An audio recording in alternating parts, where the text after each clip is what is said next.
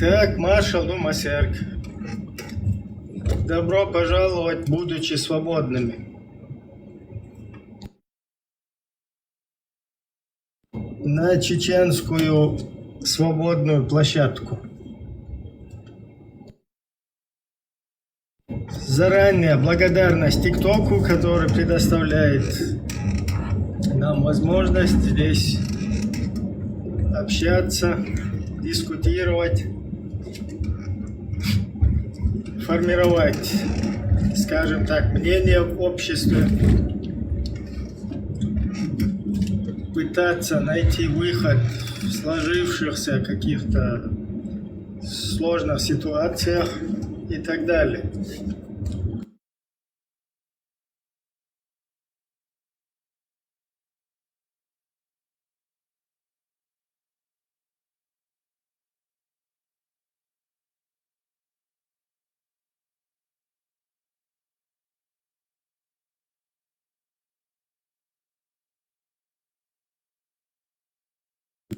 Так, тема у нас неплохо будет, если наша тема будет, будем придерживаться темы курса такого ИГИЛ.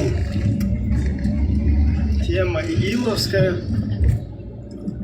Что такое ИГИЛ? Все его форматы перерождения, перевоплощения.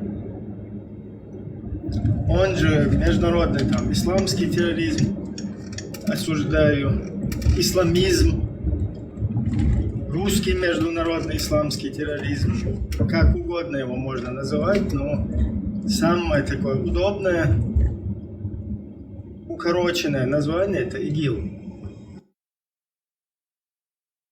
аббревиатура.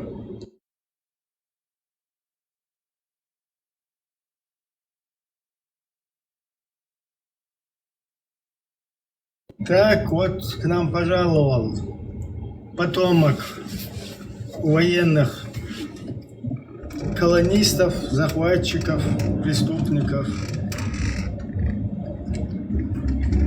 дунайских, сунжинских и тому подобное, казаков, которых заселяли между чеченцами, как военизированные поселения, чтобы подавлять чеченское сопротивление, волю чеченцев к свободе, независимости. И сами стали рабами. В связи с этим их потомки, такие как Дон Ахчо, безродные, без опознавательных знаков, которые часть из них непонятно, то русскими, еще в Америку уехали, американцами стали, в Украине примазались к украинцам, казаками стали украинскими, я имею в виду такими реальными казаками. Вместо того, чтобы поддержать во все времена русским, вместо того, чтобы поддержать волю к свободе, волю к независимости, волю вообще к свободным таким ценностям, вместо этого эти как рабы служили, как и сейчас это продолжается в Украине, вместо того, чтобы осадить своего царя Путина, вместо того, чтобы цивилизовать, пройти этап цивилизации, вместо того, чтобы цивилизовываться, считают, эта среда считает выходом из этой всей ситуации и более приемлемым это соблюдать такую позицию. Барин лучше знает. Потом ходят, ноют сами. То они великие, то они потом такие, то они, казаками становятся, украинцами становятся, то пытаются еще кем-то. Все русские, которые пытаются на Западе пригреться, я замечаю, все начинают косить под украинцев. Там у меня какая-то прабабушкина соседка была украинка. У меня там бабушка была полуукраинка. Там. Еще там пятое, десятое. Вот вместо того, чтобы у себя порядок навести, стать людьми,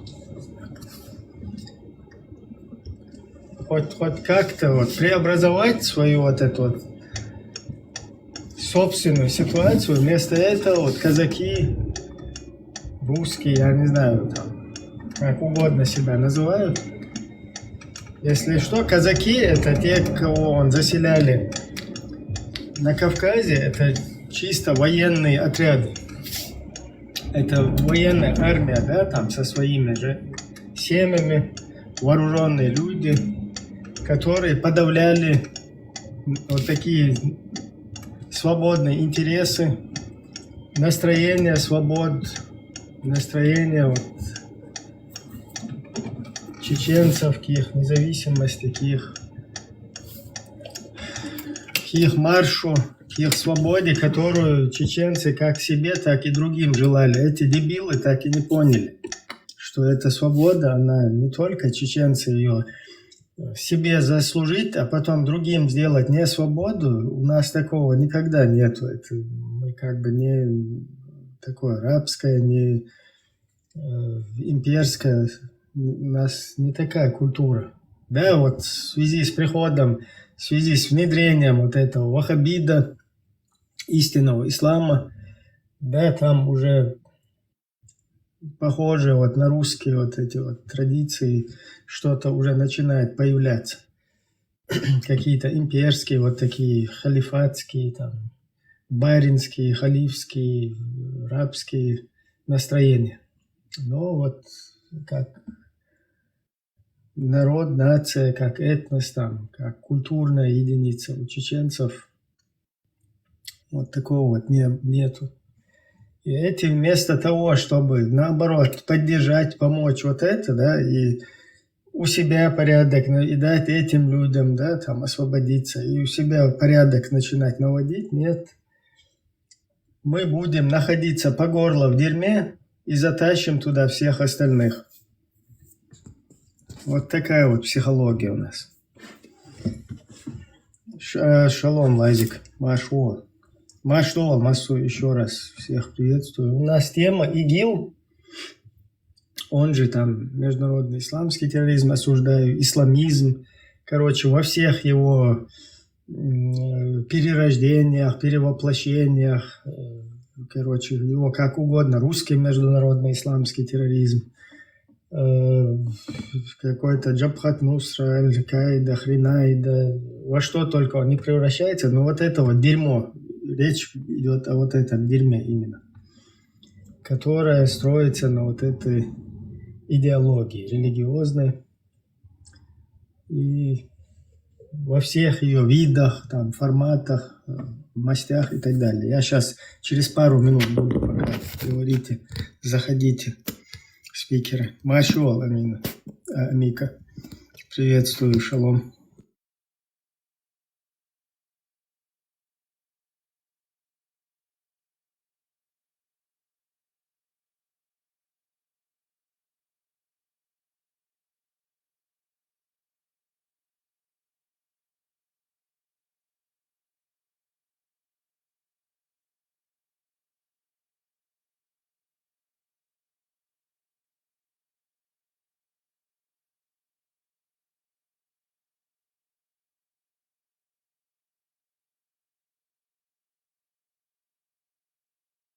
Админ, если что, спикеров пока поднимай, я сейчас пару минут чуть занят на работе. Буду.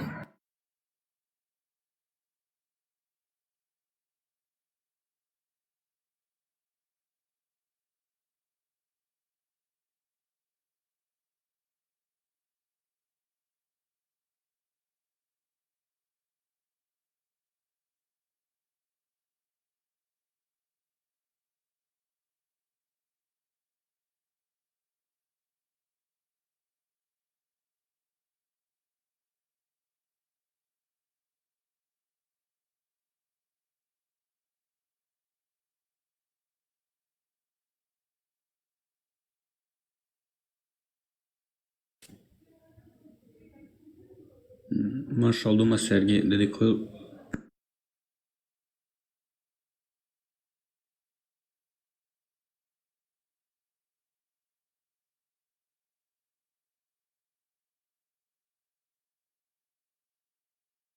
Нашел, я сейчас буду, если что.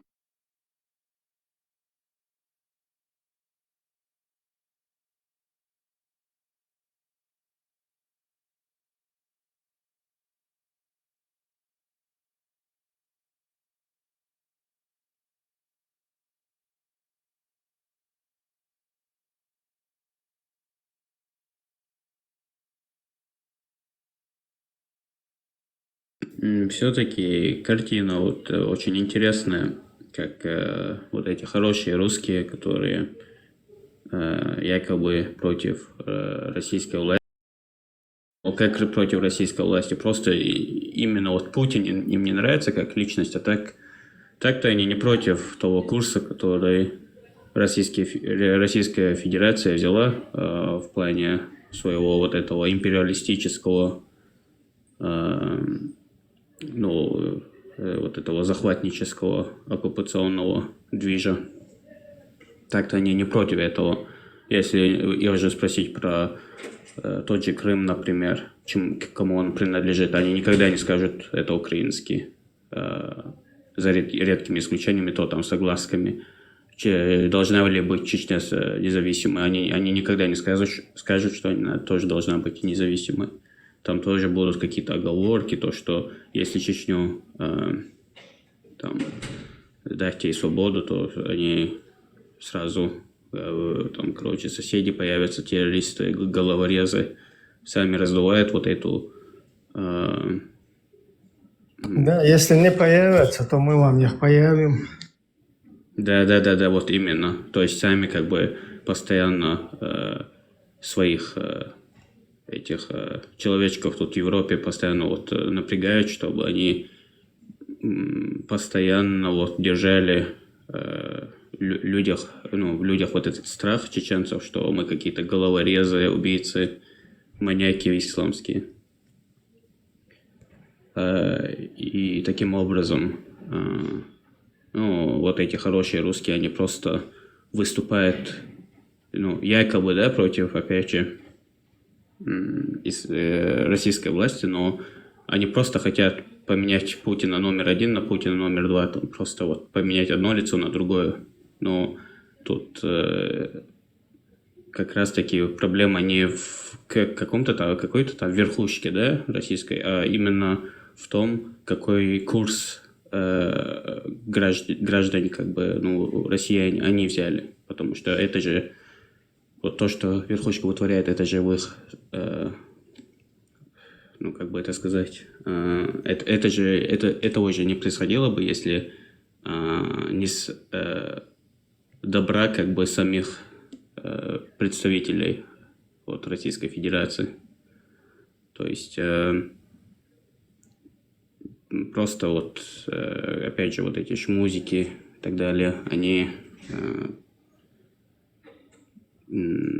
засланные казачки, чтобы вот постоянно эту мысль держать в головах, что типа чеченцы это какие-то террористы.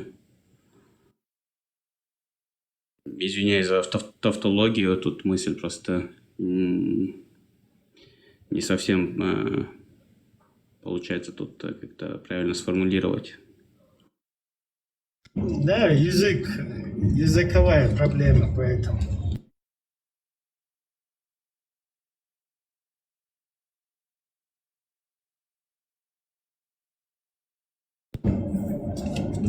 Язык когда не свой. Но еще важно держать в уме то, что вот эти всякие Закаевы, Тумсики, вот все эти якобы какие-то самопровозглашенные президенты, там, судьи, феминисты, политики, если вот им как бы мы действительно доверим, да, власть, то Чечня в действительности превратится в ИГИЛ, если она как-то получит обратно свою независимость, да? То есть мы действительно подвергнем себя под риск ИГИЛа, если мы реально вот доверимся этим людям. Поэтому тут ключевой момент в того, вот как типа чеченцы сами будут воспринимать вот эту российскую попытку нас одурманить тем, что нам нужен этот ислам. Нам действительно надо задуматься на этот счет. Куда мы катимся и во что мы превратим свою родину, если доверимся вот этим ублюдкам, Закаевым, Тумсову, кто там еще, вот все эти говорящие головы, которые, когда им лично задают вопрос, что они думают о сионистах, что они думают о России, о вообще чем угодно. Это не мы, это просто вот чеченский народ. То есть то сразу на нас как бы начинают показывать пальцы. Вот в чем как бы самая большая опасность. Они себя представляют представителями чеченского народа. И если мы как бы не будем против этого ничего говорить, а будем тихо, молча сидеть и слушать, это как бы получается молчание знак согласия. Получается, что мы действительно согласны с тем, что Закаевы, Тумсики – это представители, наши представители. Нам надо задуматься, нужны ли нам такие представители или нет.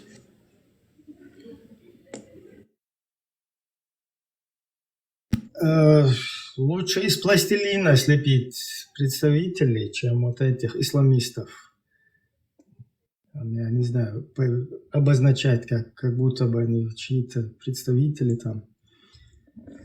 Во-первых, вот эта исламистская тема, да, которую пропагандируют или которую там практикуют, распространяют перечисленные и куча неперечисленных тобой вот этих деятелей, она вообще изначально, вот их идеология, она ничего общего с чеченским национальным вообще не имеет. Не с тем, что наш народ изначально вот в 90-х годах, когда выходил, когда самоопределялся, когда выражал свое волеизъявление, такой темы у нас абсолютно не было. Темы, которую пропагандируют вот эти деятели. Поэтому там вообще религиозная тема, да, вот цель этих людей установить слово Аллаха во всем мире и использовать для этого площадку в качестве площадки, в качестве плацдарма чеченский народ или там трагическую ситуацию чеченского народа, военную, военно-политическую ситуацию. Сегодня они, кстати, украинскую тоже пытаются использовать. И там в Украине на это повелись, вот на эту тему, да, там типа исламистская тема, якобы там муджахиды, не муджахиды, кого-то не будут использовать.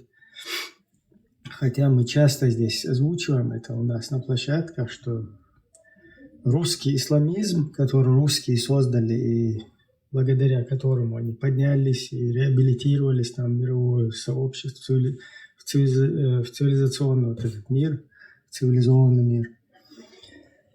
Вот эта вот тема исламизма – это их собственный продукт.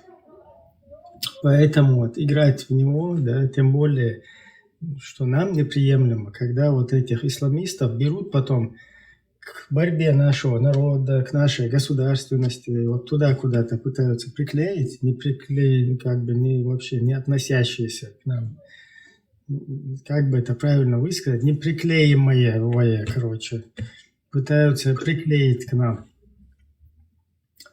Вот эта вот тема тоже, она и для самих украинцев будет пагубна, и для нас это очень пагубная тоже тема.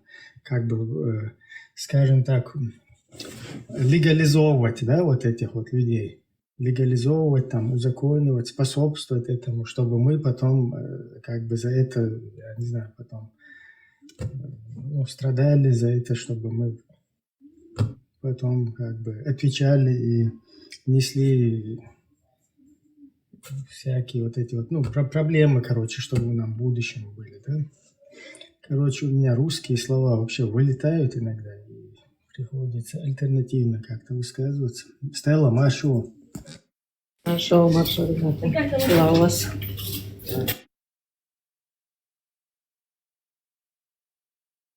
Короче, Стелла, тема у нас сегодняшнего эфира. Короче, темы, как бы свободный микрофон, тем не менее, хотелось бы вот вокруг темы вот этого ИГИЛа. ИГИЛ – это не именно то, что вот это было сейчас в Сирии. ИГИЛ – это имеется, так легче просто высказать, да, там 4 буквы ИГИЛ. Это без разницы, короче, там Джабхат Нусра, Боко Харам, какой-то там Имарат Кавказ, да, Айш, осуждаю все, да, любые исламисты, исламистские вот эти настроения, короче, международный исламский терроризм, который русские тоже очень сильно используют, я поэтому его часто называю именно русским международным исламским терроризмом, в любом случае в чеченской среде, которая как бы функционирует. Ну, нам нужно понимать, что выхолостив эту дрянь из чеченского общества, мы его как бы можем искоренить и во всем мире, эту ерунду. Потому что сегодня в основном она паразитирует именно над чеченским народом, над чеченским обществом, в чеченском обществе. Паразитирует, я не знаю, прогрессирует, короче. Потому что мы такие бесхозные, у нас нету там государства, которое бы охраняло наших граждан, нету института старейшин, которого полностью уничтожили, да, нету никаких вот этих институтов в народе, которые могли бы сдерживать там общество и так далее, поэтому мы вот очень сильно страдаем от этого и являемся вот таким плацдармом, да, для вот этой темы.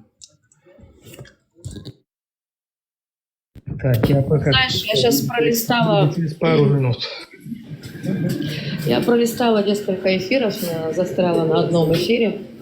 Вы его, наверное, знаете, этот Ибрагим, который говорит, что он чеченец, который раньше сидел якобы с евреями, а теперь он активно делает против евреев эфиры. Самое интересное, что я там заметила, что в эфир поднимались азербайджанцы, которые не живут в Азербайджане, армяне, которые не живут в Армении, да? Каким-то чудесным образом стали друзьями на фоне ненависти к иудеям. И оказывается, во всех бедах виноваты евреи, то есть всех стравили евреи. Не буду говорить о том, что и по ту сторону, и по другую сторону и армяне, и азербайджанцы убивают друг друга, и с Украины, и с России, да, то есть народы Кавказа. Но каким-то чудесным образом евреи всех стравили, понимаете, ребят? И мне, вот я вот слушаю, и вот хочу понять, на каком моменте люди начнут брать на себя ответственность за свои поступки. То есть вы идете со стороны Украины, воюете, вашего же народа идут с другой стороны и воюют вот со стороны России, да? Но стали виноваты евреи, они вас травили, да? Вот так вот получается. Ну, как бы, вот я им задаю этот вопрос, хочется задать. Как так получается? Вы лезете в войну, которая вас не касается. Это не ваша страна, это не ваша война. А виноваты как-то стали евреи опять. Сионизм – это фашизм. Сказки о том, что мы насилуем детей. Потом начинаются рассказы о том, что украинцы, от вас скоро народы Кавказа отвернутся, если вы будете продолжать Израиль поддерживать, да, часть, которую поддерживает. Ну, смотрите, мы за вас воевать больше не будем. Да, вот такая вот риторика идет. И чудесным образом армяне и азербайджанцы, ни те, ни другие, которые не проживают в своих странах, считают себя вдруг европейцами, кричат.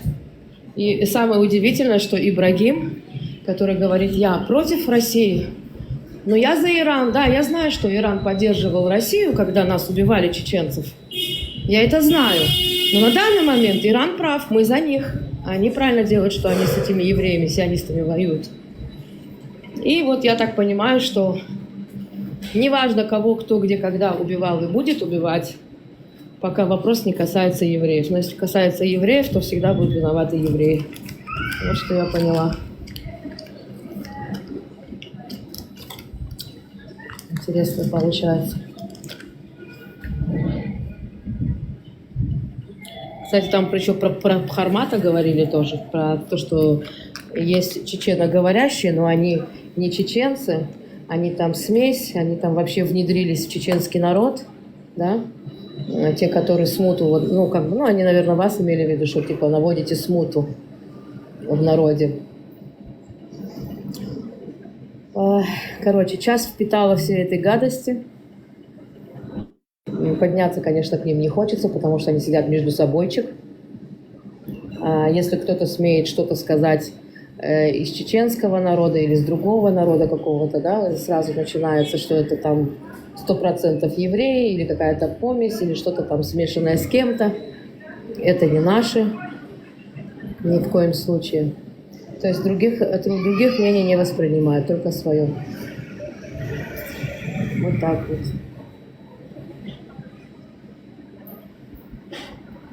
Но это явные провокаторы. Вот эта тема, да, и он, этот Ронин,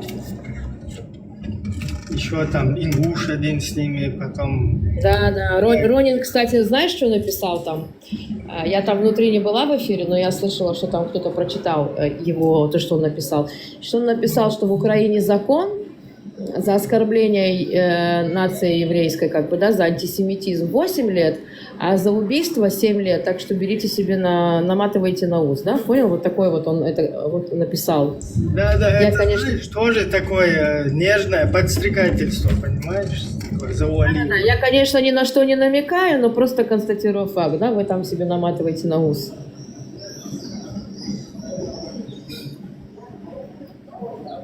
Просто эти мрази, видишь, они сюда приехали, здесь уселись, засели, устроились и вот начали здесь гадить.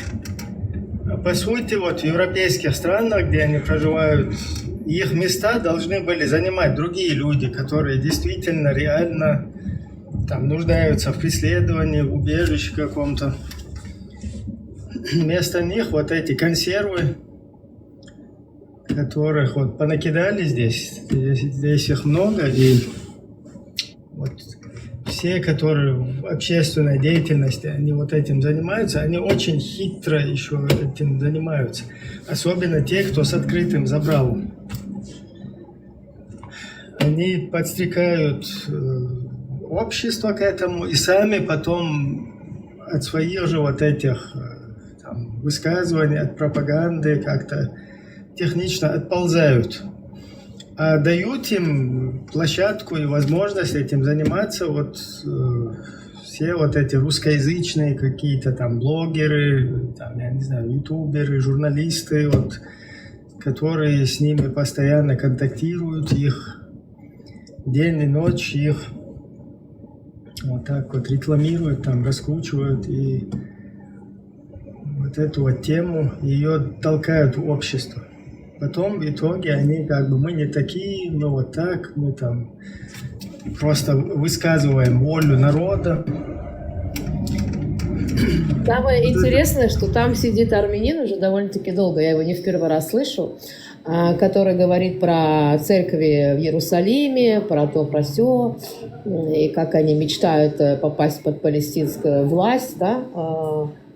Только хотелось бы этому армянину напомнить, что в Шхем, так, как это по-русски?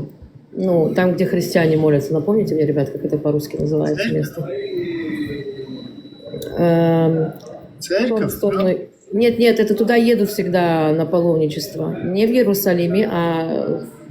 Так, сейчас вспомню, как это по-русски. Нина, напомни мне, как это называется место.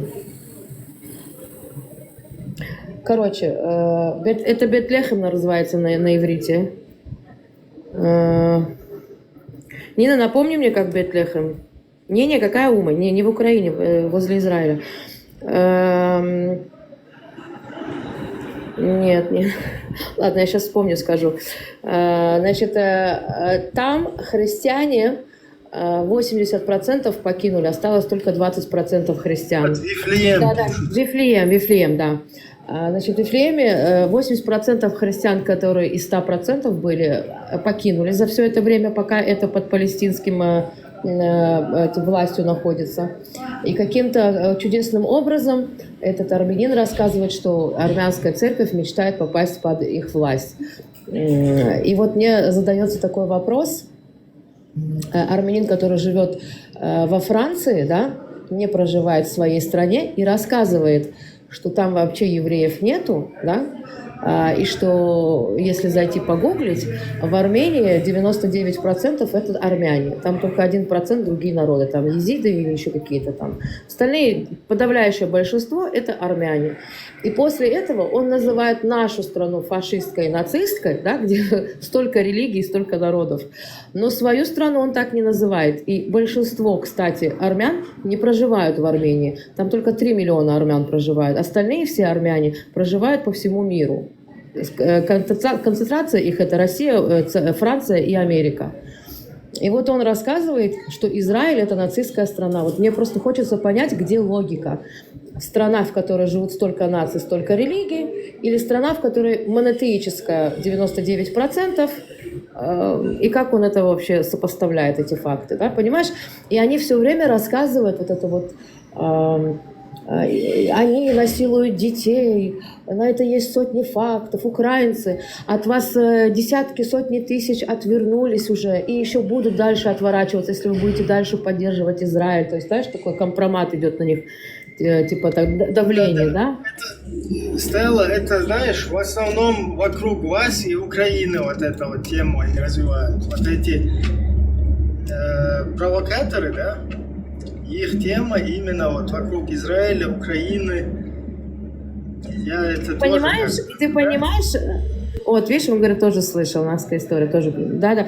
И вот, и самое интересное, что, значит, так как исламский мир не может справиться сейчас с Израилем, да, и тем более, что они видят, что многие страны, наоборот, подписывают с Израилем и идут как бы на мировую с нами. Их это гложет. Что им приходится сделать? Им приходится сейчас христианский мир поднять тоже, да? То есть обернуть всех против, потому что сами не справляются, не получается у них. И, естественно, везде, где, вы заметили, везде, где пойдет эфир на ненависти к иудеям, этот эфир будет подниматься, как лепешки, как говорится, горячие. На это много хайпуется. Если честно, я вот задумывалась об этом. Ребят, вы знаете, ведь никто не выбирает, какой национальности рождаться или в какой религии. Ну, в религию можно выбрать, конечно, по итогу, да, по жизни. Но национальность никто же не выбирает, в какой семье родиться, правильно? И вот я думаю, как вот я свое детство провела в Азербайджане, я никогда не понимала, ну, то есть мы праздновали наши еврейские праздники, да, внутри семьи, но я никогда не понимала разницы, потому что мы реально праздновали все вместе, там, и Пасху, и Навруз-Байрам, и ходили к друг другу, и подарки, и сладости, и вкусняшки, то есть у нас реально я не понимала сути, я даже не понимала, что я еврейка, то есть что эти праздники, они только мои, а у других другие праздники, ну, они их не празднуют. То есть в своем детстве я этого не понимала и не осознавала. И даже не помню, по-моему, я даже не знаю, если были еще евреи в моем классе. Или я была одна там. Дружила совершенно со всеми. И азербайджанцы, и татары, и русские, как бы все национальности, и армяне. Мы все дружили вместе. И вот я сижу и думаю, в какой момент все это превратилось вот в такую грязь, где во всем виноват только один, а все остальные такие пушистые и хорошие превратились, да? Хотя сами между собой тоже ненавидят друг друга. То есть если убрать сейчас нас с этой фикции еврея, да, и это очевидно, это так, да, вот я видела, когда... Следующий еврей. Да, ты вот знаешь что, Ибрагим, я видела, когда мусульмане сидели с евреями, когда они воевали с нами, у них все тип-топ. Но стоило нам прекратить с ними общение, как они начинали грызть друг друга между собой. и выливать грязь всю, все, что они на друг друга знают, понимаешь? То есть, я не знаю. Ну, и у евреев, наверное, тоже так же. Стоит убрать внешнего врага, внутри тоже начинают сраться. Ну, то есть, это, наверное, какая-то природа человеческая такая гнилая. И что вот обозначили, что это нация, все, вот будем друг друга ненавидеть за нации, там, за язык или еще что-то, за поведение. Ведь если взять в большей части, они сами не жили с этими национальностями, да, то вот тот, который говорит, что он украинец, я уверена, что он не украинец, скорее всего, он мусульманин, который живет там. Но вот эта вот вся пропаганда, в которой виноваты везде иудеи, а мы тут ни при чем. И, ну, Иран, да, Иран поддерживал Россию, когда нас убивали, но это не страшно, потому что сейчас-то они на правильной стороне, сейчас-то они евреев как бы убивают, понимаете? Оставив свою боль, свою историю, поддерживая того, кто когда-то поддерживал убийство твоего народа, это я не знаю, как это понимать вообще. Серьезно.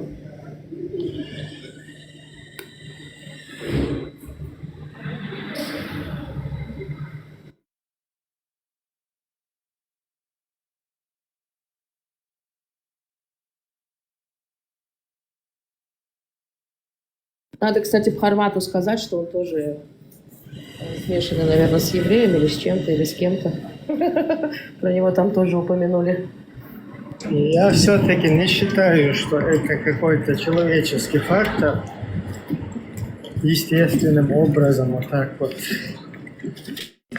Потому что, судя по деятельности, судя по общем геополитической ситуации в мире, что происходит, кому нужны вот эти вот очаги, вот это вот, что резко вдруг все что-то с людьми там происходит, это тоже такое. Ну, это человеческий фактор тоже, Ибрагим. Вот смотри, 7 октября, когда нас напали, вырезали, насиловали и своровали наших людей, похитили, да? Мы же не встали в Израиле, мы же не пошли убивать арабов внутри Израиля, понимаешь? То есть политика политикой, война войной, но мы же осознаем, что это арабы, которые живут у нас в стране, и они наши граждане. Да, есть среди них, которые предатели, которые нас не любят, и мы это знаем, но есть среди них такие, которые служат нашей армии, которые с нами, и мы тоже их тоже слышим и видим. И все же мы не встали и не ходили, не искали, кого убить, на ком выместить свою ненависть, знаешь, вот эту вот обиду, злость. Понимаешь? А тут сидят какие-то люди, какие-то народы, которые не касаются ни географически, ни регионально этой страны, этой войны. Но у них есть ярая война, и они в своих войнах, в своих бедах еще обвиняют тоже нас. И я не пойму, откуда все это происходит, как бы. И это что-то на генетическом уже фоне идет, ты понимаешь, вот эта ненависть. Я смотрела ролик, в котором... В том-то и дело, что я пойму, я как раз таки понимаю, откуда это все. Ну, или пытаюсь понять. Это опять-таки же люди, которые с вами вообще никаким образом не контактируют даже. Так, у меня ветер пока говорит. Я просто как-то попалась на один ролик, который выставил, что евреи как бы пьют христианскую кровь, да, детей там на праздник. Я обалдела от количества комментариев, там было где-то, не знаю, 3 с чем-то тысячи, 4 тысячи комментариев, да, где люди рассказывали реально, что их еще бабушки рассказывали им, что будьте аккуратны, на улицу там в такой-то, такой-то день не выходите, вас евреи съедят, своруют там или еще что-то, понимаете, ребят? То есть это было еще, как я понимаю, если это люди, например, моего возраста или помоложе рассказывают о своих бабушках, значит, это было в советские времена.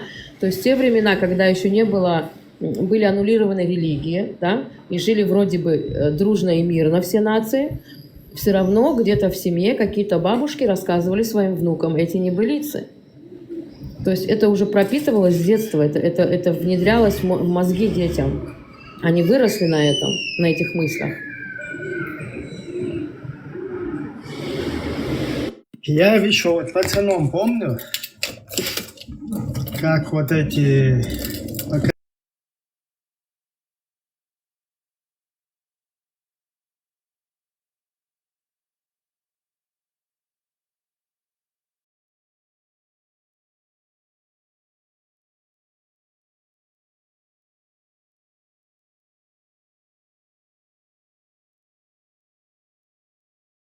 и потом видел, как там некоторые взрослые, да, вот там в гости, там, когда бабушкам, там, дедушкам кто-то приходил, как они реально там из взрослых кто-то плакал, бедные палестинцы, как их мучают там. Вот смотря вот этот вот ящик русский, ну, советский. А ты понимаешь, им же не показывают их шикарные виллы позолоченные, с позолоченными стенами, крышами, потолками, диванами. Им не показывают, какие они себе выстроили виллы, как они живут, что их главари там в книге Форбса миллиардеры долларовые, да? То есть им об этом не говорят. А вот если их геноцидят, и им так плохо, ну как они нажили все это? Вот спрашивается такой вопрос. Ведь эти люди, которые сидят там и вот это рассказывают, эту пропаганду, большинство из них живут в полной нищете, у которых даже, может быть, у некоторых в деревнях даже и туалета еще до сих пор нет в доме. Понимаешь? И они сидят, рассказывают, что это противостояние. То есть зайти, изнасиловать девушку, отрубить ей голову, это, оказывается, противостояние. Нет, это там не показывают, понимаешь? Эту часть не показывают. Показывают другую часть. Показывают какие-то кадры. Вот, например, я смотрел какие-то ролики, где женщина в хиджабе, в этом, ну, полностью в таких лохмотьях, которые до пола висят. И она где-то пол магазина себе туда, за пазуху, короче, засовывает и уходит из магазина, короче, с вот этим всем товаром. Блин, там реально, короче, то, что она пихает себе туда. Это у них такие платья с мешками внутри между ногами. Я вообще... Я даже не знаю, как она вообще передвигалась. Там столько веса, там она полмагазина, по-моему, собрала. Да. И вот эту вот тему, вот, видишь, вот такую вот в мешке какую-то показали. Потом там, типа, мусульманка туда-сюда, бедная, показывают... Ну, я что хочу сказать, все через вот этот вот ящик, да, в котором вот это крутят, и показывают какую-то женщину, которая, солдат ее там оттолкнул, она ему что-то по лицу хочет там ударить, он ее отшвырнул, она там упала. И все, вот этот ролик там крутят, плачущий нашит. И раскидывают все, рассылают, смотрите, как мусульманку, короче, там, еврейский солдат, израильский солдат, короче, Я вот предыдущее почему рассказал, там неизвестно, может, это вот такая же цыганка какая-то, да, которая в этих лохмотьях что-то пошла, украла, или что, ты вообще контекст происходящего, ты не понимаешь, что там происходит, да?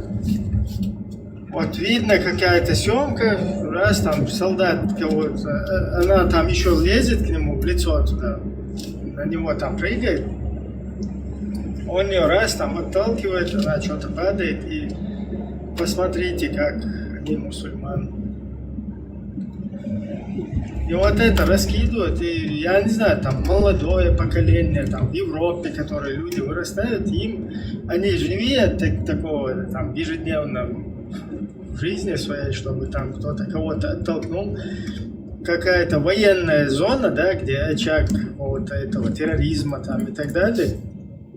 Вот то, что там происходит, живящий там в благоприятных условиях, он не понимает, ему вот так по мозгам проезжают, потом он начинает ходить и ныть. Видите, там вот так вот издеваются над мусульманами, над палестинцами. Поэтому я не согласен, что это именно человеческий фактор человеческий фактор, да, вот в том, что вот так вот можно, вот такими манипуляциями, а те, кто изучают психологию человека, они тоже уже набитые там, знают, как манипулировать, как правильно вот это преподносить, поэтому оно работает. Это как бы не случайно вот так. Кто-то взял вдруг и озлобился там на евреев, на Израиль.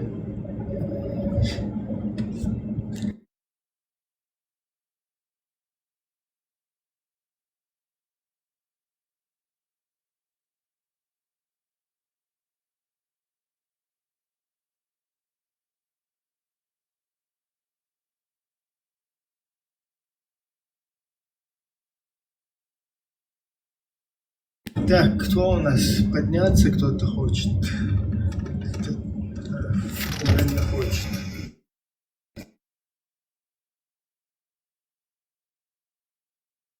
Я пока буду закрытый микрофон, у меня шумно, детки орут.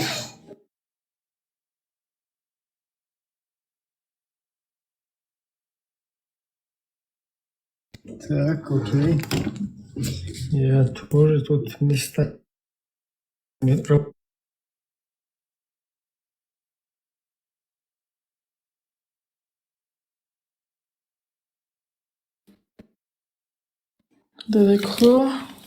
Иврам, сгуала вчера.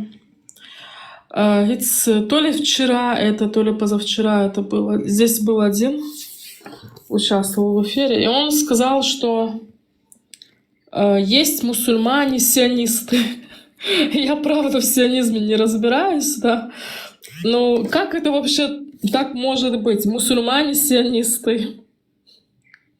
Не, что нормально. Это мусульманин, который как бы не против израильского государства. Или занял.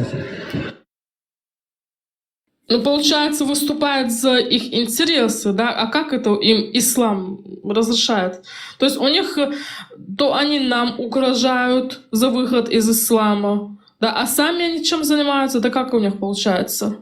Я тебе объясню. Как правило, это мусульмане, которые не углублены в саму религию. Okay? То есть они обозначают себя как мусульмане, но это лайтовые мусульмане, не глубоко религиозные, которые живут светской жизнью. И такие есть, да, действительно. Тут дело в том, что вот эти чеченоговорящие наши, да, радикальные эти исламисты, они же представляют интересы вот этих же арабов, арабских исламистов. Это же их кураторы.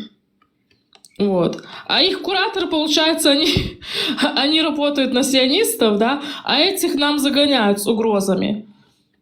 Понимаешь, что творится?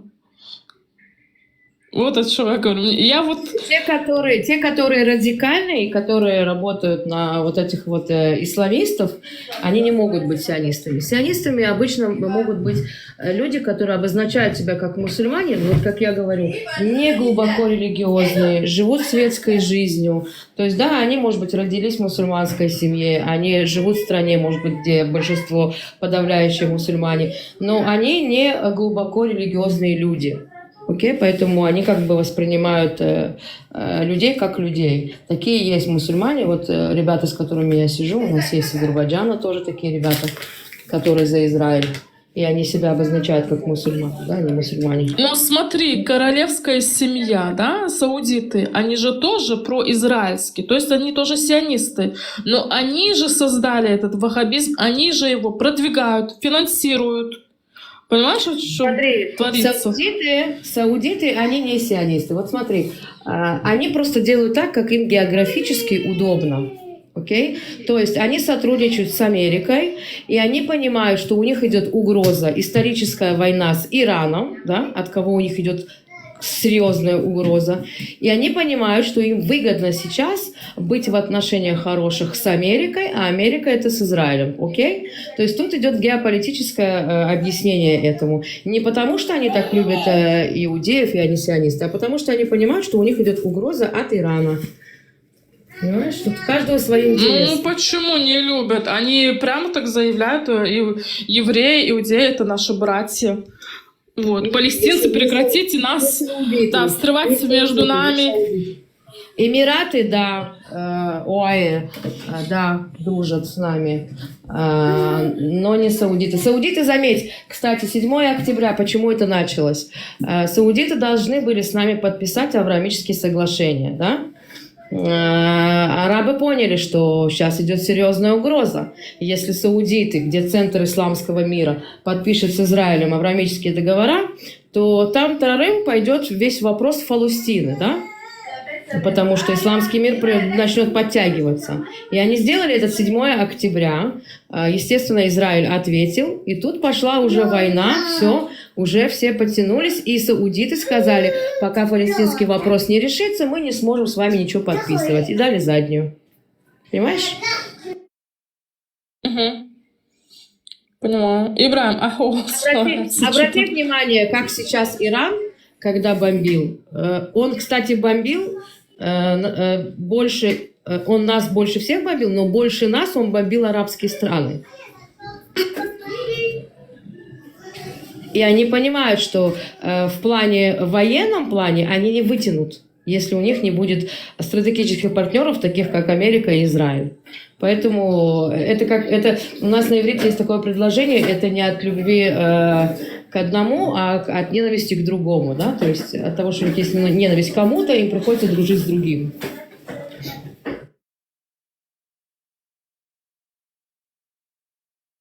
Так же, как и Египет и Иордания. Они с нами подписаны в договоренностях, правильно? Они с нами не воюют. Спустя несколько войн, которых они нам проиграли, они с нами не воюют. И они отбивали эти ракеты, которые с Ирана летели также. И с Хезболлы, когда летели, также отбивали все эти ракеты. Но мы же видим, что ненависть у них и антисемитизм процветает также. Что там также сжигают флаги, и также там несут. То есть там у них есть свои палестинцы в Иордании и свои палестинцы в Египте. Так что антисемитизм там тоже присутствует. Просто им приходится быть в мирных договорах, чтобы не проиграть, чтобы экономику свою не развалить опять. Не потянут они войну. Вот почему молчат.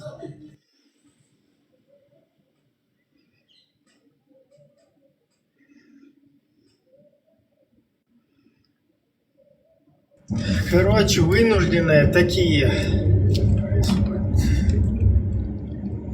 Да, да. Вот этих исламистов, да, которые куда-то лезут, там, якобы с евреями вот с вами дружат, да, там. Потом украинской какой-то теме. Алло, люди, просто послушайте, там, кто слышит, кто здесь там общается, давайте подискутируем на эту тему. Никогда у исламистов вот этих вот, не просто даже там чисто следующих там вот этому истинному исламу, ваххабизму, салафизму, а те, которые именно политически вот так вот настроены, именно политизированы,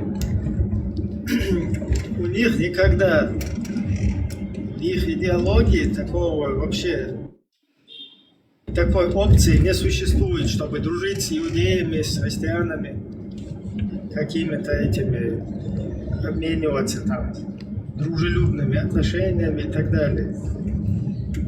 Поэтому вот эту тему нужно, вот это дело нужно усвоить. Можно вас спросить? Добрый день всем.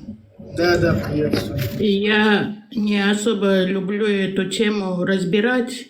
Они и так придумали на себя нарочно навет, что сейчас исламофобия происходит. Ни в коем случае. Они нам все время заходят с претензиями, заходят с вопросами. Я теперь бы хотела им задать вопрос. Я вот удивлена. Больше 50 или там 70 мусульманских стран, в которых такое богатство у них в руках, они должны были бы процветать в этом мире. И в экономике, и в науке, и все. Почему они все свое богатство тратят на смерть, на террор. Почему самая богатая страна в мире, имея Бог, который дал им нефть, эту нефть они не используют на свое благо, они какую-то программу вы это создали. Эта программа уже идет больше 20 с лишним лет. Они поняли, что исламский мир огромный. И у них, у всех одна задача – завоевать мир, на ислам навязать миру, властвовать. Вот это у них. И еще. И поэтому они постепенно к этому готовились. Они эти деньги сумасшедшие, они тратили на пропаганду. Почему именно они в центре своего уничтожения Израиль выбрали? Израиль очень маленькая страна. Смешно, когда они говорят, что Израиль оккупант. Смешно. Понимаете? Такая точечка, 22 квадратных, там, тысячных, я не знаю, мизерная точечка на карте, для них бельмо в глазу. И они придумали сказку про какую-то Палестину, про какой-то древний народ, как будто Израиль их оккупировал, их унижает, их притесняет. На этой маленькой территории Израиль живет вместе с ними. Никто никого не оккупирует. Кто захотел жить под властью Израиля, потому что у Израиля одна страна. Израиль принял этих людей и никуда их не выгонял. Придумали позорную эту нахбу. Это нахба, они сами себя позорно празднуют свои поражения. Нахба – это их поражение и идеологии, и на военном фронте. Придумали это. Я хочу сказать, что евреи для всех – это тот народ, которым они прикрываются и которым они хотят объединить свои разрозненные исламские течения. Как можно объединить? Воевать? Воюют друг с другом, убивают друг друга. Но надо найти общего врага. Так было и в Советском Союзе. Почему Советский Союз вел эту пропаганду позорную против Израиля? Почему он называл нас, на эту страну маленькую, которую создали с таким трудом, после такой катастрофы, бессовестные, и придумали какого-то агрессора, какого-то оккупанта. Имея страна, которая 1/6 часть мира, это не оккупант? Они придумали эту точечку назвать оккупантом, послать туда столько своих конструкторов, военных этих солдат, военную технику, 6 стран натравить на Израиль, или не на Израиль. Это в 1967 году. В общем, я не знаю, вы все прекрасно знаете, какую политику. Почему? Потому что все свои проблемы с кавказскими республиками решил еще не только внутреннюю, не только внешнюю свою политику наладить, восстановив арабов против Израиля, но и внутреннюю. Как можно показать свою любовь к этим кавказским республикам? Только назвав, что Израиль их братьев уничтожает. Понимаете? Потом, а Катар то же самое. Выбрал Израиль для своей войны. Он знает, что им надо насадить этот ислам. Но как? Как объединить 2 миллиарда мусульман, которые разрывают друг друга, уничтожают друг друга? И не просто так, а ужасно, позорно. А? Как это так? И он Катар, вот эту пропаганду против Израиля во всех университетах, на всех этих беженцев, чтобы объединить их и сделать эти митинги, конечно, и против Израиля, и вторую цель они, самую главную, преследовали, чтобы Европа увидела, сколько там количество этих беженцев, чтобы Европа испугалась. Там же нет, Европа же не оккупировала никакие арабские страны. Хорошо, Израиль оккупант. А в Европе почему убивают? Я хотела бы задать эти вопросы. Не нам пусть задают, тем людям, которые несут прогресс, науку, медицину поднимают во всем мире. Что только они на нас не... Пусть они обратятся. Я хочу спросить у этих ненавистников Израиля, почему, имея такое богатство в руках, вы до сих пор в нищете, и вы до сих пор считаете, что Израиль ваш враг? Почему? Что вам сделал Израиль? И еще, Израиль сам себя, если бы не Америка, Израиль бы не выдержал. Это что такое, говорю?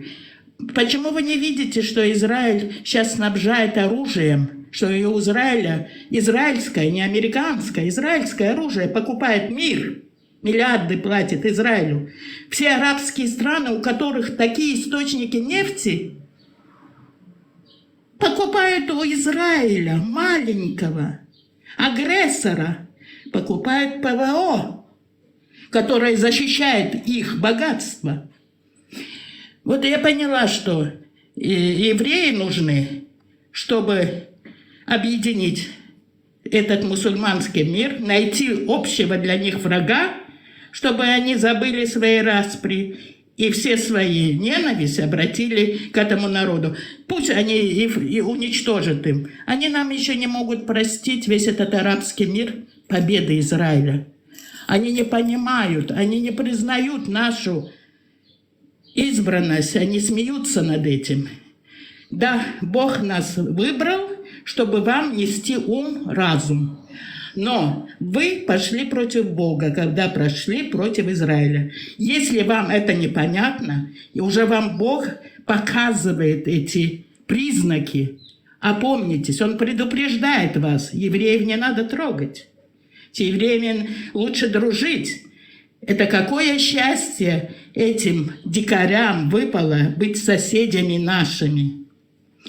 Какой геноцид евреи за 3 года произвели? Какой геноцид? О каком геноциде идет речь? 2 миллиона в Газе? Сейчас их стало больше. И никто не хочет уезжать.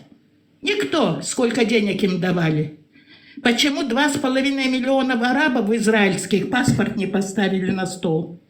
Не уезжают, если здесь апартеид, потому что эти арабы на Ближнем Востоке, во всех арабских странах лучше живут в Израиле, чем в своих арабских странах. Понимаете, эту ложь надо уже развеять. К нам не надо идти с претензиями. Да, мы будем защищаться. Нас упрекают, что мы где-то убийцы. Какие мы где-то убийцы? Пришли убивать наших детей. Убили наших детей, растерзали младенцев. Посмотрите, у матерей нету жизни, многие заболели, многие уже нет смысла жить после той трагедии. Семьями уничтожили, растерзали звери. Растерзали, издевались, и этот мир закрывает на это глаза. Но им тоже это не пройдет, понимаете? Такое отношение к горю нашему, и нас еще объявить агрессорами и где-то убийцами, это что за ложь? С какими претензиями вы к нам поднимаетесь? Вам не стыдно называть нас оккупантами? Дырка в заднице у вас больше, чем наша земля. Какие земли? На какие земли мы претендуем? Вы 70 стран имеете, которые завоевали. Почему нет претензий? Почему вы по пинцету свою землю не расчерчиваете? Вы по пинцету приходите с пинцетом в нашу землю, нашу историю изучать. Изучите свою историю, свои проблемы, поднимайте свои страны. Что мы вам сделали? Израиль защищает себя. Вы не даете нам право защищаться? Хасидо, дорогая, вы сейчас в эфире, который как раз за нас, ребята. Я знаю. Друзья. Я знаю. Тут и просто я поняла. Спасибо. Правильно сказать. Все правильно. Спасибо. Я хочу к друзьям обратиться. Я удивляюсь, почему мы стали изгоями для всех. Они хотят это сделать, но мир уже поднимается и видит. И не закроешь адекватным людям, что кто враг на самом деле, что они думают. Европа уже поднялась, что они думают. Им Европа отдаст все свои земли, и все свои законы, и все свои свободы. О чем они думают? Опять хотят опозориться там и позориться. О чем они думают? Против цивилизации идут, имея такие в руках богатства. Унитазы себе делают, уже не знают из золота, что делать с этими деньгами. Обеспечивают террористов, чтобы нас убивали. И еще радуются, даже те в Иран, для них Иран это враг, но стал другом, когда Иран обстреливал Израиль, крохотный Израиль. Они радовались, когда 500 ракет баллистических. Если бы на любую страну в мире столько ракет полетело, ни одна страна большая бы не выдержала. С нами Бог, а если с нами Бог, нам никто не нужен, кто против нас. Спасибо вам, извините. Я не вам говорю, тем, кто понимает, на чьей стороне правда. Я говорю тем, кто поднимается и задает нам постоянно вопросы свои идиотские. Хотят сделать из нас виновниками, хотят сделать из нас теми, коими являются сами. Спасибо. Я думаю, скоро все этот балаган закончится и придет мирная жизнь. Только как евреи любят мир, ни один народ не любит. И как евреи борются за этот мир, украшать хотят этот мир, обновлять, процветать, продвигать, ни один народ к этому не стремится. И нам не дают этого делать. Ладно, с нами Бог и все самое дело. Спасибо, вы все правильно сказали. Здоровья вам, долгих лет. Я вот так смотрю на эту проблему. Потому что не за что наш народ, который такой мизерный, столько перенес и переносит, даже стыдно было бы им на нас поднимать свои глаза бессовестные и черные свои рты открывать. Извините, спасибо. Победы нам, мира нам. И скорее бы уже эти наши враги бы опомнились. Посмотрели бы наверх, обратились бы к Богу и покаялись бы за все то, что они делают в этом мире. Все, извини, Стеллочка, добрый день. Как дела у тебя? Сегодня Хасидо. Все хорошо, спасибо.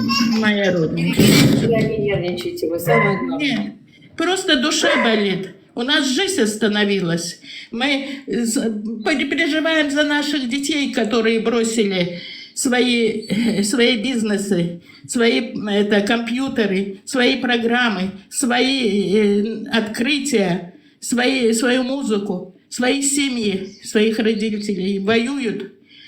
И нас еще винят, что Америка с нами. Бессовестно. Они очень хотели бы, чтобы нас уничтожить и нам не жить дальше. Для них было бы это счастье. Приветствую всех. Маршал Думасаги. Ну, если вернуться в историю, кто на чьих землях живет? Не надо нам сейчас историю об этом. Мы живем уже 80 лет на этой земле. Кто на чьих землях живет? Разве арабы живут на своих землях, что ли? Разве арабы в Египте жили? Разве арабы в Судане жили? Разве в Тунисе, Алжире, Марокко арабы жили? Нет. Кто оккупант? Арабы. Им сегодня своих земель не хватает. Израиль такой маленький клочок земли, там Израиль на карте не пишут, там цифру ставят. Там или 2 поставят, или 9 поставят. Внизу пишут цифра 9, это Израиль. Там даже места не хватает, чтобы полностью Израиль написать. Есть такие маленькие страны, где цифры пишут. Вот представьте, мы, кто оккупант? Арабы везде.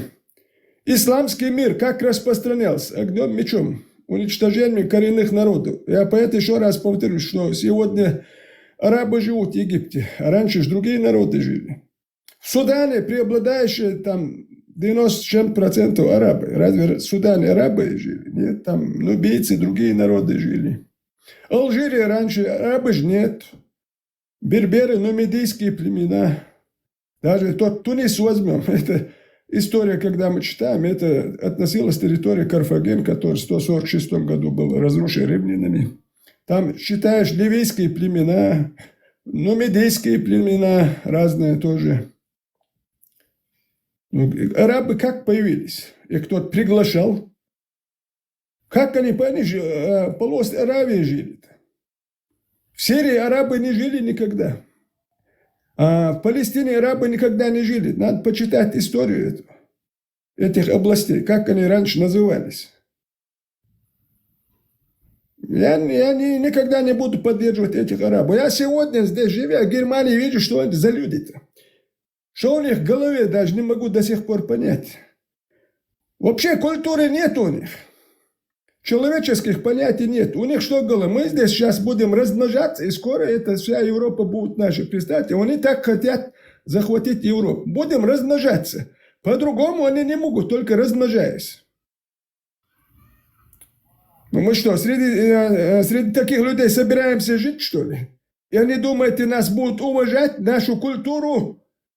Когда исламский мир, арабы признавали чужую культуру-то, где это было? Они же наоборот подавляли. Ислам подавляет культуру коренных народов.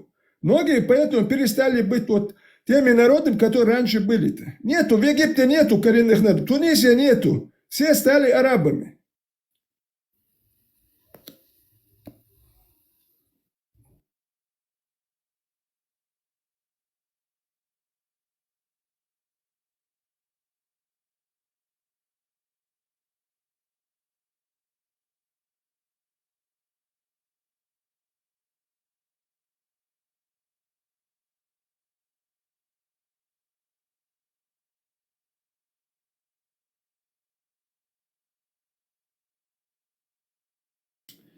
Цель мусульман вообще вот по истории, всей истории, это и захват силой. Кто не поклоняется, возьмем силой в плен, уничтожим всю историю, традиции и вперед за Родину. Также и Европа это ждет. Но я уверен, что вот Европа будет сопротивляться скоро.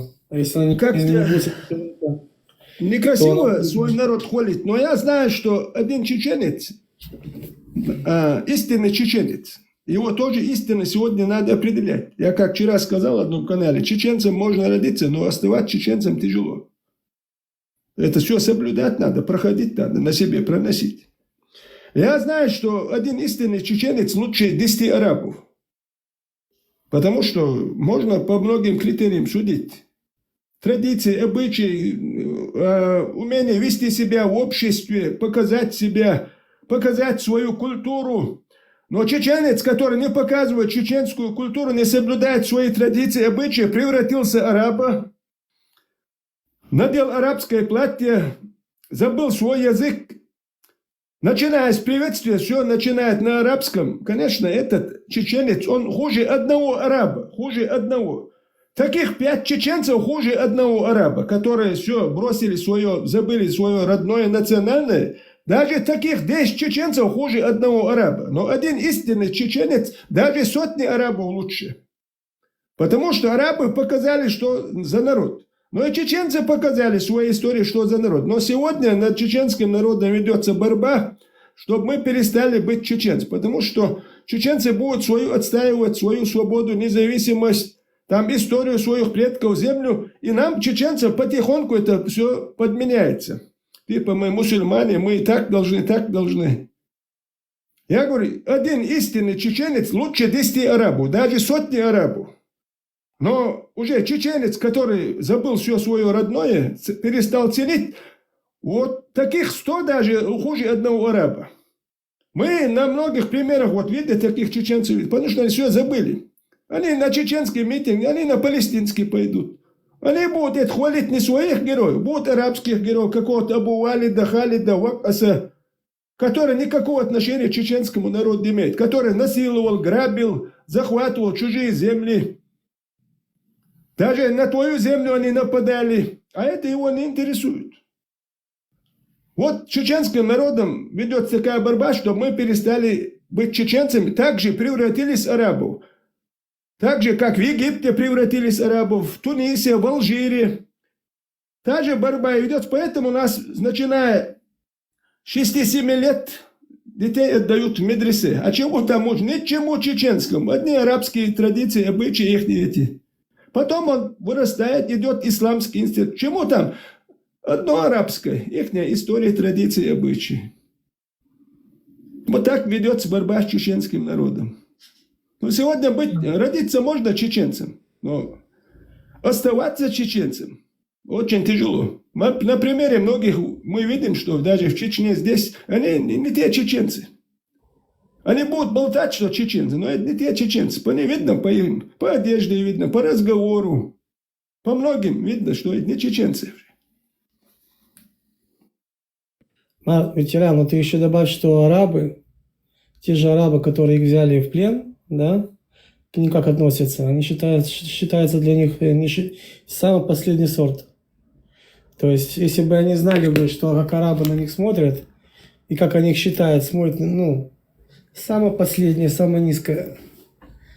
Для них арабы это... Арабы для чеченцев, для казахов, для всех, азербайджанцев.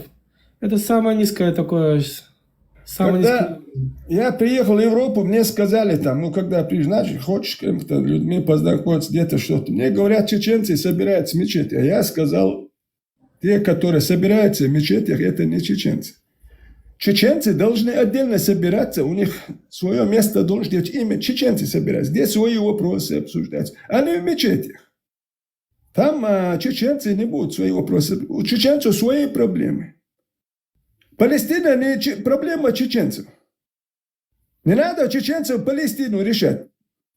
Там как-нибудь решат, не спрашивая чеченцев. Когда будут решаться, не будут чеченцев спрашивать. Чеченцам надо свои проблемы. Надо оставать чеченцем. Если хочешь остаться чеченцем, тебе есть много чему, много что решать, много проблем решать. Первое, начни с себя.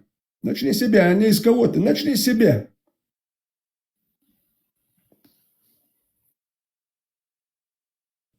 Золотые слова.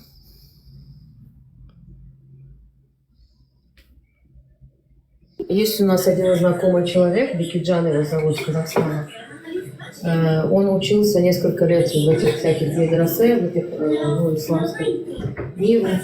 Был в Египте, был в нескольких странах, в Саудовской Аравии. После чего он спустя, по-моему, 6 лет, он рассказывал, если я не ошибаюсь, что он там был, он понял, что то, что ему рассказывали и обещали, и то, что он видел в реальной жизни, это совсем другой мир.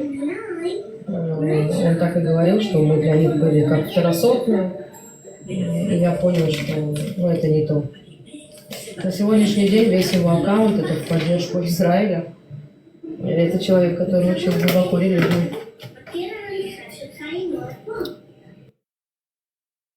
Тут был один человек, когда-то было позавчера, да, Ибраим? Да, позавчера. Он был христианином и принял ислам по молодости. Так он поехал в Ливию, там, в Египет, куда он там только не ехал учиться. Молдаване. Да, в Дубае. Он там, здесь такое выдавал. Он знает этот Коран и арабский больше, чем все эти вот эти, которые бурдулаки сидят внизу и в ТикТоке. Я говорю, он может посадить любого на коленочки и рассказать ему про все вот это. На конце концов, все, что он прошел, все, что он там выучил, он пришел к шоковому выводу, что это все бред, написано человеком, то есть те знания, которые он просто познал, вот это все время, он говорит, выкинуто было в мусорку. Представляешь? Вот. Это он там учился и через это все прошел, чтобы понять, что это написал человек. Что это все как китайская, все копирка, блин. Вот. Даже с рабаним наших, просто раб, не мудрец, там, не пророк, взяли его слова, вписали в Коран, и типа это сказал Аллах. Но это, блин, уже ни в какие ворота не лезет. Я понимаю, что многие мусульмане это не знают наше это писание. Но это уже выглядит... Если по чесноку говорить, подожди. Я вот смотрю иногда, антисемиты выставляют русскоговорящих якобы раввинов, да? Именно русскоговорящих, я подчеркиваю, не ивритоговорящих. Я когда иногда слушаю то, что они несут эту чушь, Да, это бред какой-то. Я думаю, откуда ты это берешь? Я никогда в жизни ни одного раввина в Израиле такого не слышала. Именно русскоговорящих, с постсоветских стран, или до сих пор живущих там, да, где-то в России. Да, это отсюда непонятно. Такую хрень! Я в шоке. Я другой, подожди, сейчас, Стелла, да, это меня сбило другое. Это... К чему я говорю, что когда потом приводишь, вот представляешь, сейчас мы с ветераном что-то сказали сегодня, да, и через 2000 лет наши слова будут вписаны в какой-то книге, а она еще будет называться «Священная книга», и оказывается, это сказал Аллах. Вот, приехали. То есть, когда начинаем мы это показывать, ну, только элементарные вещи, то есть, там уже не то, что вот такое шоковое состояние, а еще и плюется. Вот, эту, кстати, тему очень много раз... Не, это не никакой сахих. Это, кстати, много раз эту тему поднимал Рома Исаков. И он всегда задает вопрос, как просто от рабаним, да, от рабаним, их слова, их цитаты попали в Коран, их там немало, и это типа сказал Аллах. Это что за такое? Как это понимать? То есть один к одному. Просто взяли, списали, переписали, да, не поняли даже значения этих слов, а пускай будет, знаешь, и все. То есть, как бы, ну, блин, ребят, это уже, знаешь... Приветствую, Леон. Ты можешь как-то, я не понял, вот как-то более четко... Одно хотя бы. Фундаментальный, четко, да? Я как понял, фундаментальный аргумент. Сейчас, включим. Более подробно, как раз мы с Сашей... Я тебе принесу зеро. Или как-то в текстовом режиме как-то, может, в каком-то там... Да, в текстовом режиме я тебе объясню. Например, спасти одного человека, это как спасти весь мир. Да? Секунду, Пристегнитесь, друзья. Сейчас будет шокирующий момент. Еще в первые века нашей эры еврейские раввины записали в Талмуде в сборнике еврейских законов и этических учений правило: кто спас одну жизнь, спас целый мир. Это записано в Синедрин 4.5, примерно во II веке. Эпоха задолго до ислама. А потом проходит несколько веков, и в VII веке в Коране, в суре 5, аят 32, Аллах говорит: «Мы предписали сынам Израиля, кто сохранит жизнь человеку, тот словно сохранит жизнь всем людям». Интересно получается. Раввин сказал раньше, а Аллах повторил позже. И это при том, что мусульмане не принимают Талмуд как источник истины и постоянно рассказывают, будто Талмуд — это выдумки раввинов. Но когда фраза из Талмуда красивая, Аллах внезапно уже приписывает ее к себе. Тогда возникает вопрос: если раввины все выдумали, зачем Аллах повторяет их законы спустя века? Со стороны это выглядит так, будто кто-то услышал умную мысль раввинов II века, подождал несколько веков, а потом выдал ее за свое откровение. Факты вы видели, выводы делаете сами. Сейчас я тебе покажу. Есть таких, ну, я тебе могу показать, ну, где-то штук 10. 10, понимаешь? Опять же, мы пришли к Сану, мы с Сашей делаем ролики, Саша молодец, мы скидываем тему. Еще Рома в этом деле как бы помог. Это мы взяли специально не с пророков, не с каких-то мудрецов. Мы взяли просто какого-то раба, здесь раб, да, который ведет спор в Талмуде с мудрецом, и они объясняют, как это все происходит. Почему написано убить одного человека, это потому что, типа, как твой род умирает. И вот это объяснение. И эти объяснения, вот просто, да, не цитаты, а объяснения попадают в Коран. И тут такое, а как это так? Это его цитата, это простой раб сказал. Ну, как бы раб. Это не простой раб сказал, да? То есть у нас как оказывается, рабы — это Аллахи, это Бог, это их не... Это же настолько надо быть тупизмом. Насчет вчера про Илуима, я знаю ответ, кстати, Стелла, но я боялся ответить, потому что взорвет мозг. Потому что понятие Илуим — это понятие, как он творец ТВ, природный. То есть то имя, которое мы запрещено нам говорить, это он как бы создал его над природной силой. То есть это одна из черты его силы. То есть как идолопоклонники, боги, вот это все, да, природная такая вещь. Поэтому мы не отрицаем. Это одна из его сил, природная сила. Поэтому у нас в Талмуде, в Торе написано не Элуим, а Адунай. Его как бы это... Но самая главная ступень, да, мы не называем его имя, это он. Он как бы творец вселенной. Поэтому как бы я не знаю, как объяснить правильно. Ну, я сидел, даже переспросил даже сегодня у этого, у Эммы и этого Альберта, типа так это так. Вот. Поэтому нету барабим, всякое это. Я вопрос другой задаю. Почему простые слова наших рабаним попадают в Коран? Да? То есть мы сейчас сидим, разговариваем здесь какие-то вещи, вот так, да, беседуем, и через 2000 лет попадают мои слова или Ибраима, или ветерана в какую-то книгу, священную книгу. И говорят, что это сказал Аллах. Как бы где логика? На что строилась эта вся база? Ладно, что то, что мы уже нашли, показали, что сама Коран он сам себя уничтожает, искажает, да? Что он сам достоверно показывает, сам Коран, без придумывания всякого, без всяких там накруток, что эта книга недостоверная. Если они говорят Священное Писание, если говорят, что Аллах не делал ошибки, он знает наперед, его слово закон, он не может, все, это так и будет. Это уже не работают всякие вот эти отговорки. Это уже эта реплика пошла. Но тут другое еще самое. Каждый раз, когда я подхожу к этой книге, да, со стороны, я постоянно как бы в таком шоке, в легком таком шоке. Постоянно какая-то такая непонятная вещь идет.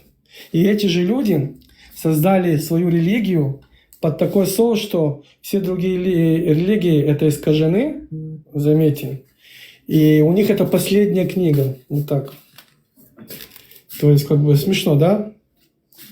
А вот ДТ, давай, поднимись, расскажи мне. Вот все вы сидите внизу и не можете ни разу ответить на мой вопрос. Ни разу. Давай, будь героем.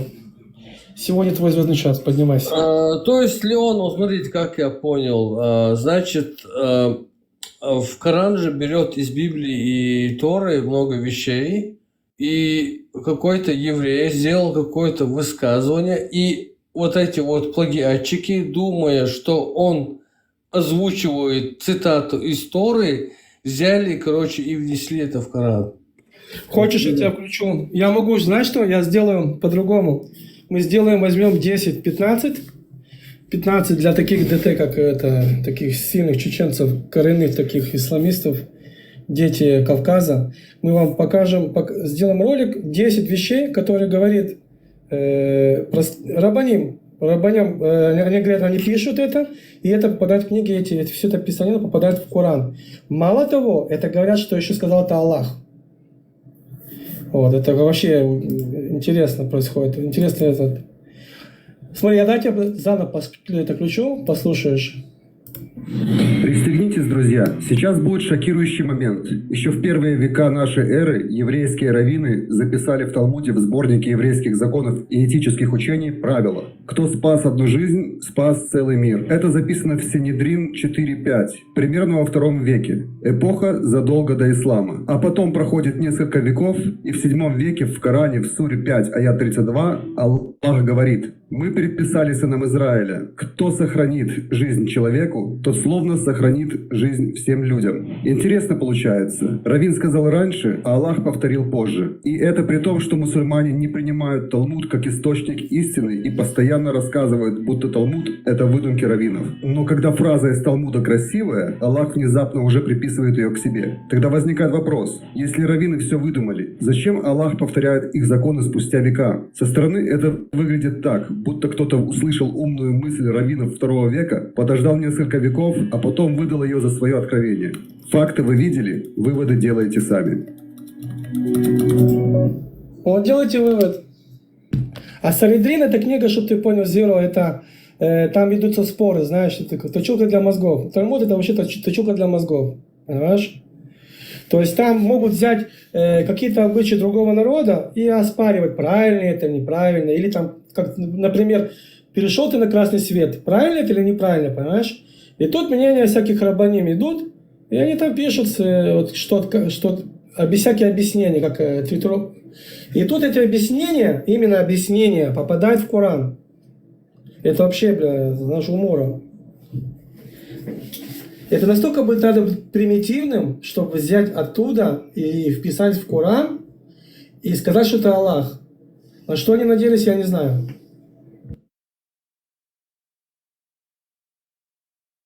Да, спасибо, я понял. Это знаешь, как вот в Коране написано, как формируется плод, и сейчас современная наука показала, что это неправильное чуть-чуть описание.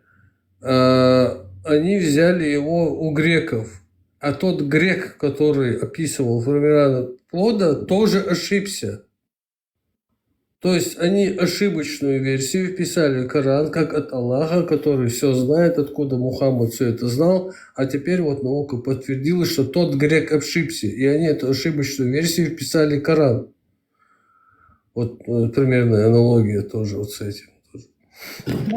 Еще вот вчера мы подняли вопрос интересный, что был один христианин, и там написано «читай». Он прочитал и объяснил, и что-то тоже написал. Теперь у нас есть вопрос, а что он там читал? Откуда он читал? Что он прочитал? Если тот не умеет читать, писать, понимаешь? Вот этот Фурсон, он же не мог читать, не писать. Откуда, что он там читал? И это то же самое, когда пришел к нему этот ангел, сказал, читай. А что читать? Откуда читать? Значит, что-то было готовое. Понимаешь? Тут очень много нестыковок идут. Напридумывали всякое, вот просто напридумали. Я понимаю, что эти люди примитивные, настолько были, они сейчас примитивные, а тогда еще подавно были примитивные. И это все, как бы, знаешь, схватило свое. Без обид, серьезно. Просто если включая, как бы, логический путь, идешь по логике вещей, но нету логики, нету цепочки. Даже когда ты читаешь эту книгу, нету цепочки, понимаешь? Она прыгает постоянно. И вот этими, они постоянно играются вот этими. Это как Ключко, серьезно. Вот посадили Ключко, да, и он написал эту книгу. 1 к 1. Там он в хадисе, или он еще говорит, этот христианин, который принял ислам, потом вышел из ислама, и он говорит, Мухаммад знает только то, что я ему написал. Ну да, видишь. То есть... А этот, который сказал, что этот ангел, он же тоже был христианин. Дальше написано, что Аллах умертвил этого христианина, и Мухаммад и его сподвижники пытались его там что-то раскопать, закопать, что-то такое, короче. 3 раза. Вот, в общем, странная, короче, история такая. Ну, они его хотели, не странно, они просто его замочили и все, и написали вот это, чтобы не было свидетелей. Вообще, по-исторически, Мухомора нельзя найти. Ну, нет такого данных по-исторически.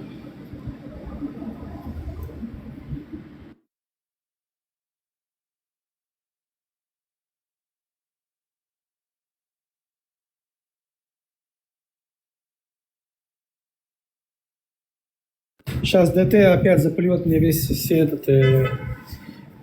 личку мне заплюет экран опять. Начнет кричать. Лучше подними сюда, что ты там в личку мне опять пишешь. Подними, давай поговорим один раз. А тут и это... 50 сообщений в день закидываешь, блин. Вот кто-то там пишет, типа, слышал звон, не знаю, где он. Это поднимись, да. это- Да, он любит это истинный мусульманин, давай, поднимайся. Леон, я просто хочу сообщений. озвучить этот хадис. Хадис Бухари, достоверный из книги Бухари, признанный исламом самым достоверным после Корана. Этот хадис под номером 3617. И нету там никакого звона, не звона. Там. Почитайте, ознакомьтесь. Звон у него в голове. Знаешь почему? Потому что мозгов нету. А еще и веревочка может быть есть. Может быть. Что держит уши. А все остальное все там, бля, вот, пустота.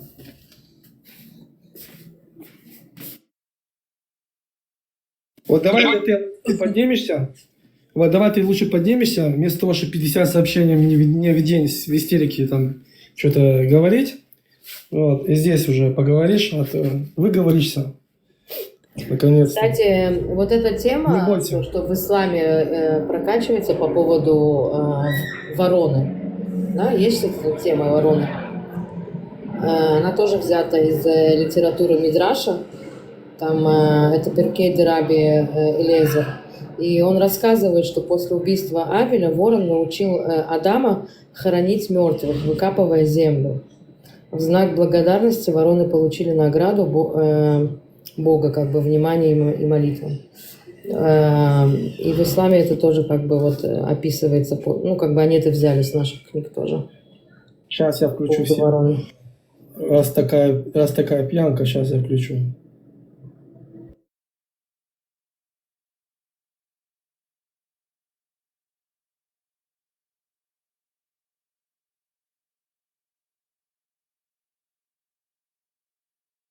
Сейчас я подготовлю. Секунду, говорите пока.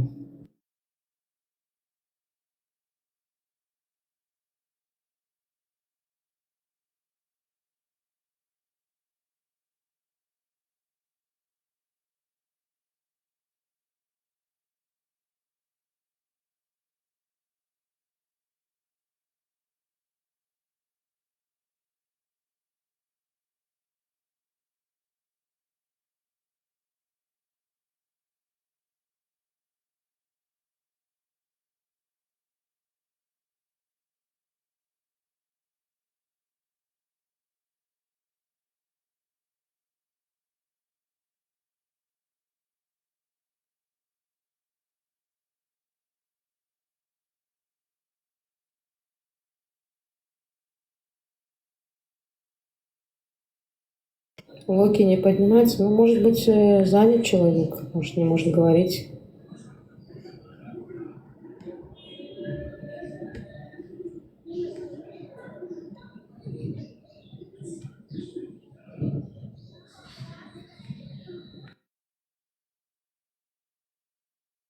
Тот как будто убил всех людей, а кто спасет, тот как будто спас всех людей. 3 Талмуд, Санхедрин 37а. Мишна. Всякий, кто уничтожит одну душу из Израиля, Писание вменяет ему, как если бы он уничтожил целый мир. А всякий, кто сохранит одну душу из Израиля, Писание приписывает ему, как если бы он сохранил целый мир. Коран прямо говорит, что это предписано сынам Исраила, и контекст связан с историей Каина и Авеля. Это раввинистический комментарий к Быт 4.10. Многие чащ кровь Авеля, а не прямая Тора. Похожее есть и в Иерусалимском Талмуде, без из Израиля, в некоторых версиях. Авраам разбивает идолов и чудо с огнем, Коран, Напрар 21, 51, 70, 37, 83, 98. Авраам спорит с отцом и народом, разбивает идолов, оставив самого Большого. Его бросают в огонь, но Аллах приказывает: «О огонь, стань прохладой и миром для Ибрахима». Мидраш Берешит Рабба и другие раввинистические источники. Похожая легенда. Авраам разбивает идолов в мастерской отца,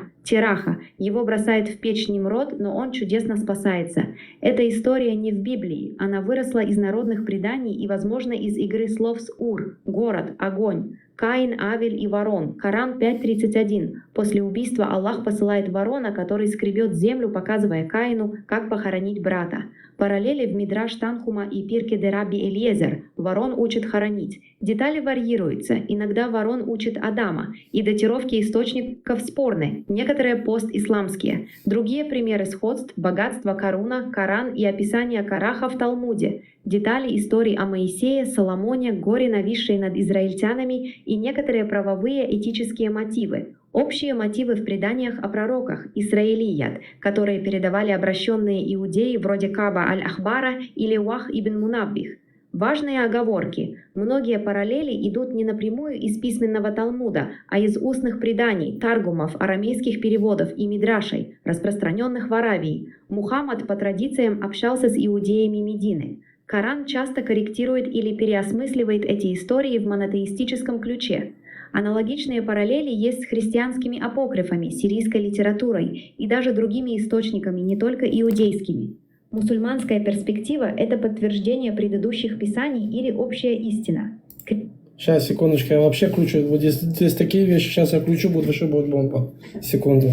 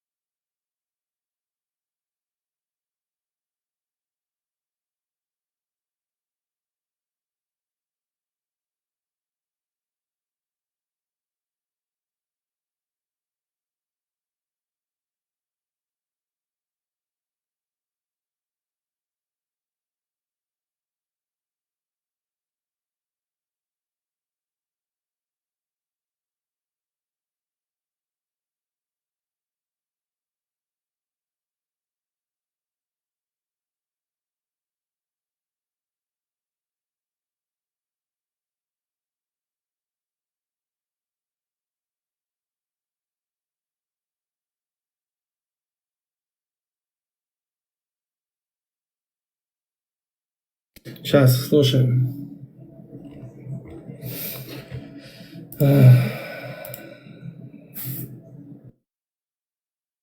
Коран как компиляция раввинистических преданий, выданные за прямое слово Аллаха.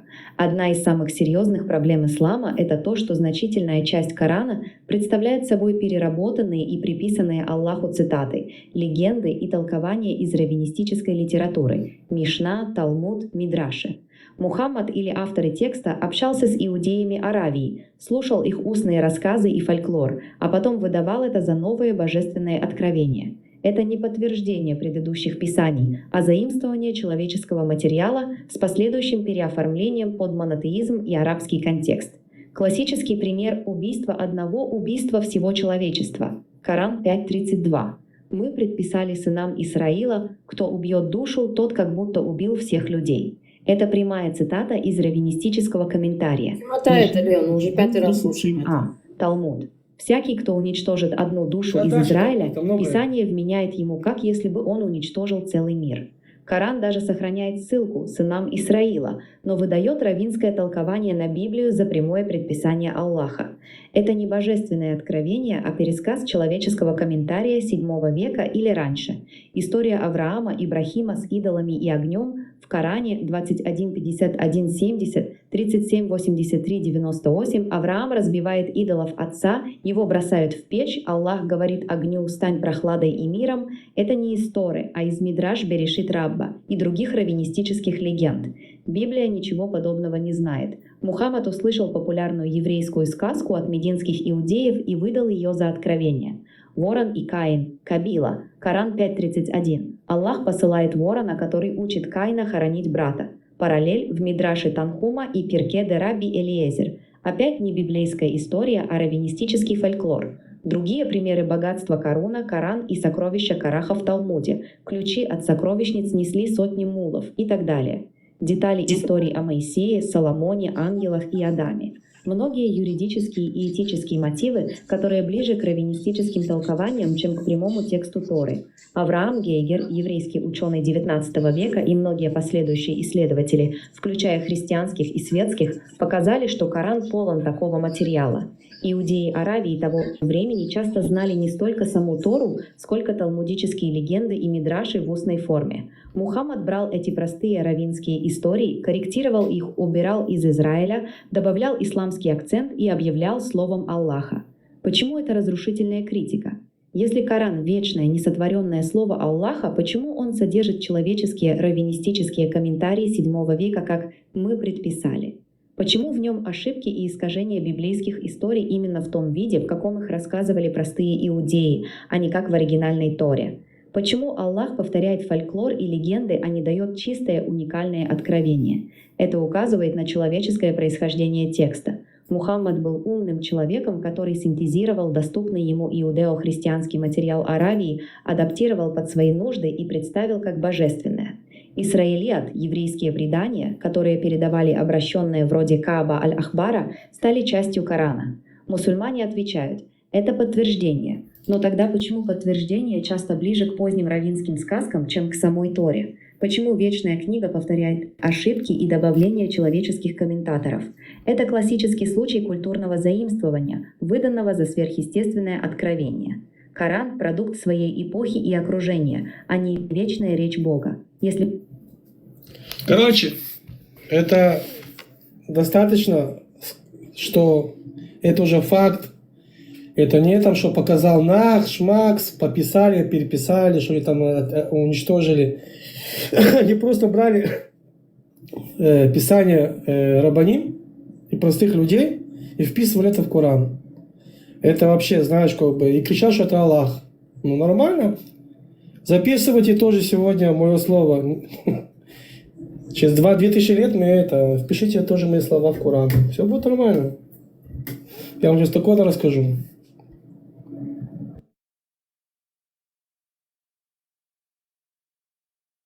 Вот видите, собрались с этими сионистами, ягудами тут. Вот видите, что они делают. Они хотят отнять у нас ислам, который Путин непосильным трудом 30 лет установил. 1600 баз построено, все пустующее, все пропало. Никто не хочет принимать ислам, машалла, блядь, не прокатывает. Говорят, что как можно жениться на двоих, как это возможно? Вы не предлагаете религии Аллаха, субханаллах. Нужно любить двоюродную сестру, да, можно с ней спать, да, наш народ так делал, нам ай прислал. 50-й аят Суры союзники не принимают чеченцы, кафиры, все вы наджисы. Вот эти яхуды, вот видите, к ним приходят и помогают своим братьям, кефирам, вот этим чеченцам, язычникам, безбожникам. Вот видите, я же говорил, вот сионисты, вот Кутаев, который говорил, вот этот, он тоже сионист, да, яхуд.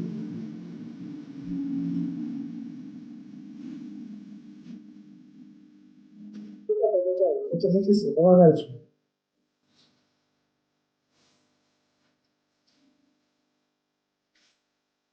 Не пускай Кракена до конца.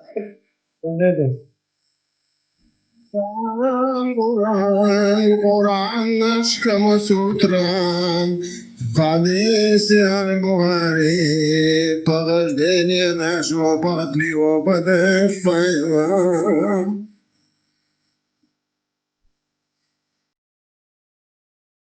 Чисто как бы заранее напряжаешь, просто записать это момент и все. Радио скинешь мне потом этот кусочек? Хорошо, радио?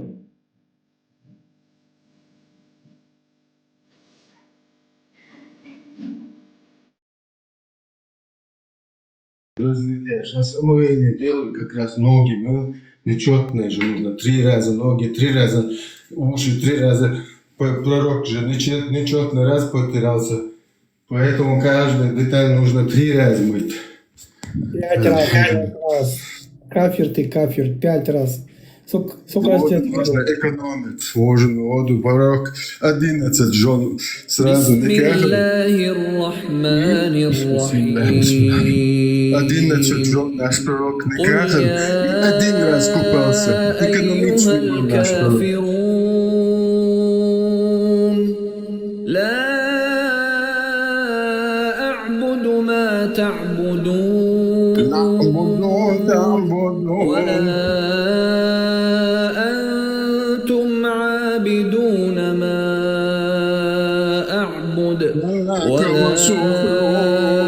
أنا عابد ما عبدتم ولا أنتم عابدون ما أعبد لكم دينكم ولي دين.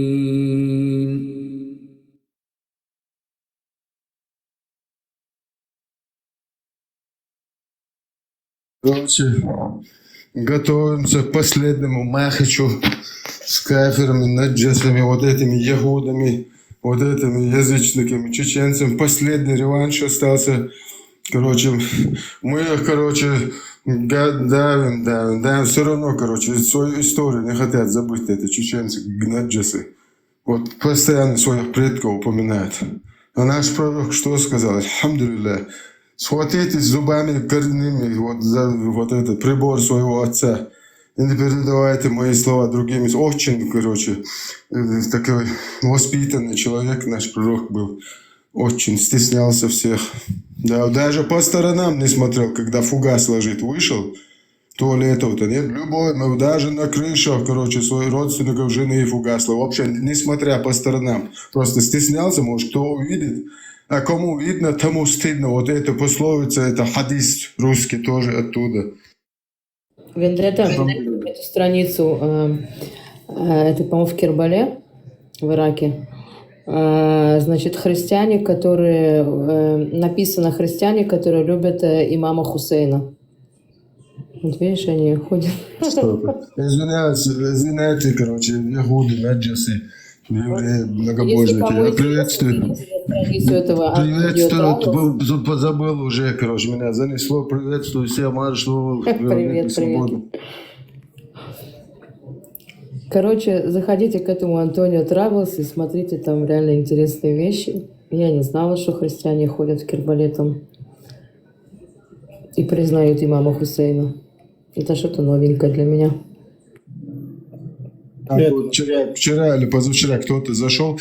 Ты признаешь все, что в Коране написано? Я признаю все, что в Коране написано. И потом началось, когда мы его аят, хадисы привели, что Мухаммед спал с ребенком.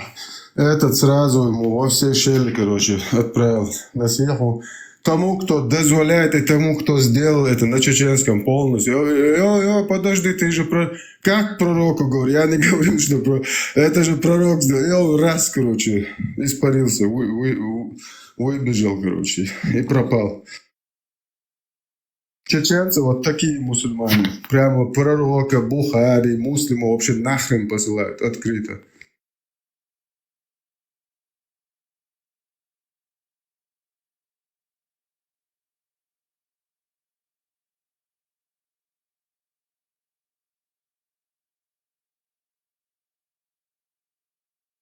Ты еще это закончил еще дальше будет? Я хочу записывать просто. Ну давай, я как раз к намазу в мечеть готовлюсь, я белый халат свой одел. Сейчас поток, поутюжу чуть-чуть. Сейчас в мечеть нужно срочно. 5 раз намаз сделал сегодня? Да, 5 намасты. Делай намасты, живи по масти. На мосту, да?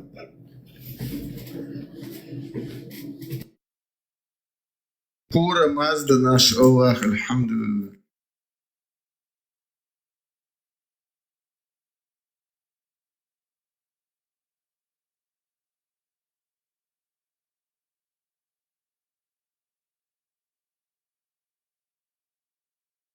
Леон, европейские муджахиды комнатные уже полностью отреклись от ислама. Даже вообще Коран, Камасутру, Сунну пророка, короче, шариатское, исламское, вообще даже мусульманистое, вот даже боятся сказать. Вообще ни один термин из этого всего. Представляешь, там по этим русским помойкам ФСБшным шляются, и они там вообще хлеборезку боятся открыть по поводу встать на сторону исляма, самой мирной религии. Что даже вообще говорит, что... Это там в мечети в Кербале. Смотрите.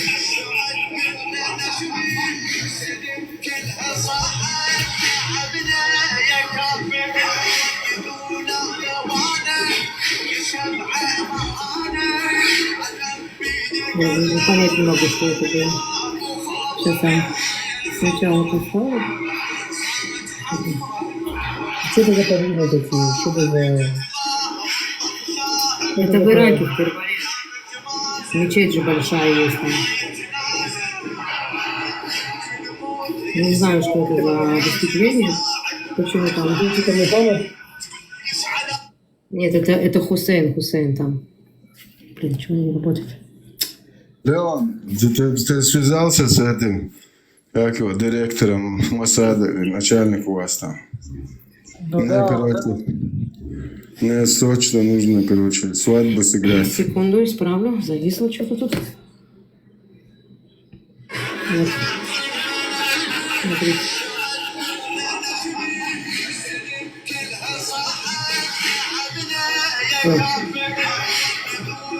Давно мне блокнули. Мне блокнули камеру, представляете? ТикТок. Ну, потому что всяких павлинов показывают. Я в шоке от ТикТока. Он мне просто все запрещает показывать. Это виноват ваш этот Бенямин Нетаньяху. Вот он вот просто защищает ислам, скрытый мусульманин. Тоже вот и у меня тоже удаляет видео.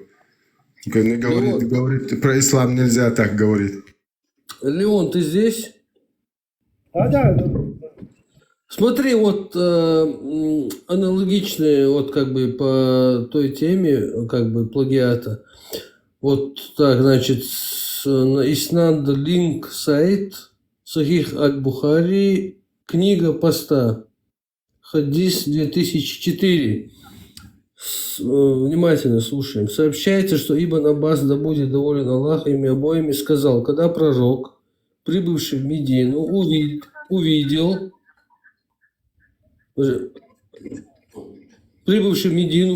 что иудеи постятся в день Ашуры, он спросил, что это? Они ответили, это благой день, тот день, когда Аллах спас израильтян от их врага, и поэтому Муса стал соблюдать пост в этот день.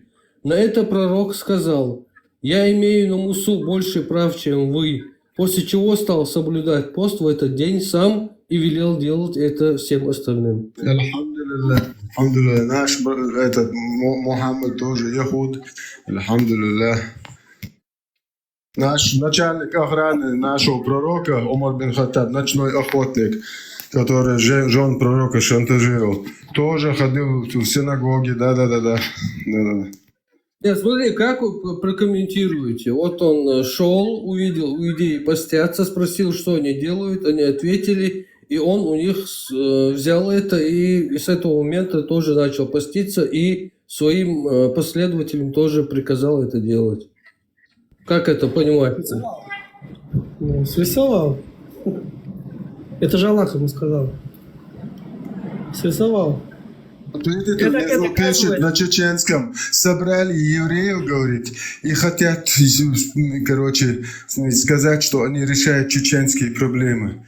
А их цель нам же понятно. Я, например, горский чеченский еврей, шарикатистый, мусульманистый, это кришнаит, альхамдулилля, яхуд. Я тоже вам помогаю, чтобы вы, короче, вот ислам из чеченской среды, короче, испарили. Вот. Как демократы вернутся в Чечню, как Муса Ламая говорит, ислам испарится.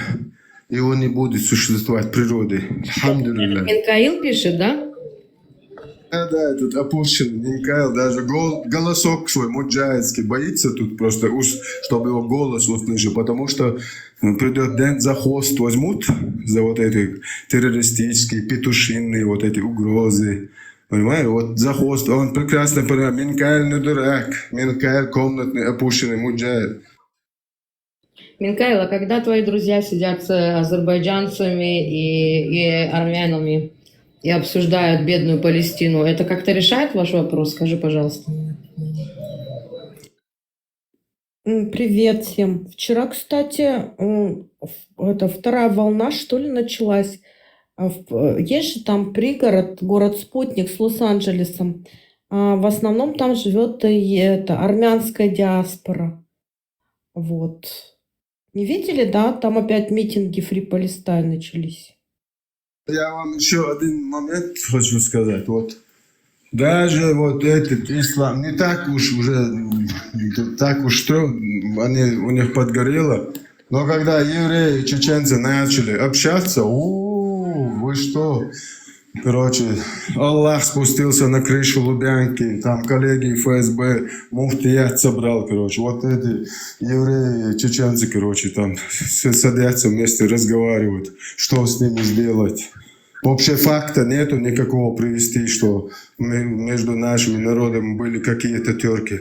Палец сосет, Аллах тоже на троне сидит, палец сосет, из пальца что-то хочет. Не получается, короче. Как говорится, вот русская пословица, не можешь фугас ложить, не мучай вот эту фугасоложиловку. Я думаю, что-то случилось, думаю, что за вторая волна пошла. Вроде все затихло и по новой.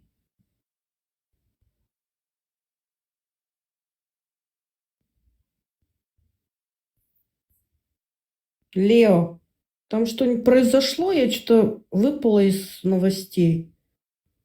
В связи с чем? Мы замочили еще одного лидера из Газы. Он только закричал «Хамдулилля», и мы ему сразу 2 тонны на голову. Иншаллах, мы ваши все адреса записываем. Иншаллах, сейчас летающие диваны, короче, у нас сейчас. Илон Маск, мы уже заказ сделали, Бен Салман, Путин, Василий Васильевич Хуйло, короче, нам уже диваны обещали летающие. Будем преследовать вас везде, где бы вы ни были, вы должны будете уверовать в последний день и Аллаха, или секир галока, или платить джизью по 9 суре 29 аята в униженном состоянии. Все, у вас больше вариантов нет. Как Тунцу Лубянский говорил, если кто-то насильственную власть взял в руки, ему присягают, все руки подняли и сдались. Да, стали раком перед халифом. Но непонятно, почему Тунцу убежал в самую шарикатистую Швецию, где 80% атеистов живут, и попросил у них помощи. А в Коране, Камасутре Аллаха, есть аяты, 6 аятов и сахих хадис, в которых и Аллах, и пророк отрекаются от так называемых, в кавычках, мусульман, которые попросили помощи у иудеев, христиан, безбожников, без разницы. Да, Аллах говорит, вы являетесь теми же самыми, я дам вам лютую кару, вы неправдивы в своей вере, уподобляетесь лицемерам, вы не имеете никакого отношения к Аллаху. Это слова Аллаха. Короче, тут нужно выбирать, или Аллах и Мухаммед балабол, или это так называющие себя мусульманами, вот эти опущенные, которые ходят по свету и рвут тельняшки, там, кальсоны, халаты и все остальное.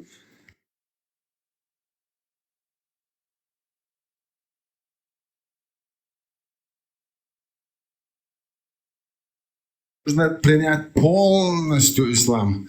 Не часть, которая вам нравится, которая вам удобна, взять, которая удобна, а полностью нужно любить то, что нам принес пророк под Файл Музмага и наш Аллах прислал нам консульт. Полностью, каждый, соблюдать каждую, вот как говорил Белокуров, вот этот, не ингуш, не чеченец, короче, что в этот, Закаев, короче, Лубянская Шмара, его представителем. Представляете, представитель чеченского народа, вообще безродное существо, вообще просто чеченский язык знает. Он вот неделю, не знаю, вот и гуляет по интернету, ходит в Польше по еврейским вот этим посольствам и там кричит: Израиль террорист, Израиль насилует наших братьев. Алло, наши это кто? У чеченцев, Палестины братьев нет, извиняйте. Ваши, наши, тут нужно определиться. Ты вообще мудак, тебя Аллах в Коране, в Сахих хадис пророков, ты говорят, что ты не мусульманин даже. Ты что в Польше делаешь? Перед яхудскими, наджасскими, кефирскими вот этими посольствами. Нет, ты должен вон там с оружием в руках защитить. Ты джихадист. Ты лев, или львица Аллаха опущенная. Вот и от моего имени, моего народа, вот в адрес целого народа Израиля, вот свою вонючую хлеборезку Ислам Белокуров, шмара ты, короче, тоже Лубянск, подлубянская, подрусская. Вот ты не имеешь права. Вот от имени мусульман говори. Вот именно мусульман, мои мусульмане. От имени чеченского народа хлеба. Вот Закаев. Я извиняюсь, я на чеченском сейчас Закаев послание. Закаев, так буаржая отцов. Это он же чудинер. Что вам сделали евреи, мудаки конченые? А что? Покажите нашим предкам. Вам-то вообще это слово относительно вообще к чеченскому народу вообще ни хрена никаких отношений не имеете. Вы как раз-таки враги чеченского народа. Это что сделали евреи? Хаменка, халяла, шныр опущенная. Что тебя евреи изнасиловали или что с тебя сделали? Из тебя наложницу сделали евреи. Как ваш пророк делал. Что, поднимись? Ты вообще одного еврея в глаза видел, какие-нибудь отношения имел с ними? Поднимись, муджахид опущенный, лев Аллаха. Поднимись.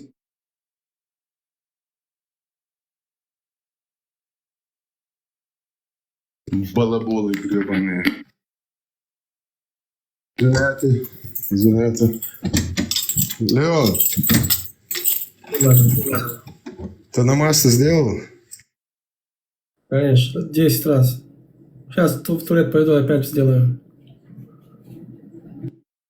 Весь этот мир не стоит одного намаза, представляешь? Которого в Коране вообще даже ни одного слова нет про него. Вот такое у нас чудо ислама. В Коране есть, как нужно изнасиловать чужих замужних женщин написано, как нужно с маленькими детьми совокупляться, как нужно, короче, кафиров принуждать платить дань, джизью. Ну, видишь ли, вот этот весь мир, чего не стоит, вот этот намаз один. И вот забыли записать, вот спешки. Здравствуйте. Вендетта, ты что разорвался я тебя? А мне вот честно... Алло, я разорвал булки вашему Аллаху. Алло, Здравствуйте. Я тебя сейчас разорву твое очко, блядь. Тихо. Здравствуйте. Извиняйте, тут у нас ЛДПРовцы пришли, муджахиды, Аллаха, заднеприводная умма Мухаммада, наш Мухаммад тоже был заднеприводным. Народ тут не даст соврать. Извиняйте, просто тут у нас такие мусульмане. Вопрос-то там. Скажи мне, Балашка, а как писания наших рабаним попали у вас в Коран? И вы это говорите, что это Аллах. Ничего себе приход. А ну-ка объясни мне это дело. Кому ты говоришь это? Тебе, кому еще? А кому еще, блин?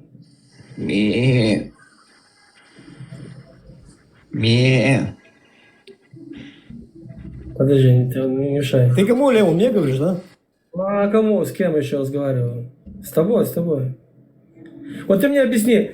Ты вообще с каких пор ты копаться начал в религии? Ты вообще, тихо. Тебе 100 раз сказали, не лезь туда, не суй свой нос в религию вообще. Ты далеко от этого всего. Ты мне не тыкай. Да столько ты тупой, блядь, ну куда ты лезешь? Вот, ну ладно. Вот что ты опять подгораешь, спокойно. Возьми в рот что-то и отдохни. Ну что ты лезешь? Ты там ноль, блядь.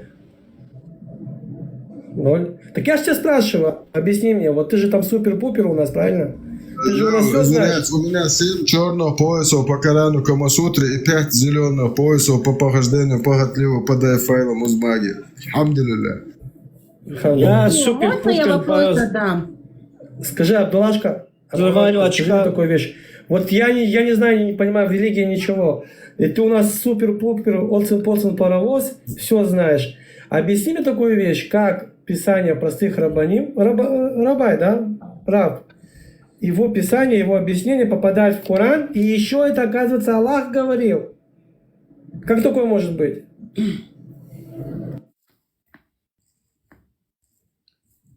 Ну, он не знает. Лео, можно я вопрос задам? Нет, подожди, не дай ему. Дай ему собраться информации в голову, он сейчас думает, как ответить.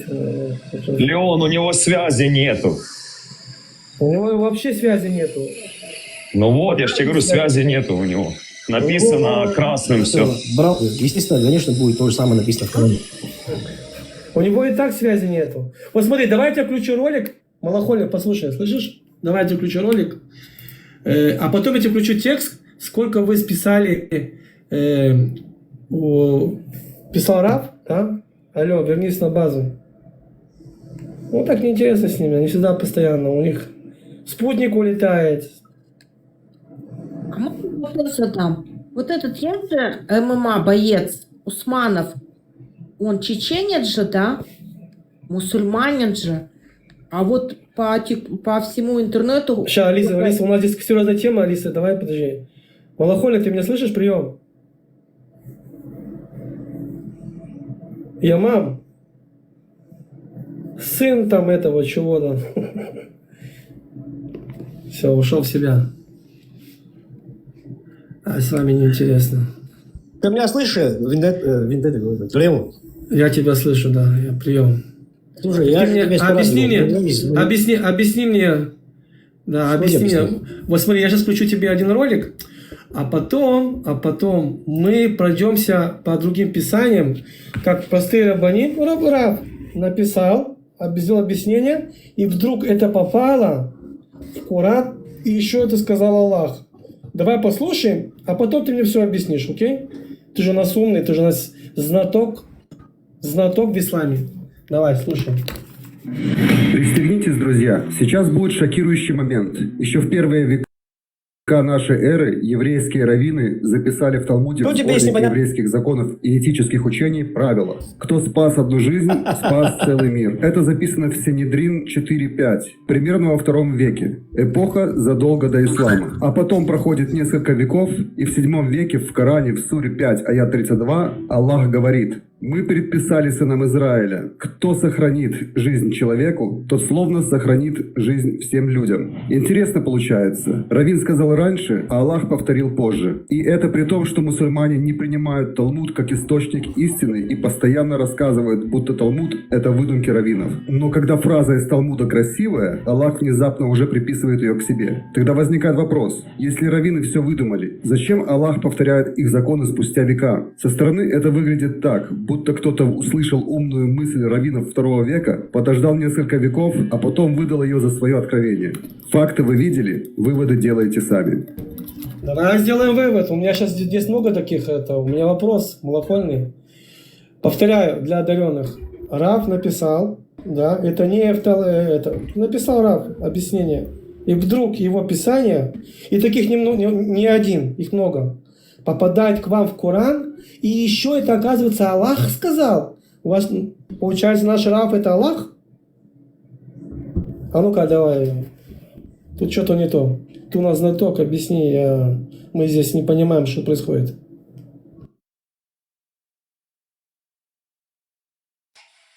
Леон, у него связи нету. А нет у него связи, если нет.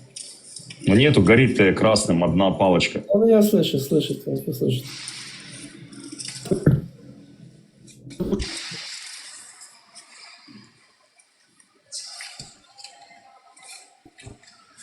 Леон. Смотри, у него связи и не было никогда. У них вообще нет связи. Он в ауле живет. Нет. А что, он залез на высокую гору, Извини. Тут, короче, опущенный мусульманин пишет, которых в кавычках 2 миллиарда они кричат. И он недоволен, что к одному чеченцу пришли 6 евреев, говорит. Не 6 евреев, а вот этот, твой брат, вот этот, который тут сидит внизу, Аштан, это тоже опущенный муджахид, сидящий на кефирских харчах в Европе, мудак, который сбежал с поля боя, повернулся спиной к джихаду, да, аят есть, хадис есть. Те, кто повернулись спиной с поля битвы, они вечно будут опущены, гореть в аду, Аллах их не простит. Вот чеченцам будут приходить евреи как раз таки. И я рад евреям. Евреи всегда будут нашими очень хорошими гостями, очень хорошими друзьями, братским народом. Вот своих опущенных мусульман с Палестины. Иди. Вендетта. Никто не против. Хлеборезку закрыл, пока я тут говорю. Алло. Закрой свой ебало, Подожди, никто не я против, сейчас. блядь. Слушай, твой блевотин слушает, блядь. Никто не... Тихо, не подгорай, успокойся. Вот смотри. Так, пошел вслед за русским кораблем, опущенный муджахид. Вот ваш ислам, ты не в мечети. Понимаешь, это у вас в мечети можно. Ваш пророк в мечети матерился как сапожник. Да, там про органы, про дырки, щели, короче, женщин. Вот все говорил ваш пророк. Это тебе не мечеть. Это чеченская демократическая партия, вот чеченцы, которые собираются обговаривать со всеми людьми этой планеты свою проблему, их проблему. Ты не в мечети, а что? Ничего, Вендетта, я тебе твою очко порву, блядь, один день, увидишь, я тебе разорву. Тихо, успокойся. Аллаха 5 раз в день ставлю раком прямо на его троне. Ты до тех, пока со мной не встретишь. Тихо, малохоль. Комнаты выбирает. Давай, я 100 раз сказал, где ты находишься, Президина, блядь, скажи, где ты находишься. Подождите, братья и сестры во Христе, подождите. Это самое. Не ссорьтесь. Что, скажи мне такую вещь. Да, я хотел после эту тему. Леон, ну Я тебе- он хочет что-то сказать, ты встреваешь. Ну, Ибрагим что-то хотел сказать. Знаешь, Леха? Ты хабеду то? Не, ничего, говори, я тоже успею, не проблема. Вот этот, как его, Аштрей, или как его правильно? Малохольный. Астран ибн Анус опущенный. Дай, бля, научись, ёпта. Вот скажи мне вот такую одну вещь. Когда я тебе включил, что видеоролик, да, доказательства, как наш от Рабая перешло в Коран, и оказывается, это еще сказал Аллах, ты что-то, блядь, потерялся. А сейчас, как Вендетта заговорил, ты сразу, блядь, проявил себя. А у меня еще есть, смотри, друг, искусственный интеллект. И я что-то его спросил, а где еще там они, эти шлемазалы, взяли сторы? Не сторы. Да, я понял. Слушай, Леон, я понял. Я слышал вопрос. Внимание, вопрос второй. Я слышал вопрос полностью, весь я услышал. До конца, терпение. Подожди, терпение. Тихо, успокойся. Возьми вот воздуха. Давай, говори быстрее. Я еще опять его спросил, откуда взяли мусульмане еще от простого Рабая, да, и переписали в Коран. Он мне как дал здесь текст. Мы это тоже с тобой пройдем. Хорошо, слушай внимательно, я тебе отвечаю. Слушай внимательно. Давай. Ты, смотри, вот я тебе как в тот раз говорил, сейчас тоже повторяюсь, ты вот сейчас только подхватил эту тему, да, уже ее обмусолили давным-давно уже, эту тему. Вот ты как баран ходишь по эфирам, где-то что-то услышишь, прибегаешь. Прям, Тихо, не ори, не обзывайся. Слушай, не называй своего Мухаммада вот здесь, а барана вот не надо. Не надо называть его имя здесь. Здесь святое место, давай. Мухаммад не баран, Мухаммад Ишак. Даже я... Подожди, не это самое, короче, не оскорбляйте пророков, подождите. Как можно педофила оскорбить? Чем? Подожди, я тоже хочу вопрос. Вы не даете здесь нормально мусульманам пообщаться. Не, ну он матерится, он оскорбляет. Мы спокойно же разговариваем. Давай, только без матов. Тогда что, не матерись, и они тогда тоже не будут там сквернословить на пророков и так далее. Не, ну смотри, я с любым человеком могу говорить на любом языке, блядь. Если будет он оскорблять религию, без нервов. я его весь... Смотри, я тебя сейчас спросил. Ты тихо, по-моему, подожди. тему перевернул. Возьми в рот воздуха, успокойся. Сделай глубокий вдох и выдох, как буду. Я тебя спросил. Губные муджады, Леон, уже достали. Губной чихал. Я тебя освободим наш любимый Иерусалим, сидя на диване кефирском, жря и харчи. Да. Освободите Иерусалим. Смотри, Малахольный, я тебя спросил, спокойно ответь мне. Ты же у нас имам, ученый, самый сильный в исламе. Пришел как раз на эту тему. Понимаешь? У меня много вопросов, и никто не может ответить. Давай, я тебя жду. Только без матов. Хорошо, не подгорай. Я понимаю, что тебе все сейчас бурлит, там все это. Достойно ответь, как сын этого своего пророка. Давай, вперед. Жги. Я тебя слушаю сюда внимательно. То, что там Рамбан писал, это он, естественно, трактовал Тору. И ты, если хочешь сказать, откуда у нас это взялось в Коране, это одна и та же религия, дундуктивна. Тихо, смотри. Что ты послушай? Подожди, тихо, сейчас. Ты безбожник, брат, тебе, конечно, нет, послушай, ты безбожное оружие, брат, ты послушай. Ты от этого вообще далеко от этого всего. Виндо выкинете отсюда, он не дает дискутировать. Подожди. Это писал не Рамбам, это писал не пророк, это не писал не ученый, это написали раббаним. Наш раб, простой раб. В Талмуде вы просто не понимаете, в Талмуде есть вещи, которые идут дискуссии. И раббаним там делают дискуссию, рассказывают правильно, неправильно, что это означает. Они вписывают свои строчки, да. Так вот, простого раббаним, да, ну как бы не простой, это он писал себя. Оказалось, через 2000 лет написал у вас в Коране. Мало того, оказалось, что еще это Аллах сказал. Так получается, эти раббаним, это ваши боги. Молитесь нам. Покажи мне, подожди, где, ладно, что он написал, давай включим, послушай, давай, я сейчас сделаю тебе, включу моего друга, да? Не включай больше, Леон, ну уже устали, 7 раз уже слушать. Подними его внизу, братики, подними его. Секунду, Леон, ты ему солишь, чтобы через голова. Можно я с вами поздороваюсь со всеми? Единственный вопрос, секунду, Лазик, единственный вопрос, что Леон задает, это почему в книгах, в которых у нас написаны обсуждения наших мудрецов и раввината, да, раввины и мудрецы сидели и обсуждали всякие темы. Почему в Коране они написаны, как будто это не спослано Богом, Аллахом, понимаешь? Вот в чем вопрос его. Миндрашим, понимаешь? Ну, Миндрашим, там написано. Можешь стать процедурой? Смотри, у меня есть текст. Я тебе сейчас дам послушать полностью все, что вы переписали и откуда это взято. Секунду, стоять, сейчас все будет. Ты же знаешь меня. Скажи, бля, зачем я стоять, бля, стоять, подожди. Сначала ты имей терпение. Я тебе сейчас включу полностью, что вы все приписали с Мидрашим, да? А от раббаним, не от мудрецов, услышь меня, не от пророка, нет, раббаним написали. Слушаем дальше, давай. Надо терпение просто, ребят, и все. Критика. Коран как компиляция раввинистических преданий, выданные за прямое слово Аллаха. Одна из самых серьезных проблем ислама – это то, что значительная часть Корана представляет собой переработанные и приписанные Аллаху цитаты, легенды и толкования из раввинистической литературы – Мишна, Талмуд, Мидраши.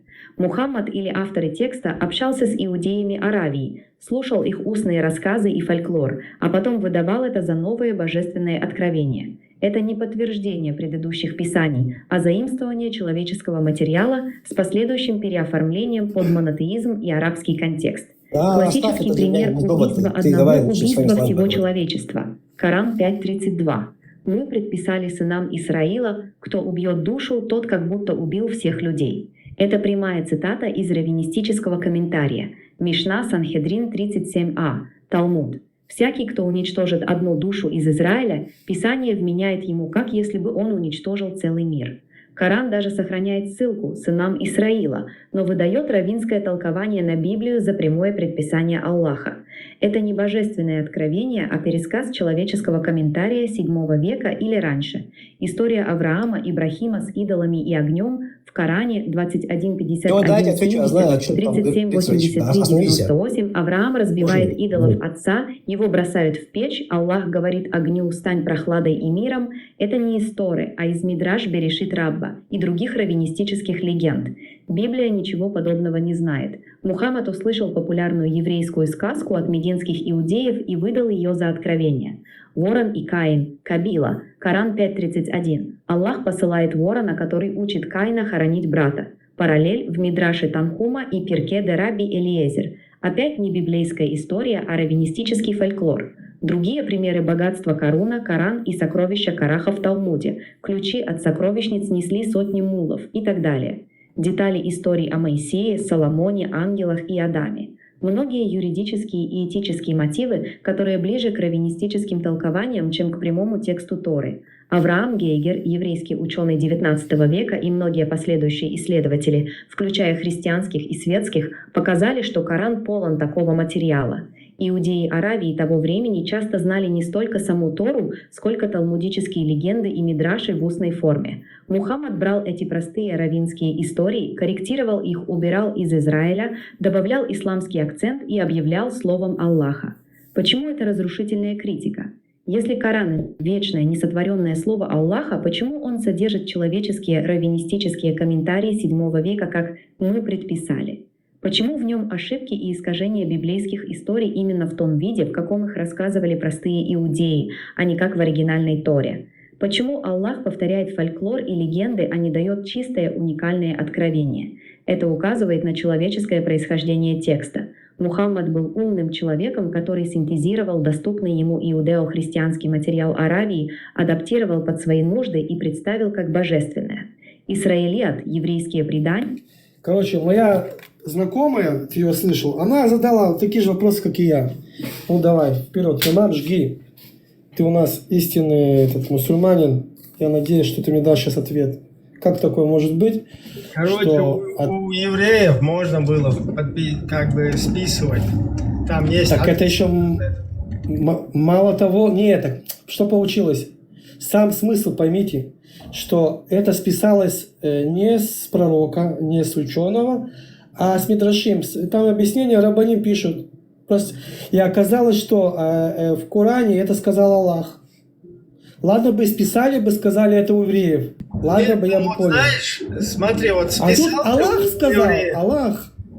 Да, списал ты у евреев, и раз через какое-то время, там, например, земля не оказалась на спине у рыбы. И тебе так, это он у евреев, я списал, это они, короче. Так, смотри, сколько они списали. Нет, получается... Ну, дай договорить хоть одно предложение. Что ты все время перебиваешь? Это у рыбы, ты дай перебивать. Не, все нормально. Я как это самое успеваю высказать. Там просто есть еще... Я хотел сказать, что когда полезное что-то, да, там, то на этом можно уже стоять, типа железобетон. Пока там ученые кефирские что-то новое не откроют, чтобы потом опять не сказать, это он, у евреев мы списали, это он, все претензии к ним. Дело в том, смотри, если бы они сказали, что... Слушай, Леон, подожди, ты вопрос мне задал. Подожди, да, у нас сейчас где пошел диалог, ты здесь уже не сможешь. Диалог здесь, это логика, оставь. Дай взрослые разберутся. Подожди, ты мне вопрос задал, я тебе отвечу, быстренько на этот вопрос. תעלה השידור, תן לו לענות. говори. Аштрон или Аштон, ты это самое не блякай, потому что на 70 лет от рая отделяет каждое матершинство. Тебя это не касается, поверь мне, это меня касается. Давай. Ну как, меня тоже это касается. Вот так вот не касается тебя, это тебе... Ты и так там в аду. У нас просто в эфире не принято, чтобы матерились, короче.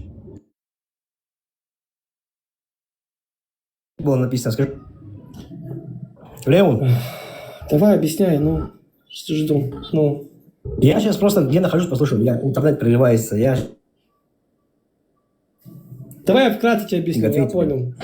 Я все понял, смотри. Давай я тебе вкратце объясню.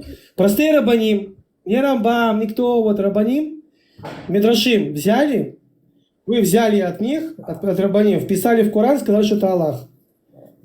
Получается, что наши рабаним – это ваши Аллахи. Падайте на колено с мной. Это в Мишну, слушай, это в Мишну, в Талмуд входило это писание? Какой Мишну? Нет, это Мидрашим, это Мидрашим. Ты что, слышал? Я тебя полчаса у тебя уделил. Входило это писание в Мишну или в Талмуд? Послушай, ты нутрициян была.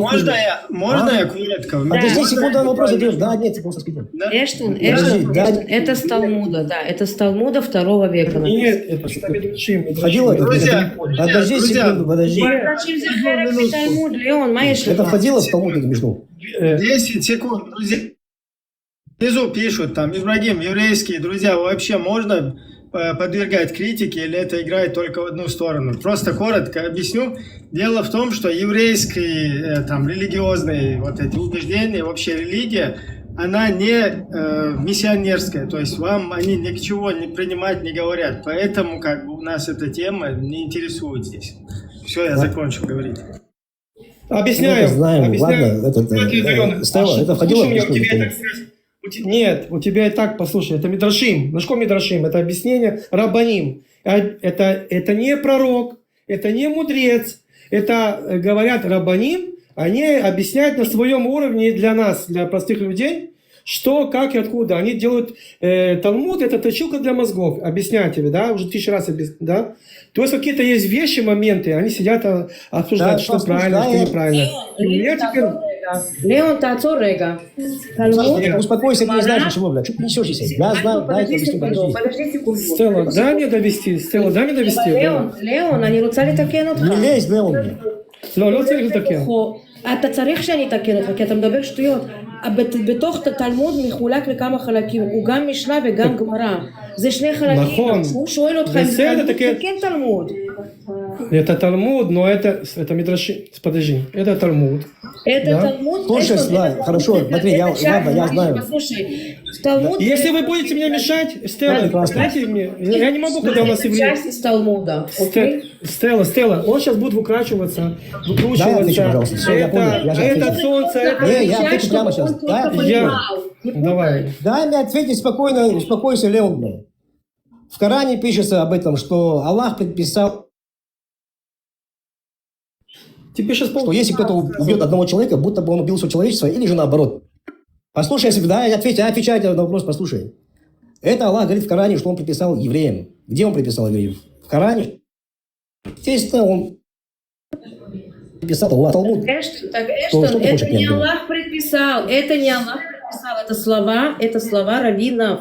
Обсуждение и мысли раввинов. Я понял, я тебя сейчас такой же стих найду у вас в Талмуде, хочешь в Мишне? Покажу. Так мы тебе об этом и говорим. Ты слышишь вообще? Мы тебе об этом и объясняем, что Талмуд и Мишна Устная это Тора, слова это, послушайте, Бога. Мишна это обсуждение раввината. Что такое Мидрашим? Ты знаешь, что да, я знаю. Мидрашим. Знаю, смотри. Что такое Мидрашим? Ты знаешь, что Мидрашим, Стелла? Подожди, Талмуд, послушай, Талмуд, Мишна, она входит в устную Тору? Да, слушай, я тебе задал простой вопрос. Написал Рав.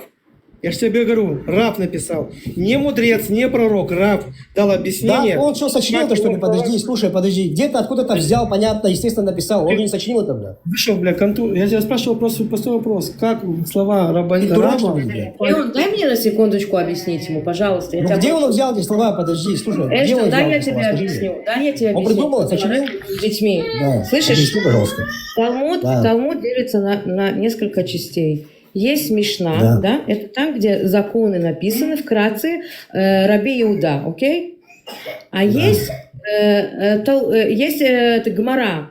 Гмара – это уже обсуждение, объяснение, вопросы-ответы на всякие, то, что написано в Мишне. То есть то, что написано в Мишне, Гмара потом еще это обсуждает и рассуждает своими вопросами и ответами. Понимаешь? И у вас в Коране написано, что это Аллах сказал, но это не Аллаха слова, это слова раввинов, которые думали и писали. Именно его объяснение, именно объяснение Рава, не цитаты. Не откуда он взял, именно объяснение, вот слово, что как он объяснял, попала к вам, и не только это, я тебе включил уже полчаса, там много таких, и это не одно, многие таких рабаним, ты что они объясняют, вам попадает в вашу книжку и говорит, что это ваш там этот сказал. Теперь у меня вопрос, внимание, вопрос. Получается, наши рабаним ваши Аллахи, что ли? Не понял.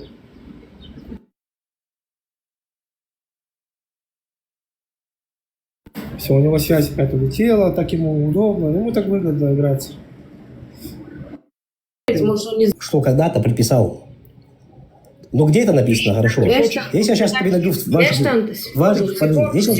Секунду. Это не предписано Аллахом, это обсуждение, рассуждение иудейских раввинов. Слушай, Понимаешь? Это я не понял, сторы я взяты, что понял. там слова сторы Да. взяты в Божье слово. ну, хорошо, если вы так говорите, тогда у вас, тогда получается у вас... Ты конченый, ты подсоединяют. конченый. Уже... Я тебе полчаса включил. Послушай, артист. Ты артист еще Большого театра, я тебе говорю. Ты полчаса, моя знакомая, тебе читала все, что вы содрали от простых рабаним. Писали никакая, зачем надо... Так пиши мои слова, впишите мои слова, что это Камасутра закончено. То есть вы списали от простых людей, вы взяли от людей. Не, смотри, Ибрагим, ты сказал, не матери его, бля. Вот он сейчас, я сейчас буду по нему проходиться.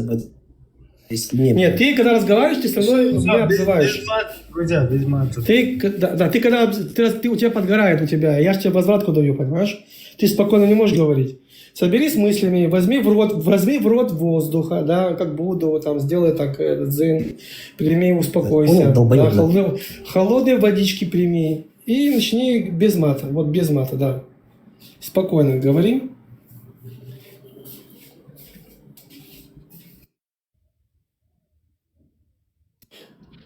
Ну, почему не признать, что повзаимствовали? Что здесь плохого?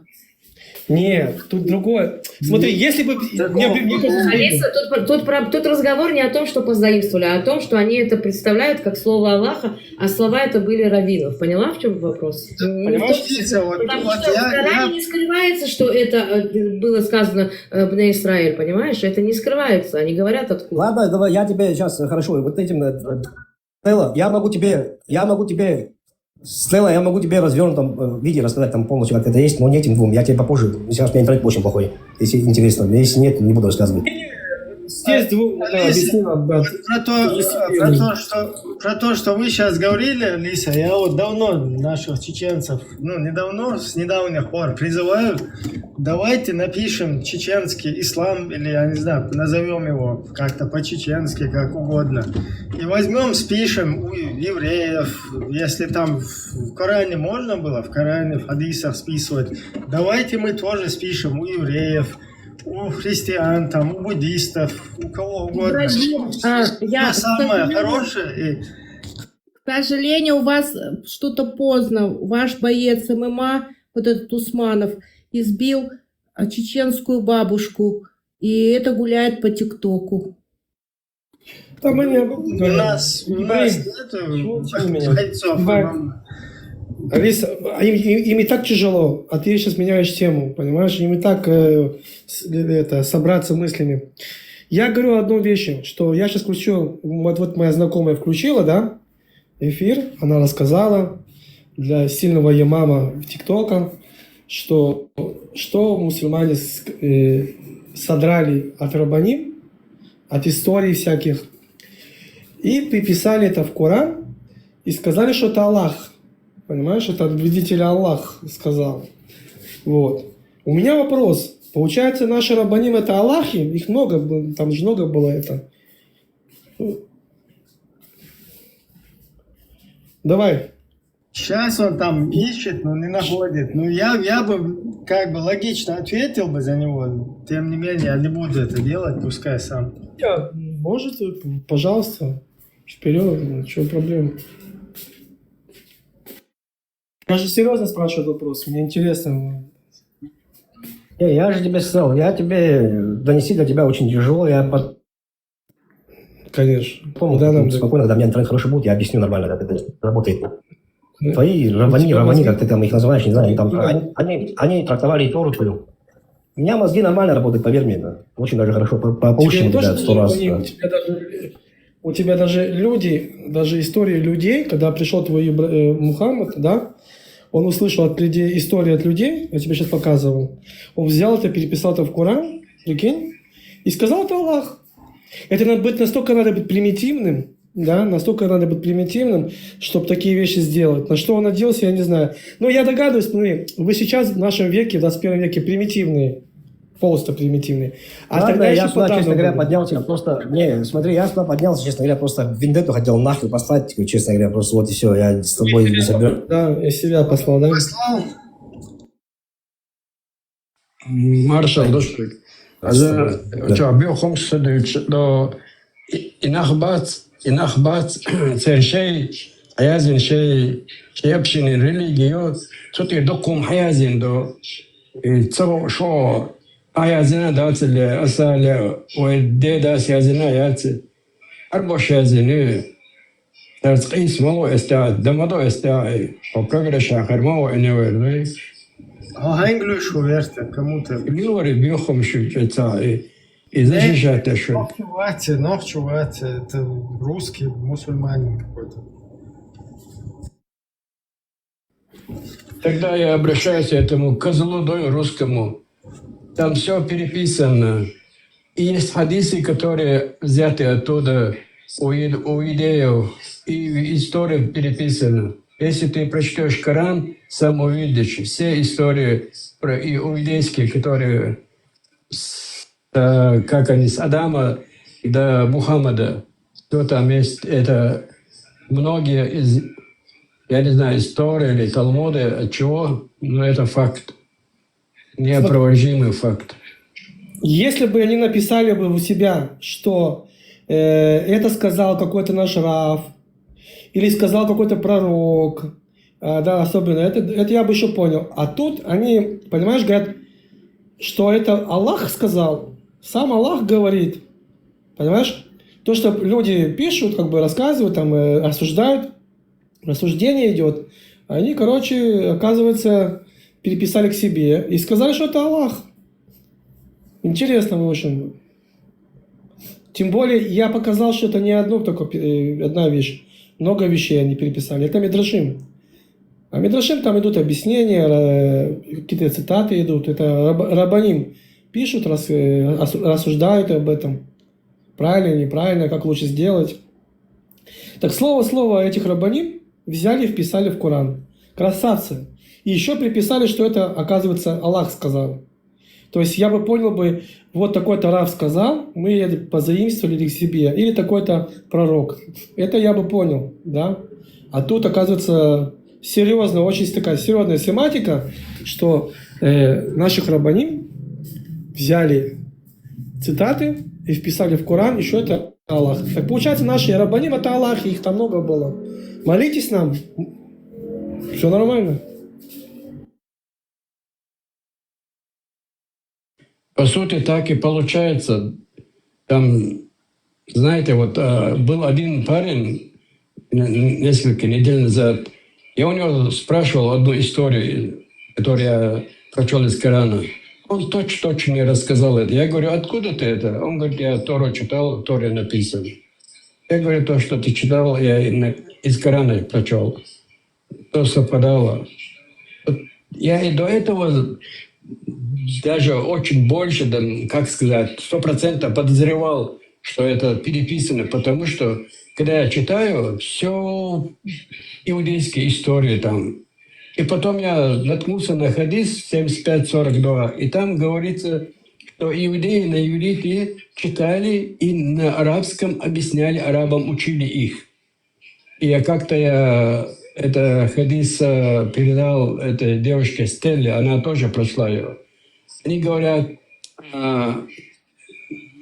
не верьте им, но не говорите их, что они лжецы. Они могут говорить правду. Вот так, понимаете, они вводят человека в заблуждение вот этими своими хитрыми ходами, когда ты читаешь, и твои мысли вводят как-то за собой, чтобы ты следовал за ними. Это вот когда читаешь Коран, ты видишь, вот негативный человек и позитивный. Позитивный получается араб. А ты по человеческому образу ты должен следовать по позитивному. И вот они ведут тебя вот так. Надо читать ее, не боясь, не быть ни арабом и не евреем, а чисто человеку со стороны, как судья. Вот тогда ты поймешь. А если ты возьмешь одну сторону, то ты за арабами пойдешь. И они тебя в пропасть. Вот так получается. Я как-то по-своему объяснил это. Получается, Верта, напрямую, без понятия уже нас, что они там сожгли начало от Коран, заменили, исчезли, приписали. Получается, сейчас напрямую, косвенно, по фактам, с всем расследованием. Вот сейчас даже был ее мама у нас с ТикТока. Получается, Коран – это недостоверная книга. Оказывается, Аллахи – это новые у нас, это наши раббаним. Вот. Так что всем мы это, Абдуллашки на колени. Мы вас будем молитесь нам. Ну, вообще, честно говоря, это сейчас и по нынешнее время все как сказать, заимствуют друг у друга. Даже взять протоколы. Протоколы Всемирной организации здравоохранения, они распространяются на все страны. Вот даже взять вот эти вот, переезжают из страны в страну вот эти туберкулезники. И несмотря на их гражданство, обязаны лечить, чтобы не распространялась инфекция. Правильно? Давай я тебе объясню попроще. Вот мы сейчас с тобой разговариваем. И вот все, что ты сейчас сказала, твои слова попадают в какую-то книжку через 2000 лет и говорят, что это сказал Аллах. Как ты на это посмотришь со стороны? Ну, я скажу так, внедрить это не изобрести. Тяжело, да. Аллах, Коран, Алис, Коран это сказал Аллах. Аллах говорит. Там ни Вася Семечкин, ни Петя, никто туда может. Это его слово. Это что сказал Аллах. И вдруг мы начинаем видеть, что объяснения наших раббаним, я тебе сейчас полчаса, они там их много, да, оказались в Коране и сказали, что это Аллах. Ты понимаешь, что происходит? И как ты на это посмотришь со стороны? Слушай, давайте другую тему. А ты докажи, что не Аллах. Сейчас уже об этом говорим. Докажи, что не Аллах, да. Так надо, Стелла, и с ними надо терпение вбивать, садиться, чтобы они сели тебе на коленки, и ты как маленьким детям. Дело в том, что пока, я не знаю, если у них терпение вбивать им, но у меня уже оно заканчивается 10 раз одно и то же слушать. Вот Вы так. в песне хорошую религию придумали индусы. Только так сжигать их с терпением, объяснять как маленьким детям, как будто вот 2-3 годика, и показывать вот шлаф, вот идти с ними вот только так. Все. Иначе пути нету. Вот они сейчас в 21 веке, вот насколько это их не интеллект, да? А тогда они еще больше были примитивные. Ты понимаешь, что происходило в тот раз, когда они принимали это все, это писанину? Если не сейчас примитивные, а что тогда было? Ну, Менделеев, он систематизировал таблицу химических элементов. И все думают, знаете, что Менделеева тоже таблицу можно там интерпретировать, как-то ее расшифровывать, и там написано тоже Аллах. Да, конечно. Я лично читал у этого Хайрон Яхья такое .ру. Русские же орут, что все изобрел этот Менделеев. Они тоже не понимают, что такое систематизировать, и что такое, ну как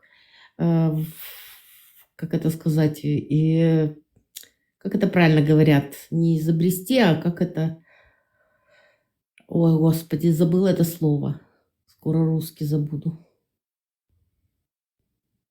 Открыть. Да, открыть. И систематизировать это разные вещи. Они тоже орут, что 1С они миру дали. А то, что это просто внедрил один человек, внедрил, это значит уже разработанную технологию ввел на определенном, скажем, просторе, да, допустим, российской или постсоветской вот этой вот, скажем так, территории. Но они орут совсем другое. Вот то же самое здесь происходит.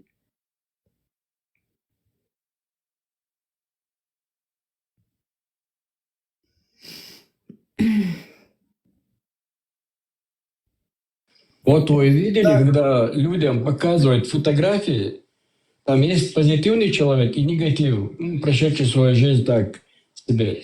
И они им говорят, вот этот человек, который все тюрьмы прошел и все, что плохое сделал, он такой-то, такой добрый человек. А вот этот, он, наоборот, на позитивного, он вообще плохой человек. И они сразу, их мозг ассоциируется на это, так, этот, первоначальная информация, вот это был хороший, а вот это был плохой. И они начинают, у него такие глаза, у него такой лоб, у него такие уши, все негативное на хорошего человека. И потом в конце они говорят, вот этот был вот такой-то добрый человек, а вот этот был вот такой-то. Вот так этот Коран описывает про этих людей, хотя они давние родственники.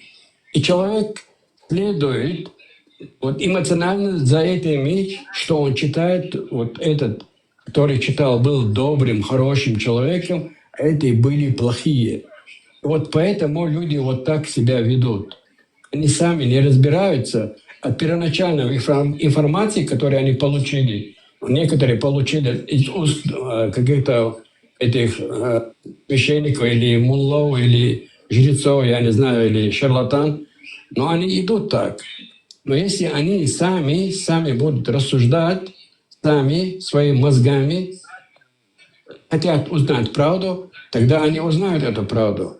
А если следовать за кем-то мыслями, что они написали, то они войдут в заблуждение. Они истину не найдут прямой дороги, не запутаются. Вот что происходит с людьми, я так вижу в данный момент. Ну, получается, хейтерство, буллинг и там стукачество, они были издавна, да, получается? По-вашему. То есть, если человек, например, мыслил по-другому, они его захейтят.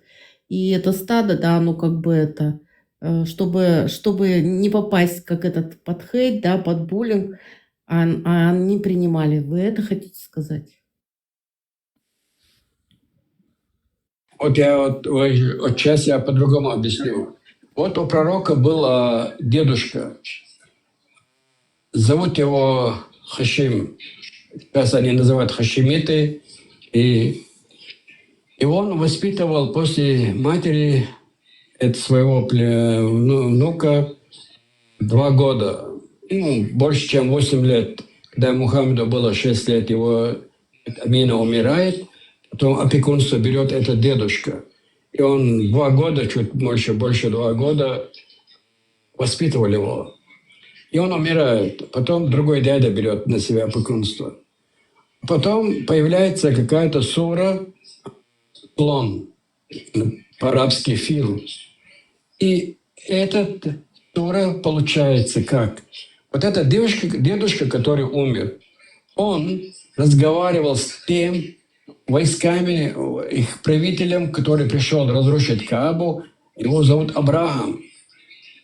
И он этот дедушка был тем человеком, который противостоял тому, в смысле словами он противостоял. Он говорит, ты пришел войском разрушить Каабу, и по дороге ты украл у меня 200 верблюдов. Верни мои верблюды. Тот говорит, ничего себе, я думал, что вы пришли молить меня за то, чтобы я оставил эту Каабу, чтобы не разрушили его, а ты требуешь у меня 200 верблюдов. Тот говорит, у этого Каабы есть свой хозяин, а я хозяин этих верблюдов. Верни мои верблюды. И он ему вернул. И эту историю 105-й суре ты находишь там вот этот аят. Так это получается, этот дедушка ему рассказывал это, потому что он это был тот человек, с кем он говорил, с Авраамом. Понимаете, там есть такие моменты непонятные. А Мухаммед мог это услышать. Ему больше чуть 8 лет в то время было, когда этот дедушка умирал. И как это получается? Там же еще люди были. Потому что он, этот Хашим, сказал: уходите в горы все, мы не сможем противостоять такой большой войск. Плюс у него слоны такие большие. Так что уходите, чтобы нас чтобы они нас не убили. Вот так там рассказывается. И потом появляется эта сура. Эти люди могли это знать, потому что дедушка тот живой. Понимаете, о чем я? Да, приветствую всех. Маршал Души. Шалом. Шалом.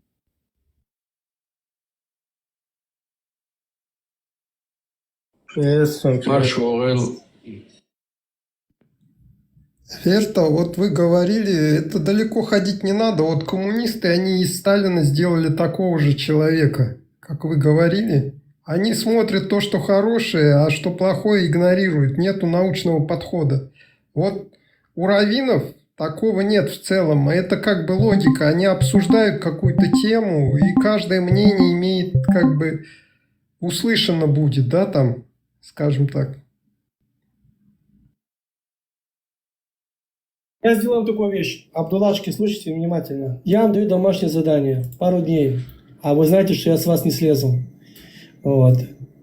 Приготовьте ответы. Я вас жду. Особенно нашего ее мама. Самое главное вот этого, который на связи. Пока я не получу никакой ответ, я с вас не слезу. Куда я не захожу в эту книгу, как я не... Постоянно какие-то сюрпризы. Постоянно. То есть со всех сторон это показывает, что книга недостоверная. Написали люди.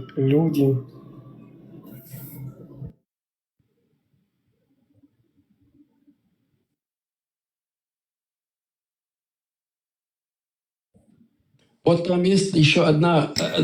Вы все вы тут собрались. Вот там есть одна еще такая история. Это не история, это они из него сделали такую... Смотрите, как получается. Чеченским безбожным. Моисей, да? Волоница. Моисей, он же спасал израильтян, так они пишут. Евреев он спасал, получается, вот так, от фараона. Вот это я узнал, когда я находился среди этих арабов. И они мне говорят: мы постимся Мухаррам, это первый месяц по их календарю, 10 числа. И я спрашиваю, почему первый раз, когда я узнаю об этом. Они говорят, это Муса спас людей от фараона, он разделил своим посохом это море, и они прошли это. И потом фараон, я коротко так скажу, фараон следовал за ними, и потом море сомкнулось, и они утонули. Вот так они рассказывают. Я говорю, это же Израиль. Не, ты слышал, что пророк сказал? Спрашиваю, а что сказал?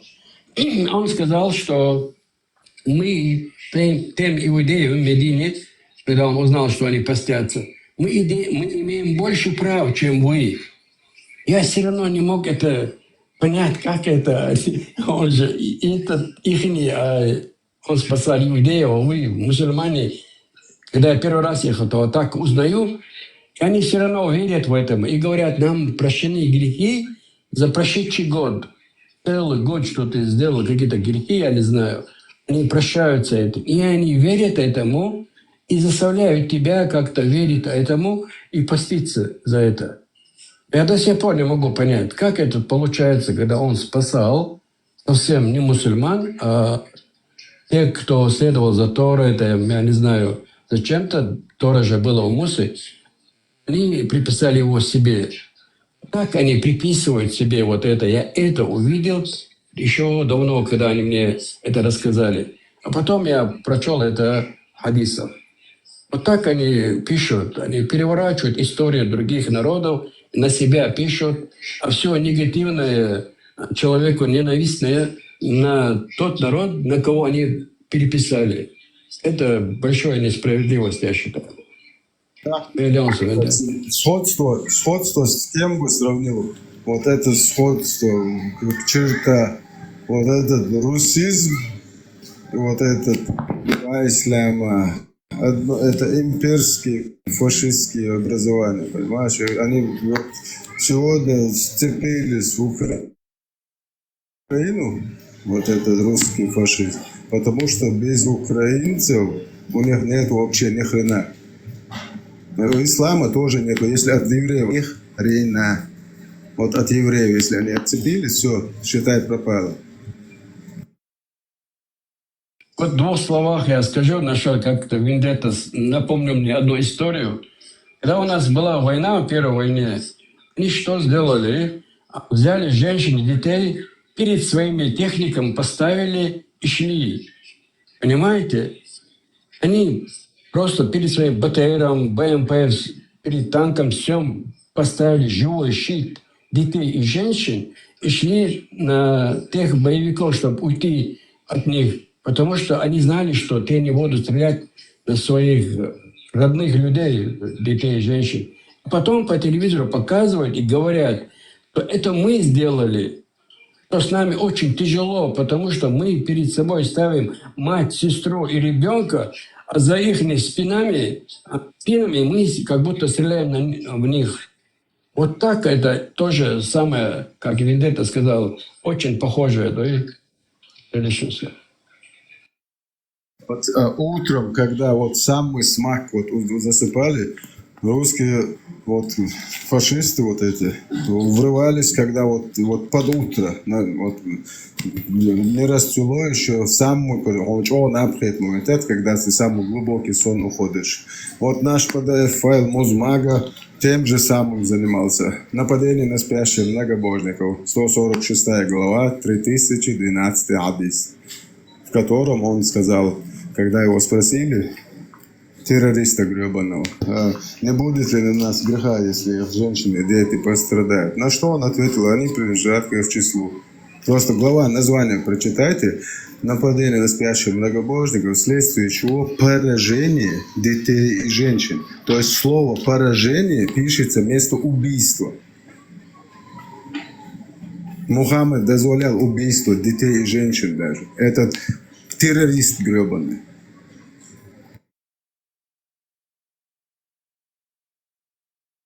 То же самое дозволял и халиф Путин своим фашистам.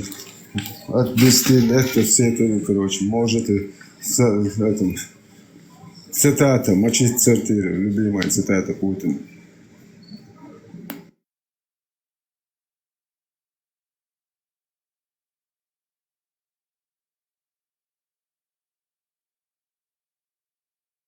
Это дерьмо, смотрите, чеченец, который вот оправдывает вот этот фашистский, вот этот ублюдочный культ, он оправдывает то, что над ним творили другие фашисты, русские имперцы. Оправдывая араба вот этого мудака, вы, дебилы, оправдываете перед всем миром то, что над чеченским народом творили. Эй, блядь, включите эту свою гребаную голову. Вот сейчас посмеялся, да, включить что? Что включить там надо? Головку. А если ее нету, что, как быть? Вот что делать? Вот ты знаешь, вот я когда... как мы сегодня видим животные на животном инстинкте. Вот смотри, я без всякого... Вот, Вендетта, я вот без всякого сарказма, вот без всякого вот сейчас там подъеколов, напрямую, вот я вот сижу, как будто вот у меня ребенок маленький есть, 2-3 годика, вот 4 годика, да, на коленках. И я вам объясняю, вот то же самое, раз 10 объясняю, что лучше, что не лучше. И вот то же самое с ними. Но этот ребенок меня поймет, он будет потом это делать, понимаешь? Эти нет, у них там ничего, вот, все, это приехали. Там веревка есть посередине вот головы, чтобы держать уши держать, понимаешь? Смотри, в Европе Европе, живущий так называемый чеченоговорящий мудак, дома YouTube ставишь, и на YouTube вот все, целый день это дерьмо слушает, и это дети слушают. Ребенок, который ходит в садик, сказал, что вы все кафиры, мы вас скоро будем отправлять на концерт Кобзона. Этого мудака, отца так называемого, вызывает на ковер, там директор вызвал. Ты короче, что ребенку рассказываешь? Ты сказал, что да, тот ребенок прямо объяснил, что это, короче, у нас дома, короче, пока мы это слушаем. Ты чё, короче, ребенку, короче, мозги там пудришь, портишь, короче, террориста. Короче, предупреждение легким испугом отделался. Вот, короче, что... Смотри, это смотри, причем, что они уехали откуда-то, где было плохо, да, то есть там было плохо, там была мусульманская страна, уехали оттуда, да, была война, может быть, тоже возьмем это, но у тебя есть шанс построить новую жизнь, хорошую жизнь, причем сказка, Европа, она всегда в сказке, она сидит в своем мире. Построить свой мир, пойти там учиться, сделать бизнес, вначале тяжело, потом, знаешь, как потихонечку, это как комок, ты там купил то, купил здесь, купил дом, и потихоньку вот уже какой-то есть какая-то база. Это всегда так, когда приезжаешь в какую-то страну, нелегко. Если есть специальность, еще лучше, да, короче, ты можешь подняться. А здесь, это макробазия какой-то, они приезжают туда, где у них есть шанс новую жизнь, и вводят то, от чего не убежали.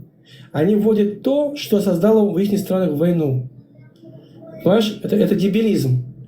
И я надеюсь, уверен, что эти спецслужбы, да, не спят. Я это надеюсь очень сильно. Что в один момент они всех там хапанут и заберут кое-куда надо. Потому что если Европа это не проснется, это будет беда. И это понятно, что они заходят по уму тоже в политику, они заходят в такие места, чтобы какая-то власть была. Но это надо контролировать. Это вирус, это раковая опухоль. Потому что... Будем брить, не проблема. И сильные, мощные этих империй брили под жилет. В 729 году побрили 150 лет вообще непрерывных. Вот 40 штук, 40 тушек так называемых асхабов, по сегодняшним меркам это генералы, офицерский состав. Вот дербенты закопаны. Будем брить, ничего, что поделаешь. Я посмотреть. Завод открыт по изготовлению лезвий. Муджайды, когда испугались, они страшно, короче, пугливые. Сейчас брить начнут не вниз, а вверх даже. Так что лезвия будут идти как горячие пирожки. Я вам советую посмотреть фильм, новый фильм, сейчас вышел, французский, кстати, «13 дней, 13 ночей». Как посольство Франции вывозило из Афганистана людей. И что творилось в Афганистане? На что люди шли, чтобы взять, улететь. И я, когда смотрел этот фильм, я понимал, что они там все отдадут, вот все просто отдадут, чтобы уехать. Но эти же люди, которые на все пошли, они сейчас делают такой же джихад, тоже в Европе. Так для чего вы приехали туда? От чего вы убежали, я не понял. Чтобы создать там? Вот это я считаю, вот это взять за шкиркой всех, просто всех, и нахер туда-обратно, вот туда все. Вот эта толерантность. Леон, тут самое обидно, люди, которые вообще должны куда-то под шконку прятаться, вообще стесняться, короче, не знаю, вообще. То, когда им вот это все показывают, вообще побриться на лысо, там, брови даже сбрить, не то что бороду. А это, бля, вот руки растут, там, ты чё, блядь, ты недоволен, блядь, мы тебя сейчас найдем, блядь, головку тебе. Опущенные. Вот так нужно было разговаривать, когда вы, мудаки, на весь мир сказали, что мы объявляем джихад евреям, американцам, европейцам. Это что? Мудаки конченые. Вот тогда нужно было до конца пойти, а не убегать, не поворачиваться спиной к гребаному вашему джихаду. Что сказал Аллах в аяте и пророк в хадисе, кто повернется спиной к джихаду? Что сказал? Вы опущенные. Вы уже объявили джихад, и вы не прошли. Тогда свою эту хлеборезку нахрен закрыли и дальше сидите на кефирских харчах. Не хотите сидеть на кефирских харчах? Можем отправить в Афганистан, организовать переезд любителей шариатов, бурикатов и всякого арабского дерьма. Без проблем. Вот буквально 2 слова насчет Афганистана. Вот когда я прошелся немножко по истории по Афганистану, 60-е, 70-е годы, они очень хорошо жили, лучше, чем мы. Я имею в виду, машины у них были Chevrolet, немножко Toyota, Ford, Volkswagen, а мы на «Жигулях» катались. Когда русские пришли туда в 79 году, они все перевернулись вверх на голову у них. И они откинули их вообще назад, я не знаю, на какой-то век. И потом у них появился какой-то ислам, как и у нас. И смотрите, сейчас как помещичья все как-то смеются над ними, зная их, не зная их, но, по крайней мере, вот люди вот так делают. Это какой-то отсталый народ, когда мы называем Афганистан. Конечно, они пережили много войн с Америки, и я уверен, они не сделали столько, как русские американцы там. По-любому они оставили им технику, хотели их вывести в люди, но не получилось. Они сели на эту идеологию, и вот то, что происходит сейчас, это остатка того, что русские там натворили. Они прогрессировали, они жили лучше, чем русские. У них, да, одежда была совсем другая. Они завистные люди, вот эта идеология русская, они сейчас превратили их в каких-то посмешищах перед всеми остальными народами. Кто говорит Афганистан, как будто они жили всегда так. Так не было. Они жили очень хорошо и достойно. И прогрессировали, и учились. Сейчас они перевели на эту идеологию арабскую. Все, они откинули их туда на 7 век. Вот так они губят эти народы, когда приходит эта идеология. Да, этот мировой бестселлер «Бегущий за ветром», да, это же афганец написал.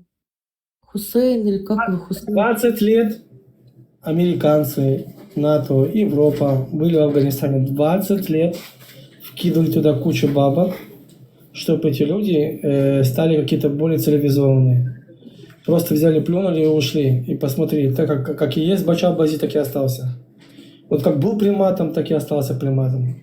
То есть это нельзя, никак, это болезнь. Ну ты, Лео, он же тебе же говорит о чем? Что раньше, до прихода русских, до американцев были русские 10 лет. И вот он говорит, то, что до прихода русских они нормально жили, у них были покруче СССР жили. А потом вот русские, 10 лет войны с русскими, потом, с этими, с Советским Союзом.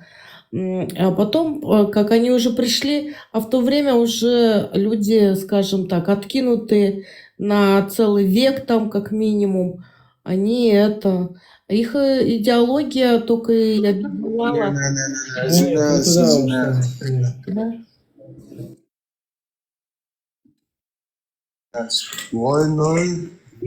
Там как раз таки это правильно.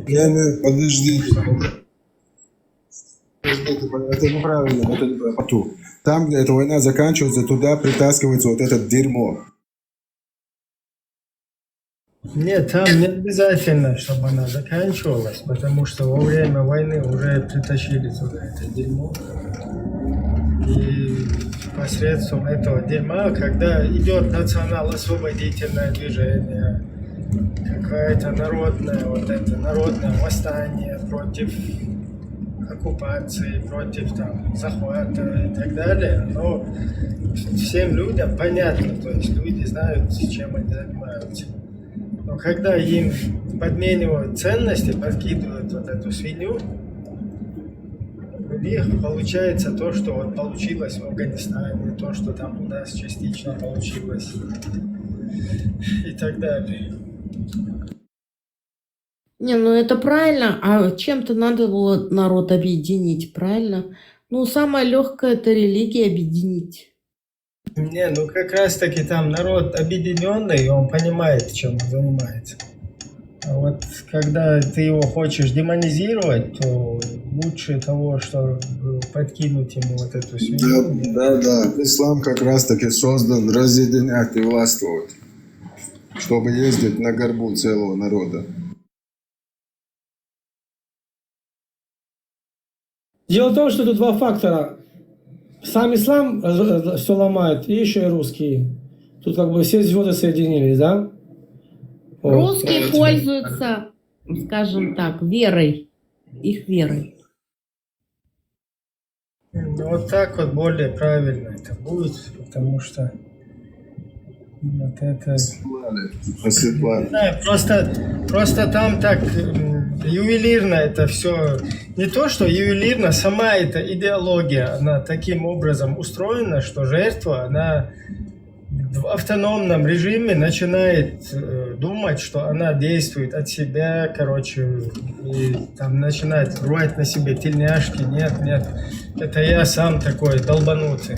Меня никто, короче, в это не вверг, никто не оболванил. Хотя мы вот показываем, алло, тебя облапошили, вот же аяты тебе, вот хадисы тебе.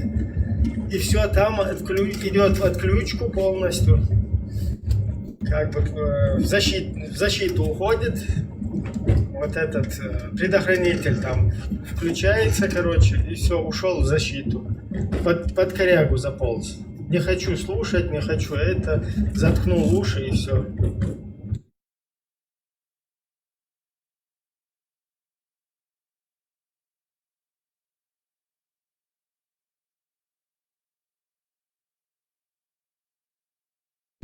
Да, они, получается, работают на спецслужбы Рашки. Получается так. Сами того не понимая. Вот Минкайл, который внизу улыбается, не даст соврать. Правда, Минкайл?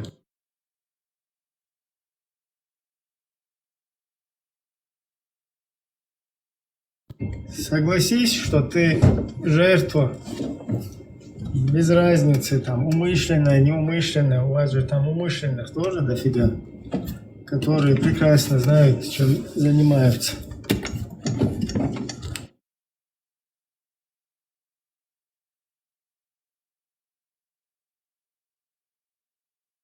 Ладно, хорошего вам стрима. Вот. Всем пока. Всего хорошего. А, кстати, Лиса, пока вы не ушли, кто там бабушку избил? Это что за тема? А вот в ТикТоке, в Инстаграме, везде вот эти в Фейсбуке ролики. Вот этот спортсмен ММА, вот этот вот, я не помню, как его фамилия, блин, ну вот чеченец. Ну в Грозном это было, в Ичкерии. Короче говоря, соседку избил бабушку. Да, за бабушку выбежал внука защитить. Да, видел. Это же Еще ужасно. внук или девочка, кто-то вышла, он еще ее или его там долбанул. Внук, да, выбежал бабушку защитить. Он еще и внука избил. И это, как его, и избил бабушку. Так о каком воспитании, о какой вере можно после этого говорить?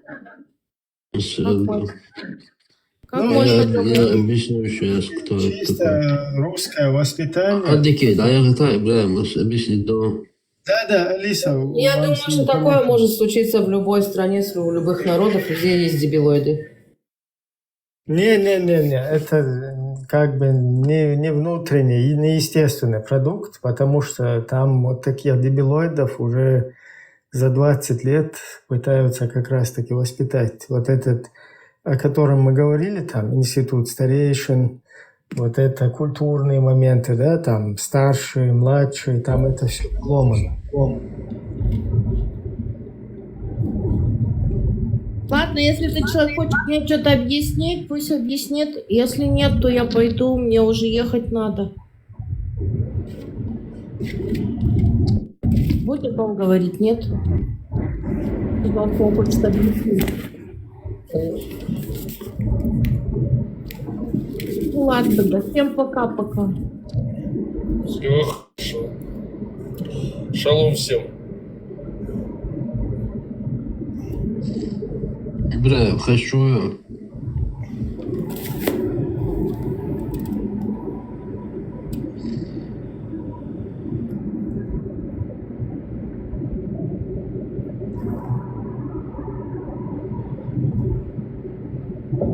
Что, Абдулашки, где там? Поднимайтесь, давайте. Дайте мне ответ, я жду. Или я к вам приду скоро. Бля, А вы мне... Вы мусульманин?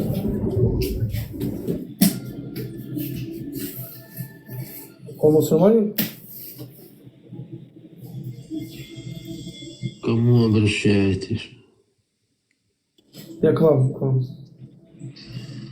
Я с Ибрагимом хотел что-то сказать. А вы мусульманин? Я вам обязан отвечать.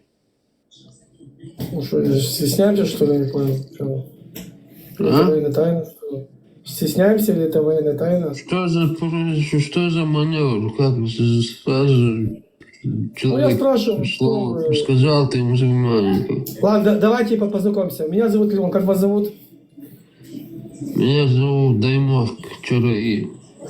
Вот, я еврей, а вы мусульманин? Я чеченец. Чеченец, молодец, все. Ибрагим, чао.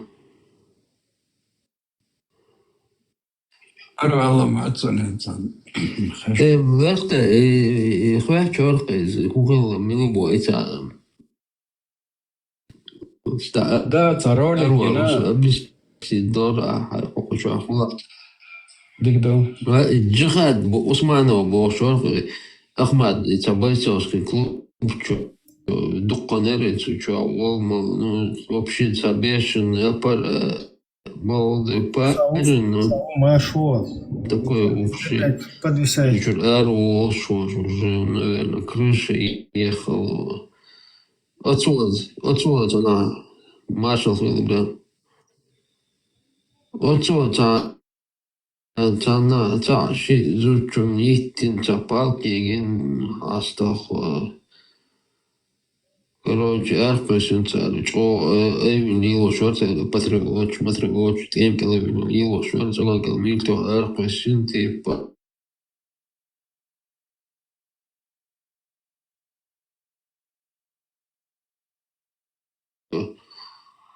Ахма атир цейл мэтта хасан бол нахин шулш бацал.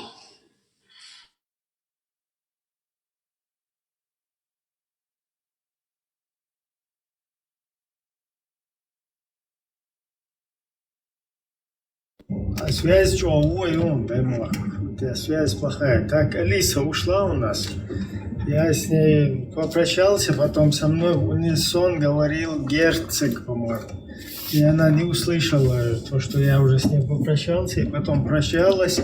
А у меня все 5 рук, 5 сколько у меня, были заняты.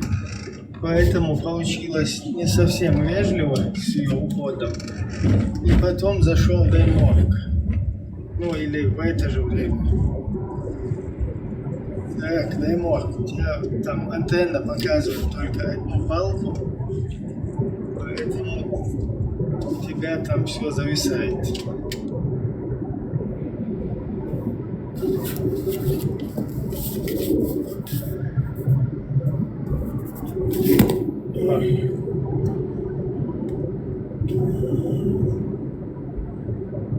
Так, Михаил, ты когда уже будешь подниматься? Давай, тебе я сейчас разъясню, почему ты...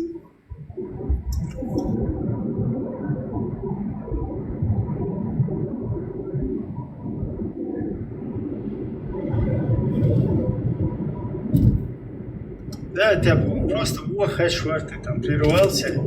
Я вот всем хочу просто объяснить, что драться с бабушкой, это, я не знаю, без разницы, там, в какой национальности. Вот я раньше русских, когда видел, я охреневал, извиняюсь за французский.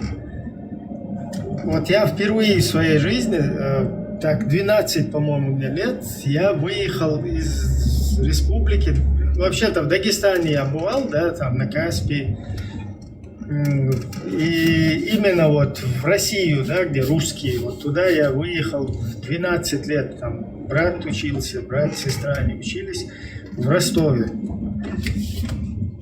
И я вот, короче, для меня это шок был, да, вот это поведение этих людей, их вот этот быт. И там как раз-таки вот такая вот культура была, как у вот этих, которые сейчас наблюдаю, да, в интернете, как обезьяны себя ведут, там, непонятно, то ли мычат, то ли там хрюкают, когда разговаривают, вообще не поймешь.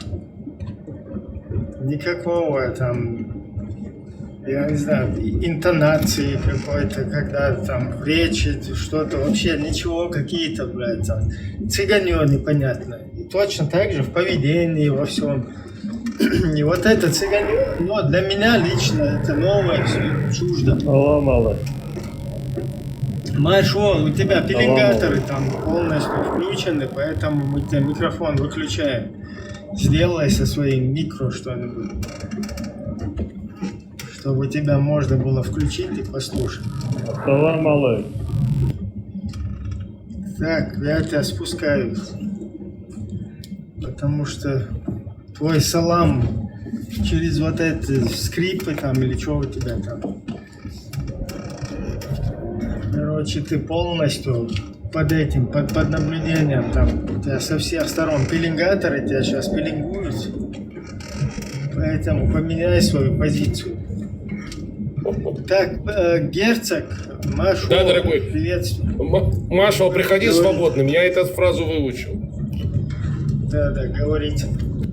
Да, как дела у вас? Я хотел спросить, вот я вижу, у вас черкесский флаг стал, да, висеть, нет, Евросоюза или какой-то флаг. А как вы хотите молодежь, которая в Чечне, ну, воспитывать, чтобы они, ну, ваша осталась чеченская культура, потому что она-то остается, ну, там, влияние России. Да, вот у нас такая вот трагедия, беда. Мы не можем ни с этой молодежью ничего сделать, ни с той, которая находится вот здесь, в европейских странах, где мы находимся, да, потому что и молодежь, и нашу общину, и диаспора, это правда.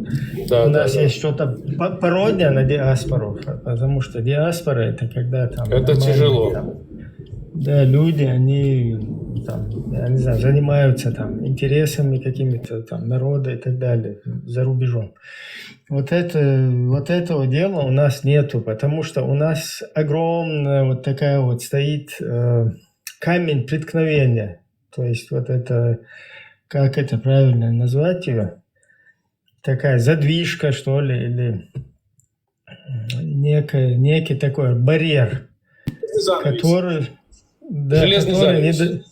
Не совсем железный занавес, просто вот такая, это самая задвижка, да, вот такая, что-то... Исламский занавес. Да, то, что не дает нам, как народу, как нации, вот, заниматься своим... Хотя у нас все вот в странах, где мы проживаем, все для нас предрасположено. Мы можем вести здесь политическую деятельность. Называется самообразованием. Абсолютно. Не только самообразовываться, а учиться, продвигаться. Это все нам здесь доступно. То есть вот эти цивилизованные страны, они в связи с... Они предоставляют это. Да, в связи вот этими там конвенциями, которые позволяют там людям... Ну я вот так понимаю, я извиняюсь, я так понимаю, ваш народ можно вытянуть. Ингушей можно вытянуть. А вот народы Дагестана, там они в такую яму, они в средневековье идут. Большая часть. Потому что они так исламизированы, что они кроме бороться, они ничего не хотят. Бороться и не образование. У чеченцев видел и души, видел образованных. Ну, имеется в виду, там, грузин я им говорить не буду, там масса образованных, а эти, чем это все закончится для них? Они привыкли под Россией, они сами не знают, что. Потому что идет этап, Россия, нет населения страны, Россия стремительно теряет население, в будущем это будет коллапс.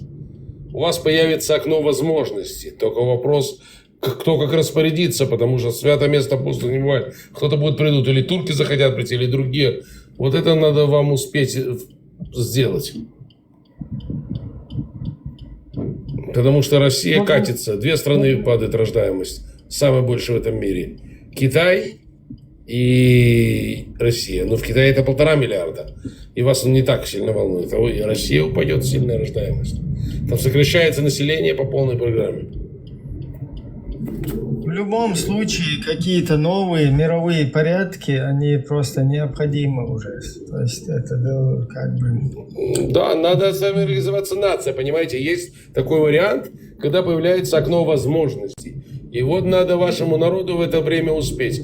Потому что появилось окно возможностей в 91 году и великое КГБ, которое глубокого буря ничего не смогла сделать, и развалился. И армия миллионная, и столько танков стояла, и страна развалилась. Так может появиться еще один шанс. В 17 году развалилась.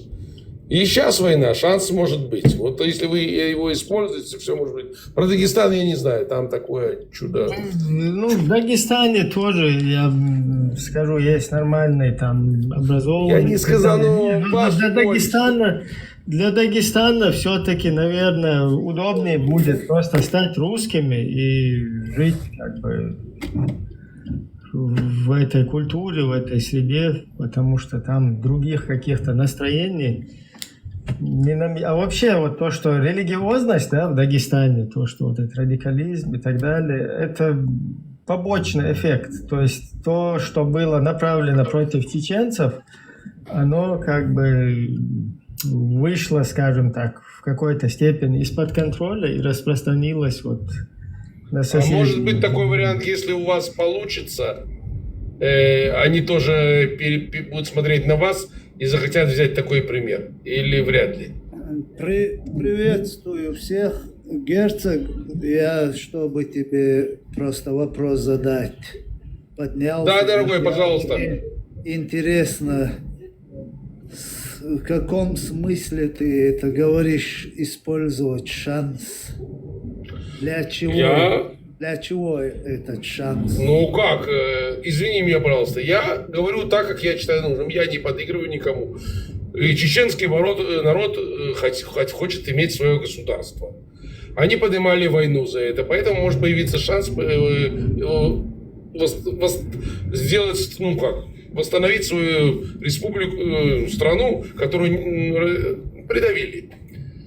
Поэтому шанс может появиться. Вот это я имел в виду. Да, это я и хотел, надеялся, что у тебя ты именно это имел в виду, а не объявить свою независимость. Обычно тут ходят некоторые в кавычках и нам, вот когда говорят, это ГБшные нарративы сбрасывают, мол, объявить независимость, как будто мы не объявляли ее, у нас не было ничего, как будто мы постоянно живем со старой рашки.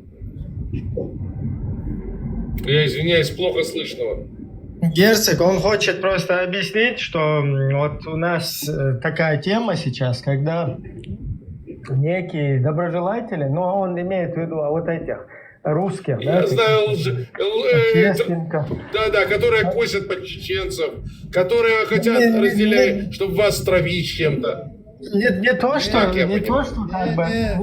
Ты сперва послушай, Герцог, внимательно послушай, тогда поймешь, о чем просто речь. нашу тему пытаются как бы сравнить с темой дагестанцев, там, бурятов, якутов, народов, которые якобы вот сейчас на фоне вот этих политических каких-то волнений, да, там, русско-украинских, там, и так далее, на фоне этого там создают некие такие виртуальные республики, да, независимые, там, какие-то 2-3 человека там из Бурятии появляются, потом 1,5 человека из Татарстана, потом еще какие-то два. И так поднимают такие темы, короче, что коренные народы России, там, 5-е, 10-е, давайте все объединяться, давайте это самое, выходить из состава России. И туда чеченцев тоже как бы каким-то образом приписывают в эту тему. То есть, потом, ну, у нас вообще другая тема, да, вот это хочет там Мурат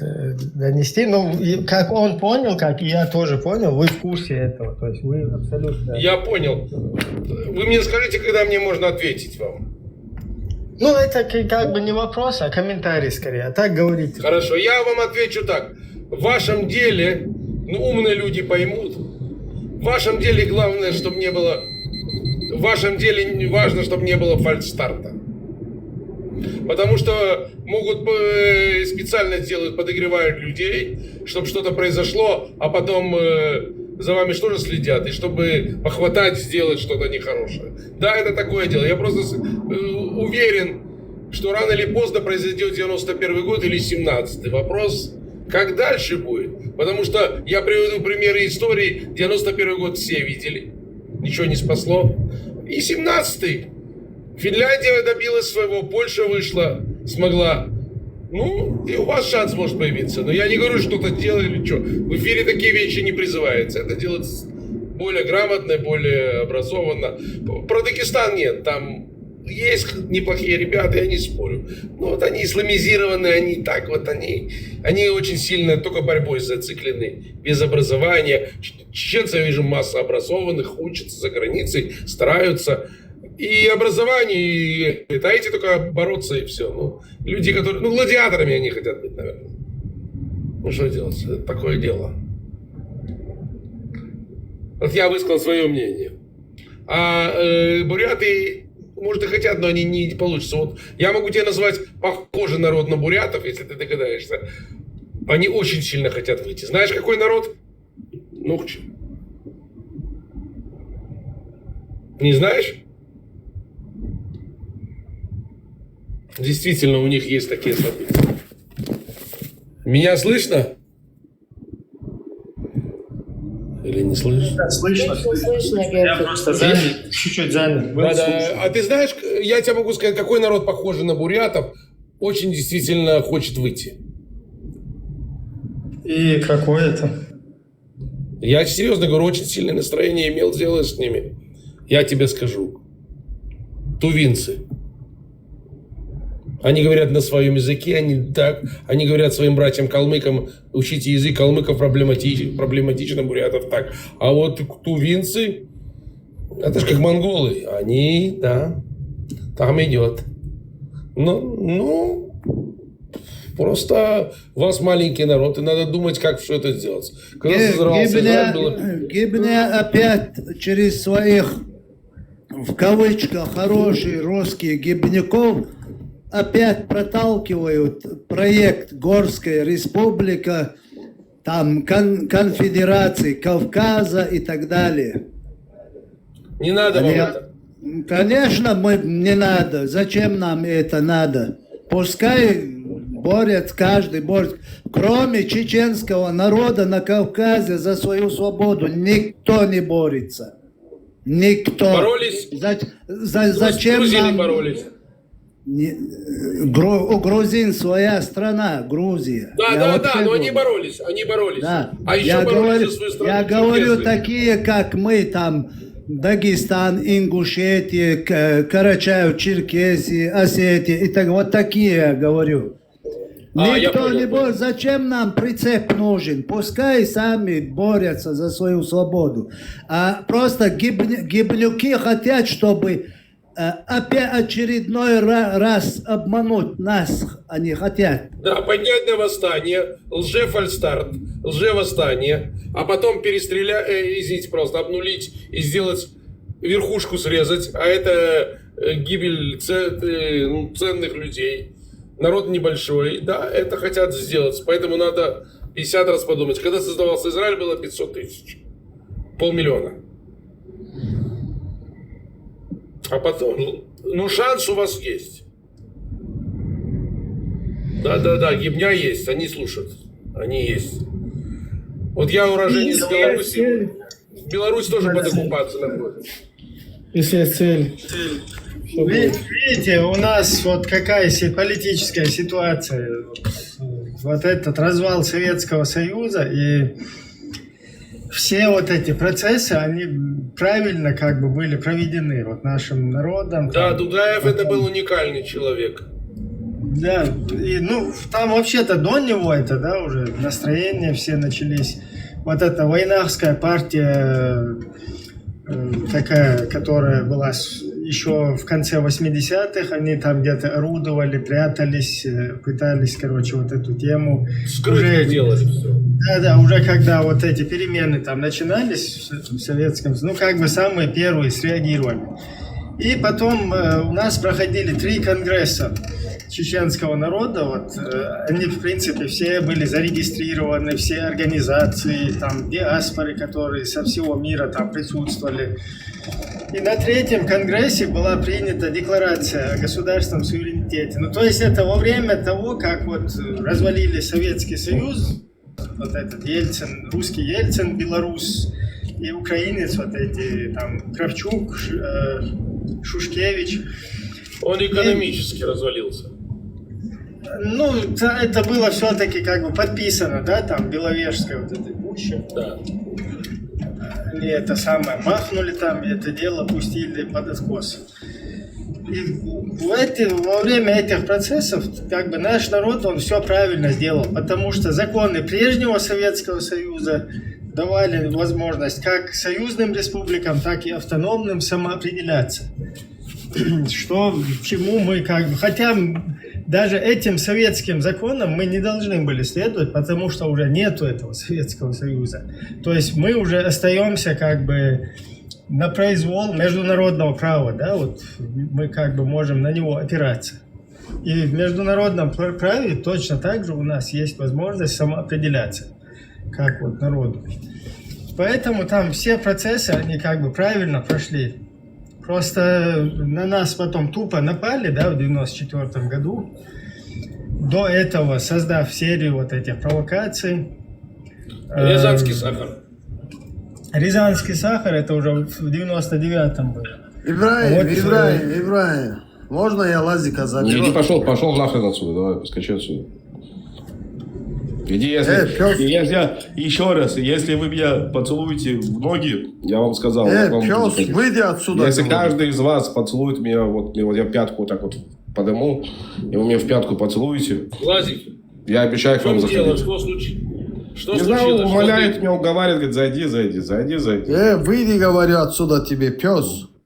Шел вон, иди молиться, у тебя сейчас намаз. Пошли, я тебе косточку. Иди, я говорю, намаз сейчас, намаз пропустишь. Ты там перегрелся? Конечно, намаз. Перегрелся у себя на мангале. Это кто у нас? Алехандро или кто это? Алехандра. Не, вот этого Ибрагим, моего пса, чем ты кормишь, он в последнее время домой не приходит? Подожди, ты все-таки зашел без этого, как бы, с ногой, да, там, дверь выбив. Я выбиваю, когда захожу. Кто ты? Ладно, подожди, помолчи, я хочу до Ибрагима дать. Помолчи, я хочу до Ибрагима дать. Чана, не палестинец? Да, палестинец я. Тот, кто, короче, готов своей мамой пожертвовать, ну, не дать ей еврейские лекарства. Да? Владик. Алеханчик, пес. Пошли сюда. Почему я за свою маму больше беспокоюсь, чем ты за свою маму беспокоишься? Вот ты можешь мне ответить на этот вопрос? Владик. Еще раз, мать тронешь, я смотрю, твою прабабушку с могилы. Я беспокоюсь за нее. Куда он? Лазик, аккуратно, он ушел чуть-чуть студиться. Я хотел бы все-таки договорить, да, о вот этой ситуации. Ну, я вот с герцогом разговаривал. То есть вот эти политические процессы, они правильно проходили, потому что мы абсолютно нормально на постсоветском пространстве самоопределились. Потом провели президентские выборы, провели парламентские выборы, приняли конституцию, там аккуратно делали плавный переход, да, там с русского языка, с русских вот этих институтов, которые оставались постсоветские, вот эти. Потихоньку там шли процессы, да, там еще были вот эти номенклатура, да, там коммунистическая, которая там страдала вот этой коррупционной составляющей, короче. Вот эти дела там, да, были. Но это как бы процессы, которые, ну, со временем должны были устаканиться, да, там потихоньку с момента, как вот молодое поколение чуть-чуть уже такое подросло бы, и оно начало бы потихоньку уже вот это, без этого совка в голове. Ну, не дали нам, да, вот провели ряд вот этих провокаций, нашли среди нас каких-то вот этих людей, там, Лобазанов, Гантемиров, Автурханов и прочие вот эти коллаборанты, которые в итоге на русских танках 26 ноября, это 94 года было, мне 14 лет тогда, но я помню эти все процессы, мы там под обстрел чуть не попали, когда вот эти залетали туда в город на танках. То есть к нам русская армия зашла, тупо зашла русская армия на танках с небольшим количеством чеченцев вместе с ними, которые показывали им, куда ехать, куда стрелять. Они хотели, как Грачев говорил, там за 2 часа заскочить в город, захватить президентский двор и как бы, ну, осадить республику и снова навязать российский закон. Это как, ну, Киев, да, за 3 дня. Да. Ну, у них не получилось, потому что их там в пух и прах. У меня мопед был, я там пацаном еще ездил, смотрел вот эту технику, да, которая там вдребезги разлетелась там по всем этим, прямо на улицах города, короче, это все. Трупы, правда, там сразу убрали. Ну, вот это вот то, что там башни где-то там валялись, там в сторону это выкидывало все от танков. Короче, там десятки, если не сотни живых вот этих взяли в плен, офицеров и солдат действующей российской армии, от которых отказались. Грачев, там, Ельцин, они начали говорить, это не наши, мы не знаем о них, те с военными билетами российскими. То есть в этот же день нас бомбили самолеты российские, где они начали слух пускать, гантемировские, лобазановские самолеты. Какие самолеты? Вы что, алло, там, чтобы летчика одного воспитать, там сколько лет надо, чтобы это самолеты, аэродромы там какие-то, да, там военные. То есть вот это вот в наглую, вот это вот хамство, вранье.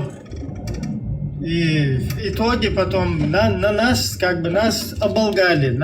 Перед всем миром говорят, что чеченские банды воюют между собой, и мы даем им там 72 часа, по-моему, было, или я уже не помню точно, по-моему, 72 часа сложить оружие, там, все такое, и типа мы будем вторгаться, чтобы навести порядок. И вот уже спустя 2 недели они вторглись. Ну, правда, в 96-м году их вынудили сесть за стол переговоров и выдвориться из республики. Просто вот после этого нам подкинули свинью. То есть свинью под видом ценностей через вот эти религиозные приемы, уже с учетом опыта в Афганистане и так далее. То есть нам взяли и подкинули вот этот исламский фактор, то есть религиозные вот эти учения, с коими мы доселе вообще не были знакомы, то есть для нас это новое было, потому что то, что у нас там практиковали, ну, говорить практиковали там религиозно, это при Советском Союзе, что мы там практиковали, то есть там где-то на похоронах это могло происходить, или там каким-то, я не знаю, там, ребенок родился, какой-то маулид там прочитать, или еще что-то вот подобное, да, из религиозных вот таких обрядовых, которые оказались вообще противоречащими всем истинному исламу. То есть то, что мы там практиковали, это некий там суфизм, смесь там турецкого вот этого суфистского дела, немножко с иудаизма там, немножко с христианства там взято, вот что-то такое у нас было. И все это сдерживалось чеченскими обычаями, культурой, да? То есть из-под этого это не вылезало. Не вот так вот это уже потом. У вас вот в те времена Советского Союза, да, вот Коран у вас был на русском языке или он был все-таки только на арабском, и вы вообще не знали? Вообще ничего, вообще никакие Кораны, ничто. Ничего не было, никакого А Корана. каким способом вам передавали религию? Редко у каких-то людей был какой-то Коран, там, казанский, там, что-то такое, вообще старого образца, там, Кораны какие-то, то ли у татар откуда-то там, оттуда притащили. И эти Кораны, это редкость была там у людей в каком-то узелке, вон там на самом верху куда-то их подвешивали, типа это святое, оно где грязно, нельзя его держать, вот там оно где-то он, как это, скажем так, как некий такой талисман или амулет, вот так вот висело это, да? Стелла, там не было мечети, они назывались мусульманами, но не было мечети. Ну, я не говорю про Чечню, я тебе говорю, допустим, про ночь. Не было мечети, не было. Но они были мусульманами. В смысле не было мечети? Не было мечети. У нас в Азербайджане было. Ну, у вас в Азербайджане было. Вот я знаю, в Нальчике у нас, допустим, не было до 90-х годов. Ну, одна, может, где-то мечеть где-то стояла, я, может, ну, не знаю. У нас вот это, когда уже вот эта ваххабистская вот эта тема, исламистская, ее начали затаскивать через эти религиозные книги, тоннами поступать, потом вот эти всякие чуваки с Иордании и так далее, потом русскоязычные арабы, вот эта муть, когда началась, да, там, уже орудовать, и, к сожалению, это восприняли неправильно. То есть это сразу... Там был такой момент, когда в этом втором по счету городе у нас, Гудурмес, вот в этом Гудурмесе получилась такая стычка, да, когда... И я помню, там все настроения такие людей, типа эти ваххабисты, которые появились, да, там истинные мусульмане, их вообще ненавидели, короче, но они были вооруженные и финансируемые. И вот эти хатабы, хрентабы всякие, вот на этой теме они появились, да, вместе с ними. И их хотели замочить, то есть вообще это такое витало, я помню, настроение вот у людей, там, у соседей, там, у знакомых, с которыми там я общался, да, вот, когда это, 97-й, по-моему, год, мне 17 лет тогда, и вот это, то, что в Гудурмесе произошло, короче, все были такие озлобленные, да, готовые пойти туда и сожрать вот этих, и это дело его, скажем так, утихомирили, да, там, президент, потом... вице-президент, какие-то встречи с этими религиозными деятелями провели. Типа, нам не нужны внутренние какие-то междоусобицы. Сейчас мы прольем кровь, вот этих людей там погибнет много. Ну, правда, вот этих сразу бы замочили бы там, потому что это, в принципе, и нужно было сделать. То есть, да, с учетом жертв, пускай там жертвы были бы, но если бы вот эти замочили бы в свое время, дальнейших жертв можно было бы избежать. Ну, каким-то образом, как бы без крови это попытались там примирить это дело, и получилось так, что эти люди потом ушли в подполье, и потихоньку через вот это финансирование опять и опять начали прогрессировать, короче, распространять вот это дело, и в итоге там такое значимое количество молодежи удалось в это затянуть. Ну, и вот эти потом настроения, вот это, всякие похищения людей. Сейчас вот некоторые по сей день не понимают, вот наше общество, оно облапошено. по сей день люди не понимают, что в исламе разрешено похищать людей. Осуждаю, понятно, да? Никто к этому не призывает, наоборот, мы здесь разъясняем, чтобы нас не блокали. В исламе, наоборот, разрешено и рабство, и похищение, и все, что угодно. То есть это как раз оттуда, и это все соответствовало. Вот эти вот религиозные вот эти группы, которые каким-то чудесным образом из России привозили вот этих людей, да, через 100 постов там вообще как военный полигон, короче, окруженная российской вот этой военщиной, наша территория. Каким-то образом вот эти люди проникали и попадали с территории Российской Федерации к нам, за которых там просили выкупы, и за которых четко выплачивали эти выкупы. До тех пор, пока не началась вот Вторая война. А после этого никого не выкупили. Вот это, даже оставались там несколько этих, да, в заложниках, их чисто забыли, замочили там и все. То есть эта тема уже неинтересна была дальше, потому что повод уже был сделан, и как бы вот так это пошло уже. Я понял, я хочу попрощаться, но я понял. Короче, изговняли всю, что хорошее было намечено, испоганили и обвинили, что это исламисты, и что зачем им Европе суваться, Америке суваться, посмотрите, все такое. И я попрощаюсь, все будет хорошо, буду заходить на ваш эфир. Остальное, ну, держитесь, объединяйтесь. Если вы вообще ничего не будете делать, тогда и ничего вообще не выйдет. Надо делать. Совершенно верно. Поэтому вот пытаемся какие-то... Да, надо образование быть, чтобы побольше молодежи быть. Всем всего хорошего, до свидания. Давай, счастливо. Счастливо. В Азербайджане, то, что ты говоришь, что были мечети, не забывай, что там основная масса – это ислам шиитского толка.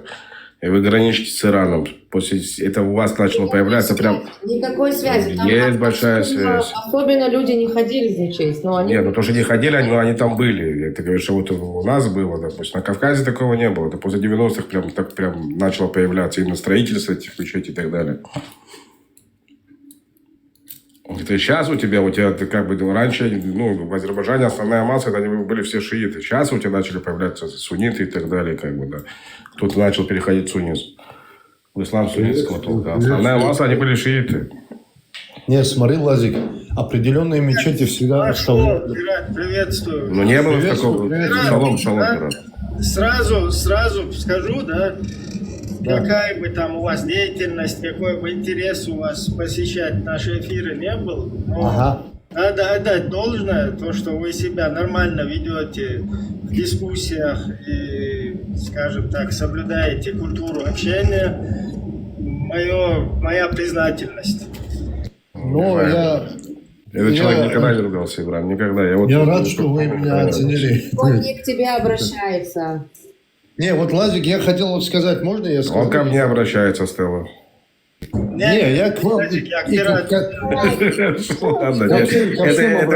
я устал на огород. Ни на Лазика, ни на Лео. Это я устал на огород забросил, Ибраим. Нет, я в целом хочу ко всем обратиться. Можно я обращусь? Да, прошу прощения. Касаемо религии в Советском Союзе там, и наличия мечетей, да?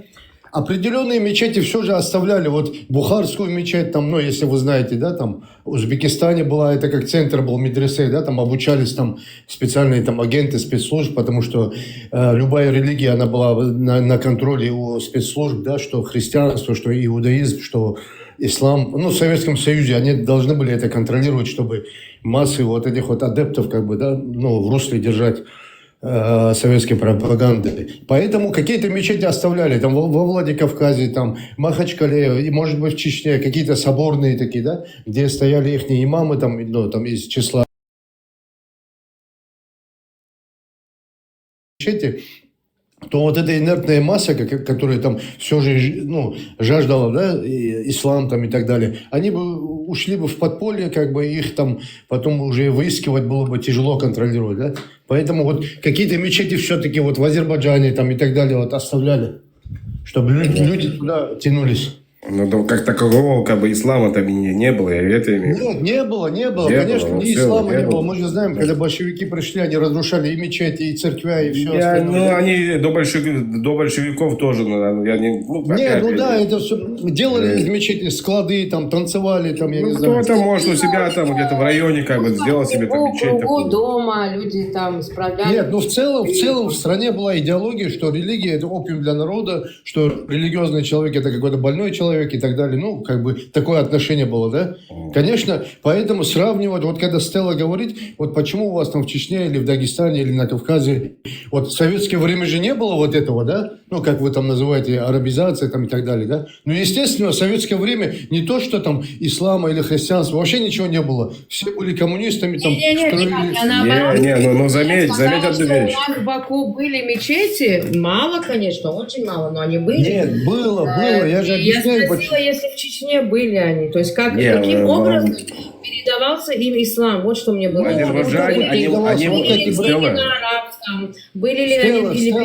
Стелла, послушайте. В Азербайджане они были этим мечетям по лет там 200 могло быть, по лет 300. На Кавказе этого не было. Вот синагоги были, допустим, эти да? мечети носили просто вот... Понимаете, как о чем говорю? Культурный экспонат, да, вот как музей. На вот Кавказ пришли, именно конкретно им принесли эти мечети. Понимаешь, в чем дело? Я прошу, подожди, чтобы он закончил, потом... Я просто хотел ответить тебе, как извините. У меня один наушник в одном ухе, и одна голова. Воспринимать... Эти мечети носили, знаете, какую функцию? Просто вот как музейные, там, знаешь, вот люди приходили старые, там, какие-то старики, может быть, да, и то их там всех точковали, там, записывали, там, что они там неблагонадежные, там, религиозные и так далее, да. Ну, это так делалось. Это как религиозные, вот, музейные, вот, как исторические экспонаты, ну, вот так вот относились к мечетям.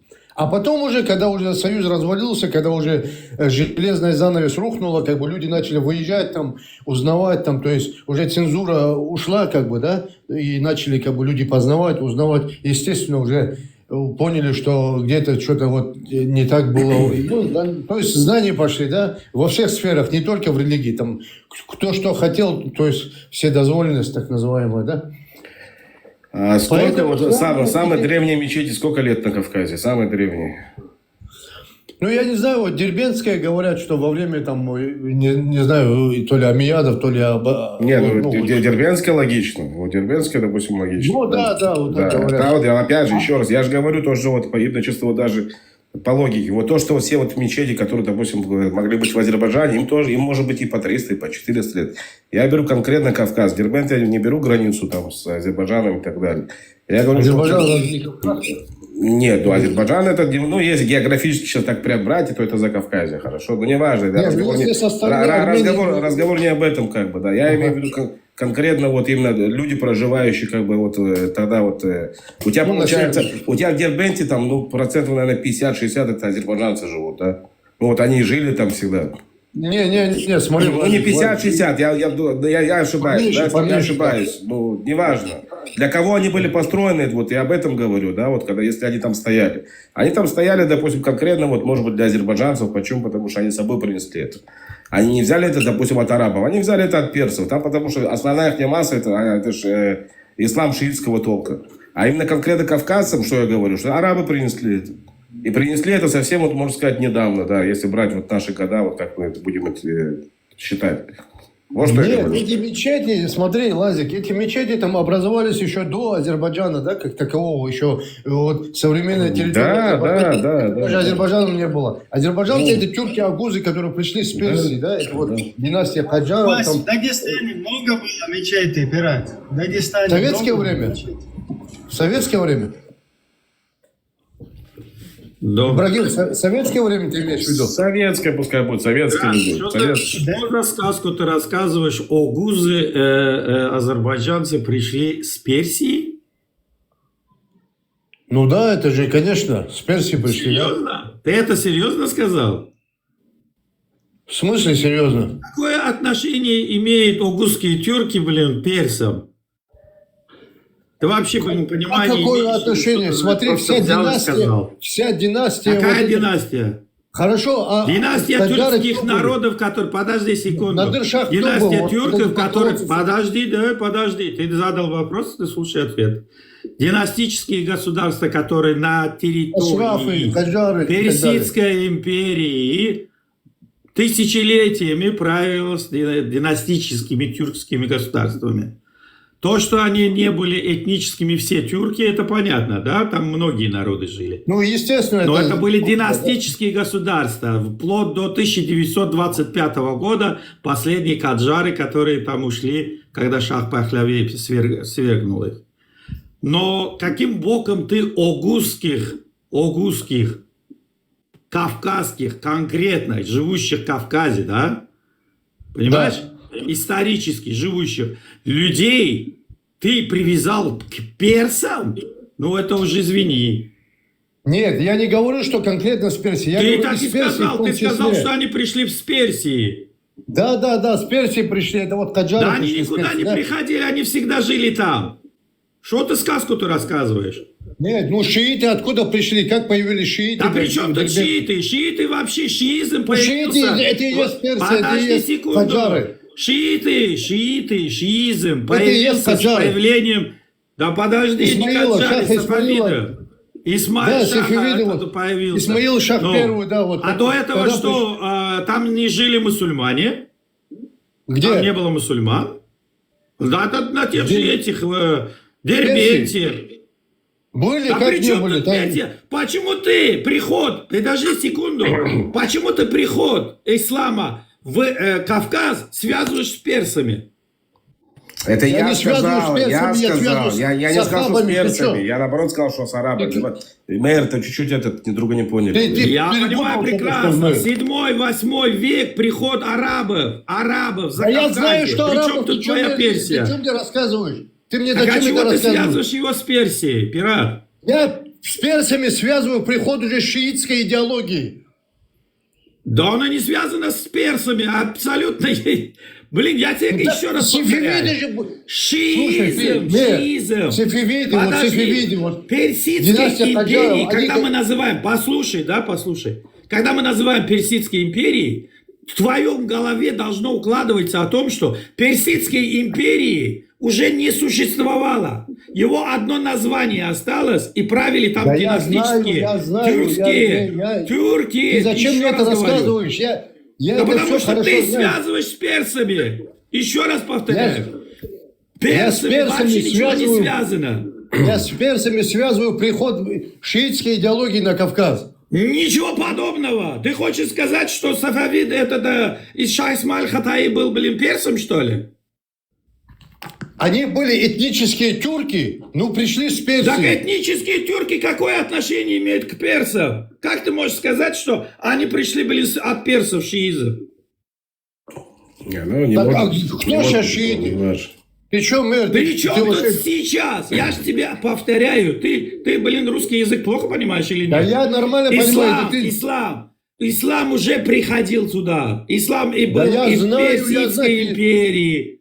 Да послушай, почему ты пытаешься параллелить? Почему ты пытаешься параллелить? Да потому что ты херню несешь какую-то. Так херню ты мне зачем это рассказываешь? Я тебя сейчас остановил за твою херню. Когда ты привязываешь все, что есть, ты привязываешь с персом. С какого каким персом я привязываю? Ты вообще слушал изначально, что мы говорили? Я прекрасно слушал, когда ты огузских этих тюрков привязал перцам, что они пришли с Персии. Не ругайтесь у меня голоса нет. Я не знаю, ты специально у меня голоса нет, Стелла. Мы говорили, что арабы пришли, сахабы пришли. Причем здесь персы? Нет, арабы пришли, я сказал в ключе, что шиитская идеология пришла на Кавказ с Персии. Ты, конечно, ты тоже хорош. Ты взял и перепутал полностью все. Не важно. Я когда задавал вопрос... Приход ислама, Лазик, слушай, приход ислама в Азербайджан или вообще на Кавказ, оно не связано с персами, абсолютно. Да Сюда это понятно, приходили арабы. это дураку ясно. Это Хорошо, ну еще Зачем раз. это Я рассказывать? сказал, Ясно, ну, что пожалуйста, там... пират. Если ты действительно не дурак, умный человек, не связывай, зачем об этом говорить? пожалуйста. Это уже разжевали. Не связывай это все. Огузов, не связывай с перцем. Ты здесь Очень Америку не прошу. открыл. Мы все знаем, что это арабы принесли. Ну так ты не закрывай эту Америку. Я не открывал, но ты не закрывай. Бля, я вообще тебя не понимаю, ты о чем говоришь? Я не знаю, Лазик, ты понял? Я вообще, тоже что- тебя не понял. Я понял, о чем он говорит, я понимаю, о чем ты говоришь. Я понял, что я завел этот разговор, так я хочу сейчас объясниться. Можно? Давай. Ну объясни, да. Да, вот ты хорошо. можешь- У нас пошел разговор с того, что на Кавказе мечети как таковых не присутствовало, конкретно на Кавказе. Но в Дербенте, да, эта мечеть присутствовала. Советский период, советский период. Советский период, советский период, хорошо. Вот мне интересно, я тебе задал вопрос, да, по поводу того, что какая Вот самая старая мечеть на Кавказе. Были старые мечети. Они Ну, до сих самая пор старая, стоят. сколько ей лет, Да, вот мне стало мы не интересно. отрицаем, что абсолютно не было. Я задавал больше вопрос. А так там есть этот, по-моему, мечеть даже с Дербент не берем, Дербент не берем. Мы- что? Мы не отрицаем, что абсолютно не было мечети. Но в советское время как бы велась там борьба с религией, как бы религия была запрещена Но официально. я да? еще раз повторяю, даже в советское время там действовали, мечети. Да мы знаем, мы Баку. знаем, я бы перечислял в Так Дербент. ты говоришь, Да, я говорю, действия. я говорю, мэр, я говорю... Ты сам себя тогда отрицаешь, пират. Я Получается, говорю ты Чечня, знаешь, я говоришь, говорю что не было. Дагестан, мэр, я Мейер, говорю Мейер, дай Кабардино-Балкария. мне слово, пожалуйста. Чуть-чуть. Да не, я здесь кто? Извините, Что, извините. Зачем зашло? Извините, подождите. Benim elmi işim o üzereydi. Шамахинская мечеть 743 года. Я на этом заработала деньги, извините, именно изучала вот эту мечеть. И поэтому я имею право это говорить. 703 года Шамахинская мечеть еще в древнем Атрапатене в Азербайджане было. И то, что внизу пишут наши, видимо, очень хорошие соседи, мое отчество весь говорит, что это фальшь Азербайджан. Атрапатена была. Вы хотите этого знать, не хотите этого знать, кому нравится, не нравится. Академия наук всего мира это принимает. И примите вы, нет, я не знаю, товарищи. Сима, здравствуйте. Понимаете? Добрый вечер. Азербайджан Я всегда был. еще раз, мой вопрос в другом заключался. Ну, а там называлось Шамахинская. Тему не уводите, тема о другом вообще была. Шимахах Джума мечеть. Не-не-не, когда? пират, то, что вы 743 сказали, год. это неправильно, пират. Вы неправильно отозвались из Азербайджана, потому что вы сказали, не было такой страны. Я не Нет, а слышала. что, правильно, не было же ее. А как вы можете... Я говорил, Академии наук всего мира принимать, что Атрапатена была. Женщина, вы меня не Исторически. Женщина, я сейчас Я объясню. не женщина, не меня имею- зовут Сима, пират. Сима, да, я вот просто плохо вижу. Да. А, Сима, Вы я... историк? Вы историк? Вы историк? Да, ну какая разница, я кто? Нет, я не историк. Я не Разница говорю, что не большая. было. Я исторический факультет закончила, извините меня, и защищалась. Нет, У меня Сима, защита, я до Сима, аспирантуры, послушайте, что- я это все закончила. Сима, послушайте Нельзя меня, так что я говорить хочу про сказать. целую страну, что не Я было. говорю, Как это что не было? Азербайджана как государства не было на современной Как это территории не было, Азербайджана. как государство? Были ханства отдельные, Были отдельные ханства. Атрапатена. Сима, я Азербайджана понял, как что он государства говорит. не было. Секунду. Пират, а ты сам родом откуда? Подожди, Сима. Ну как, Подожди. какая разница, откуда я родом? Я Не-не, ну родом- интересно, да ты же за Азербайджан говоришь, мы азербайджанцы. А ты сам-то кто? Какая разница, при чем здесь это вообще? Большая разница, если ты разговариваешь про меня, я же тоже должен знать, кто ты такой. Как это, какая разница? Короче, я сейчас зашел, посмотрел самые старые мечети, ну, постсоветское пространство и вообще где в России, да, постсоветское пространство, я не имею в виду Азербайджан. Это самая старая мечеть, это получается в Дербенте.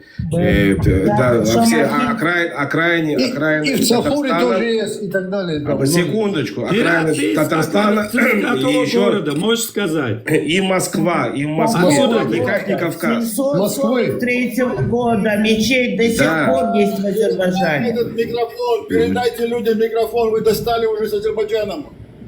Дербенте, вот Дербент, допустим, да, неважно. У меня другой был вопрос. У нас был вообще разговор другой шел. На Кавказ как все это пришло? Лазик, смотри, даже если это мечеть в Дербенте древняя, ну представь на вот такое количество там населения, которое проживает одна мечеть. Это же тупо. Да, нет, ну опять же, еще раз, я с каким вопросом пришел, да, вот это, когда вот пришел ислам на Кавказ, да, вот конкретно на Кавказ, там, где я проживал. Я не беру Баку, я не беру Азербайджан, но я не оттуда, вот, да, вот, я конкретно вот есть с того региона Северного Кавказа. Не было никакой старой мечети, нету никакой старой мечети, она не упоминается нигде. Я это имею в виду. Лазик, между Шамахах, между городом Шамахах и Дербентом Вот разница 10 лет. Я 10 прочитал. лет. Ну, Лазик, всего-навсего 10 лет. Это небольшая такая разница, чтобы сказать, что там древнее. Нет, я говорю об истории, как бы, да, вот, допустим, Кавказ. Я понимаю, я прекрасно понимаю. 733 год, 743 год. Можно мне сказать можно? Да ради Можно бога мне говори, кто тебе мешает говорить? Благодарю тебя, о азербайджанец. В Чечне есть мечеть 800 лет, там старик говорил, он же обманывать не будет. Лазик, можно я скажу, Лазик? Если он старик, то обманывать не будет по-любому. Лазик, вот древние мечети, древние мечети. Он врать точно не будет. Хорошо. Я извиняюсь, 800 лет ему от роду, или же 800 лет в 800 году этот построили? Старик построил БР, ему же 800 лет. Не, мне интересно, сколько ему лет. Как Магомед пришел, с тех пор и стоит мечеть. Как Магомед пришел? И чеченцы построили мечеть, не видя его. Тебе ответить, что тебе, ты как бы сейчас закончим по очереди. Старые мечети, мир есть по Кавказу. Нет, старые мечети, вот древние мечети, да? Это те мечети, докуда дошли арабы. Докуда дошли арабы, это древние мечети. А потом уже мечети, они уже произошли, то есть построили уже путем призыва и так далее, то есть, да? А докуда арабы дошли, да, там уже старые мечети, то есть самые древние мечети там. Это Дербент, может быть, Шамаха, Азербайджан и так далее. Ну, то есть до Южного Дагестана, да? А дальше уже арабы как бы там особо не продвигались. Дальше чеченцев, когда они затронули эти арабы? Вот вопрос, в чем заключается вопрос. Когда они затронули народы Кавказа? С чеченцами они не соприкасались. Не соприкасались, в том-то и дело, о чем идет разговор. Чеченцы, там кабардинцы и так далее. Кабардинцы, балкарцы, даже аварцы держатся, даргинцы, не знаю, лезгины. С ними тоже, ну, лезгинами, скорее всего, соприкасались, потому что они... Как не соприкасались? С лезгинами нет, соприкасались. Лезгины это... Нет, я знаю, что соприкасались. Ну, я сказал, лезгины как бы просто там народности начал Дагестана вспоминать. С лезгинами соприкасались. Ну, как основной массой, как бы, да, вот именно как... А дальше это уже призыв был, да? То есть там уже не было такого, как говорят, там, ничего. Ну, все, об этом вообще начался разговор. Разговор об этом был, просто люди смешались, что-то другое начали. Секунду. Ислам, когда пришел, да, вот в 17 веке в сторону Кавказа, он начинал... В каком 17-м? В 7 веке? Ой, в 17 говорю, в 7 веке. Он начинал, по-моему, в Дербента, если я правильно помню, то я думаю, что, скорее всего, там и будет мечеть самая древняя, наверное, если ее не разрушили. Ну, кто-то говорит Дербент, кто-то говорит Сафур. В составе арабов действительно были и персы тоже, и сирийцы. Там были как бы разные, потому что на тот момент... Не, Стелла, мы не говорим, были, которые послушай, приняли дорогая. ислам уже тогда. Послушай, дорогая, мы не говорим о том, что в составе войск какие национальности были. Мы не об этом говорили вообще-то, мы не об этом спорили. Когда говорят, что автохтонные огузские тюрки вышли из Персии, это уже смешно становится, понимаешь? Когда утверждают такое. Причем тут, приход войск и в составе, если там есть персы или там есть еще кто-то, то хоть грузин пусть будет. Слушай, это же не означает, что вот это все вышли из Грузии. Мэр, заметь, вот посмотри, вот я, кстати, первый раз для себя что-то узнал. У тебя, получается, одна из древнейших мечетей, как бы, да, вот в России, в сегодняшней России, находится в Москве. Нет, еще одна из древнейших тоже находится в Москве. Какая? Сейчас я тебе скажу. Я вот зашел в Google специально прочитал. 7 мечетей, как бы, самых древних, в России. Не постсоветское пространство, а в России. Не, хорошо, я понял. Года. Но она не может быть древнее Дербентского. Она не древнее, нет. Они идут поочередно. Так а чего тогда ты говоришь, что... Я говорю о другом. Я говорю, на Кавказ там в этом списке не упоминается, что я говорю. Ну, И так сейчас у не упоминается, сейчас у потому тебя что самый они ярый, считают. Подожди, самый ярый такие мусульмане у Лазик, тебя. Да. Лазик, я тебя прошу, не спеши. То, что ты говоришь о России. Россия, когда свою информацию выдает, он выдает только Северный Кавказ может выдать, потому что это его территория, но не весь Кавказ. Какой ему интерес рассказывать о том, что в Кавказе существует древняя мечеть? Ну, вот он говорит рассказывает.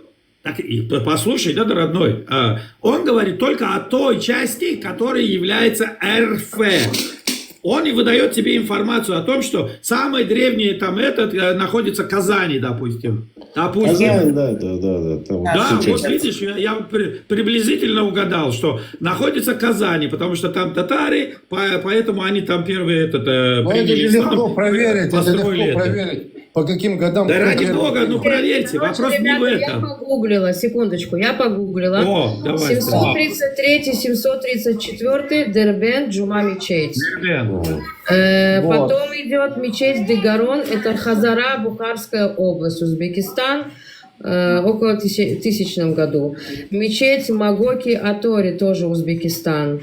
Нет, 743 год есть мечеть Шамахи. 743 год это мечеть Шамахи. И там, кстати, в Барде тоже Ну, есть. видишь, но тут, там не смотри, я указано сделала года. через AI поиск всего СССР. В регионе всего СССР. И вот так вот он не Шамахинский мечеть тоже Я только Россию вбил, не важно. Да. Смотри, Джума мечеть, значит, Баку, Азербайджан, в 1437 году написано. Кстати, чуть-чуть до этого написано Старый Крым, в 1314 году. Но это более современные. Это более современные. Рязанская, Касимов, Рязанская область, в 1467 году. Это современные, да. Тут уже сколько им лет? Там 600 лет. Это маловато. Какая ты сказала, Сима? Город Шамаха. Посмотри, Там пожалуйста. даже 10 Джума баллов, это мечеть. тоже да, она даже полностью не снеслась, понимаешь, там есть останки, на этих останках оно держится, и она попала в книгу этого, его бережет этот всемирный... Кстати, этот, Лазик, арабы дальше Дагестана не пошли. Они захватили территорию. Я говорю о регионах Кавказа. Да. Я говорю о Секунду, регионах Кавказа. написано Джума мечеть в городе Шамахи, Азербайджан, была построена в 743-744. Да, у меня она является старейшей мечетью в Азербайджане и второй по возрасту на всем Кавказе после Дербента. Да. У них разница 10 У лет. меня работа большая. Я 2 года работала над этой работой, поэтому я ее помню как... А как ислам пришел на Кавказ?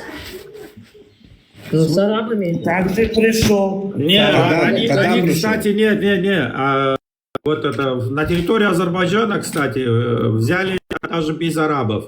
А арабы, когда пришли, уже были тут мусульмане, да, они частично там с ними даже не стали воевать. То есть они как-то заключили мир и пошли дальше. Мусульмане были какого? Шиитского толка, Нет, ну правильно? слушай. Не, тогда еще не было такого понятия, шиитского толка. Почему? или Али суннитского тогда у толка. них не было? Али и так Не далее. было. При это уже чем потом тут появилось. это? Ну, блин, Не, Али был, такого... Я не знаю, я Послушай. спрашиваю, я же не спорю. Я же отвечаю, Лазик, я тебе отвечаю. Вот классический так называемый шиизм пришел эпоха, это в 1600 году, по-моему, если не ошибаюсь, это как с приходом сафавидов.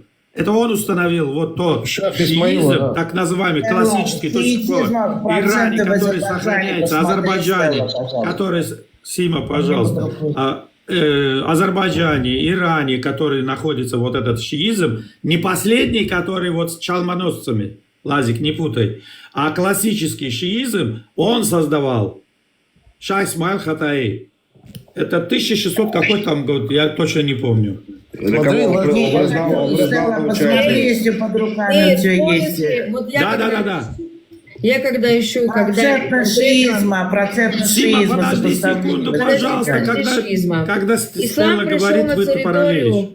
Ислам пришел на территорию современного Азербайджана в 6-7 веке в ходе арабских завоеваний сасанидского Ирана. Процесс исламизации региона был постепенным и занял несколько столетий. Первые Да, через походы Персию. были в 630 до 640 годах. Войска арабского халифата разгромили Сасанидскую империю, и к 642-43 годам арабы заняли ключевые города региона Нахчевань, Бейлаган, Барду и подошли к Дербенту. Потом уже пошли мирные договора. На начальном этапе ислама не насаждался силой. Местное население, христиане Кавказской Албании и зороастрийцы заключали с арабами договора. Они платили налог джизью за сохранение своей веры и защиту, но освобождались от него при переходе в ислам. самые последние Массовое были. принятие и переселение было, Не спеши, Сима, подожди, пусть почитает. было в 8 до 10 века, да, это массовое принятие и переселение. Экономический стимул. Местная знать быстро поняла выгоду новой религии. Принятие ислама гарантировало сохранение земель, имущества и сословных привилегий. И арабская колонизация. Халифы принудительно переселяли в регион целые арабские племена из Сирии и Ирака в районе Шамахы, Барды и Гянджи. Это ускорило культурную интеграцию. Итог этапа. К X веку ислам стал доминирующей религией на большой части Азербайджана, вытеснив зороастризм и христианство, которое частично сохранилось лишь в Карабахских горах. Тюркский период 11 век. Да, 11-13 век с приходом племен огузов и династии сальджукидов регион окончательно стал тюркским. Тюрки уже были мусульманами, что окончательно закрепило исламскую идентичность на этой земле. Все верно, все верно. Самые последние авары приняли, удины не приняли в ислам. Удины, они христиане, да. Они убежали, да. Албанские мечети остались, а удины убежали, да. Я почему знаю, там в Кахе у нас дом стоит большой. Там удины старые мне рассказывали, те, которые там живут, а большинство удинов уехали оттуда, потому что они не приняли мусульманство. Мэр, я что хотел сказать вот касаемо там Персии, да? Я имею в виду, что Кавказ, ну, Южный Кавказ, тот же самый современный Азербайджан, да, это всегда были как бы зона влияния сасанидов, да, то есть персов.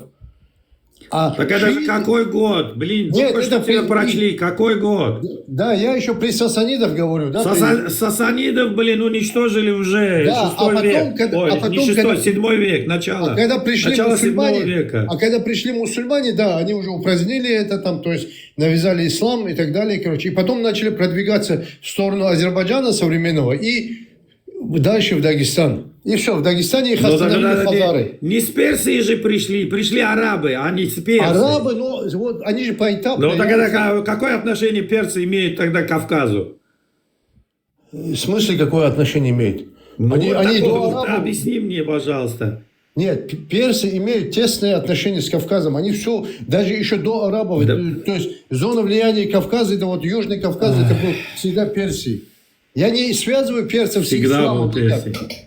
Но не с Персией еще раз. Вот ты не понимаешь. Смотри внимательно, пират. Ты путаешь, знаешь, что? Вот когда османы захватили, да, они сохранили название вот этого Византии. Сохранили. Они использовали его, когда перечисляли достояние вот этого, когда имя перечисляли вот султана.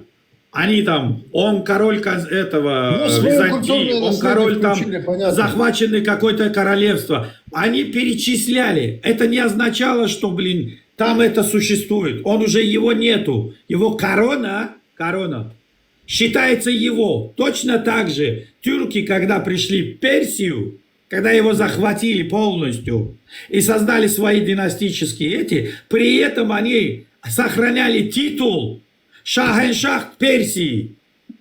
Да. Потому что это была империя, которая была древняя империя. Они так себя возвеличивали. Я Поэтому понял, я говорит тебе о про том, это что говорю. А зачем ты народы споришь, вышли да? из Персии, это немного не так. Понимаешь? Немного не так. Арабы я всех приветствую. Не при чем туда арабы, ты все путал. Я тут Ладно, могу что-то сказать. Все, проехали. Я тут проехали, могу пожалуйста. что-то сказать, да. Да, конечно. Да. Ну вот смотрите, вот что касаемо арабского халифата. Арабский халифат действительно вот массовое, когда уже лезгины, аварцы стали принимать ислам, где-то в 9-10 веке. В основном это были аварцы и лезгины. Так? Да. Что касается чеченцев. Чеченцы позже всех приняли ислам. В 17 веке кабардинцы, а в 18 веке чеченцы приняли ислам. И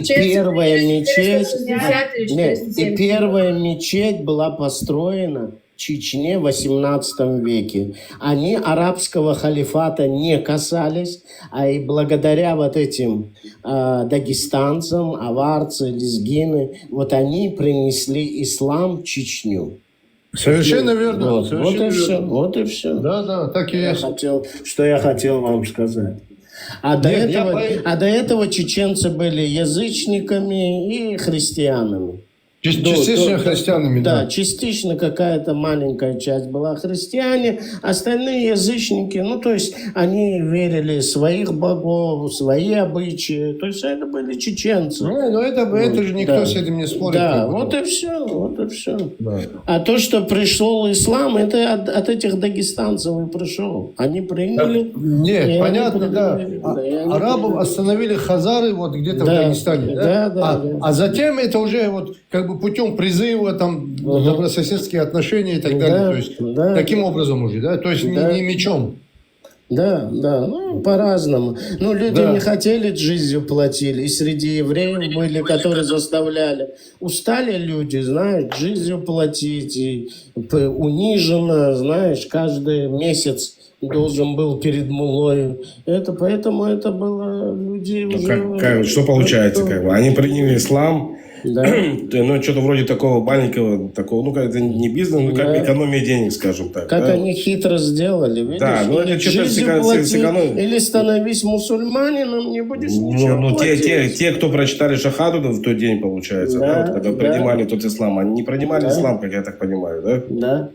А те, кто хотел уйти с ислама, они сразу, мы вам голову будем рубить. Если ислам принял, а потом уже уходишь, это как вероятно. Это уже все, да, это уже карается серьезно. Поэтому так и осталось. Так и популярность и пошла ислама, не потому что это была единственная. Просто они, как говорят на языке шахмат, загнали людей в цунцванг. То есть хуже.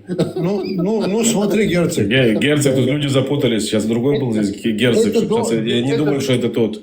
Это до прихода в Дагестан. А затем уже ислам уже распространялся там в глубь России и так далее. Это торговые отношения, это уже как бы... уже потом... Это уже не джизия, как ты говоришь, да, это уже другая тема.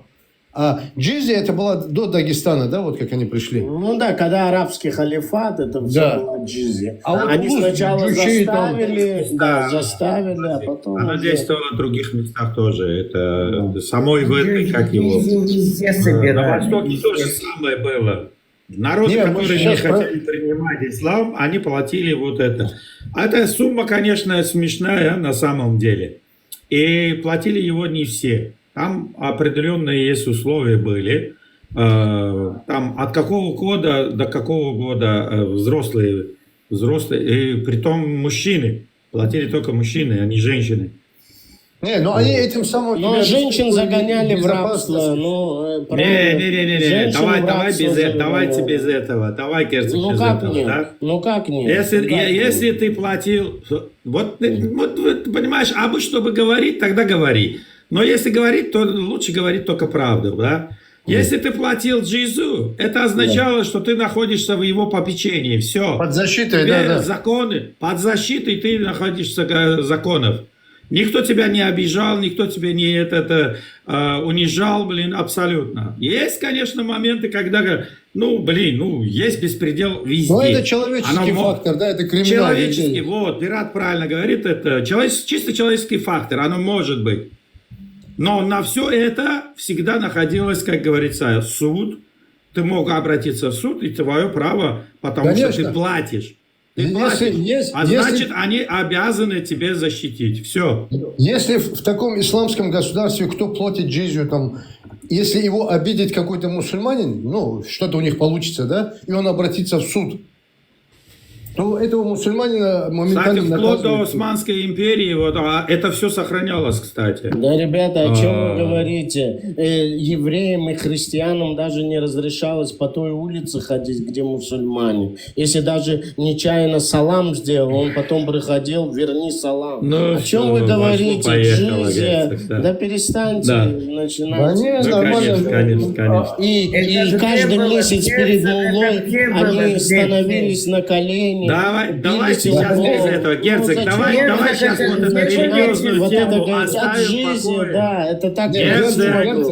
Герцог, смотри. давай сейчас вот это, на хорошей теме, вот это остановимся, да? А то Давайте, сейчас вот ты давайте. полезешь, и все это польется, понимаешь? Да. Давай Ну, без этого. не, просто украшать не надо. Да никто никого не украшает. Мы все блин. знаем, Ну, Герцог. как это жизнь проходила. Ну и устрашать тоже не надо, да? Вот. Не устрашать, я говорю, как есть. Преувеличивать. Герцог, а что Здесь ты слишком много скажешь? Что ты кафедров расскажешь собралось. по поводу спасения из Почему Испании, блин, чеченский евреев? эфир превратили в бардак, я понять не могу. Во, Ребята, что с об вами? этом и речь. Об этом и речь. Ребята, вы где чеченцы? Вы почему меня оставили тут? Вот сейчас можно я еще одну вещь скажу, и я ухожу. Евреи Вот купили улицу. Можно я скажу одну вещь? Вот Сима, я вам хотел сказать, да? Вот касаемо моей позиции, касаемо Азербайджана и так далее, моих высказываний. Я не говорю, что азербайджанцев как нации там, или как народности, как племени не существовало. Меня не то это обидело. Меня обидело то, что вы сказали, что из Персии пришли азербайджанцы. Это Не немножко азербайджанцы, история я говорю, пришли. противоречит. Потому что О, Луза, ну ты тоже самое сказал. Вот Тюрки это и есть дайте мне азербайджанцы. сказать, ну не перебивайте, да, ну что. Говори, пусть говорит, Сима, пусть Вот эти вот в говорит. Дербенте, вы знаете же, Сима, Дербент город, да? Там на Магалах живут их называют азербайджанцами. Но это чистые персы, да, которые пришли оттуда. Они этнические тюрки, да, они разговаривают на тюркском языке. Но это пришедшие вот оттуда, у них даже своя родословная есть, Стибрина там и так далее. Это турки, а не перцы. Перцы отдельно. Они сами по себе, по религии своей поджары. Слушай, родной, послушай. Не, я вот про ты другое путаешь. хотел сказать. Да подожди, да понял, я тебе сейчас скажу. Ты путаешь дербенских татов. Ты думаешь, что, блин, Не таты? я знаю, кто такие таты. Так это переселенцы из Персии, ты их путаешь, они не азербайджанцы. Таты это персоязычные, таты не разговаривают на тюркском. Да вот именно, что их переселяли туда. Смотри, что таты... А люди, что которые получить? называют себя азербайджанцами, они этнические тюрки, они и жили там. Я и говорю, их туда никто не переселял. Да, ну как Когда ты переселял? произносишь слово, когда кого-то переселили, ты лишаешь их права на автохтонность. Да, это они их не земля. они сами жили говорят, что... там.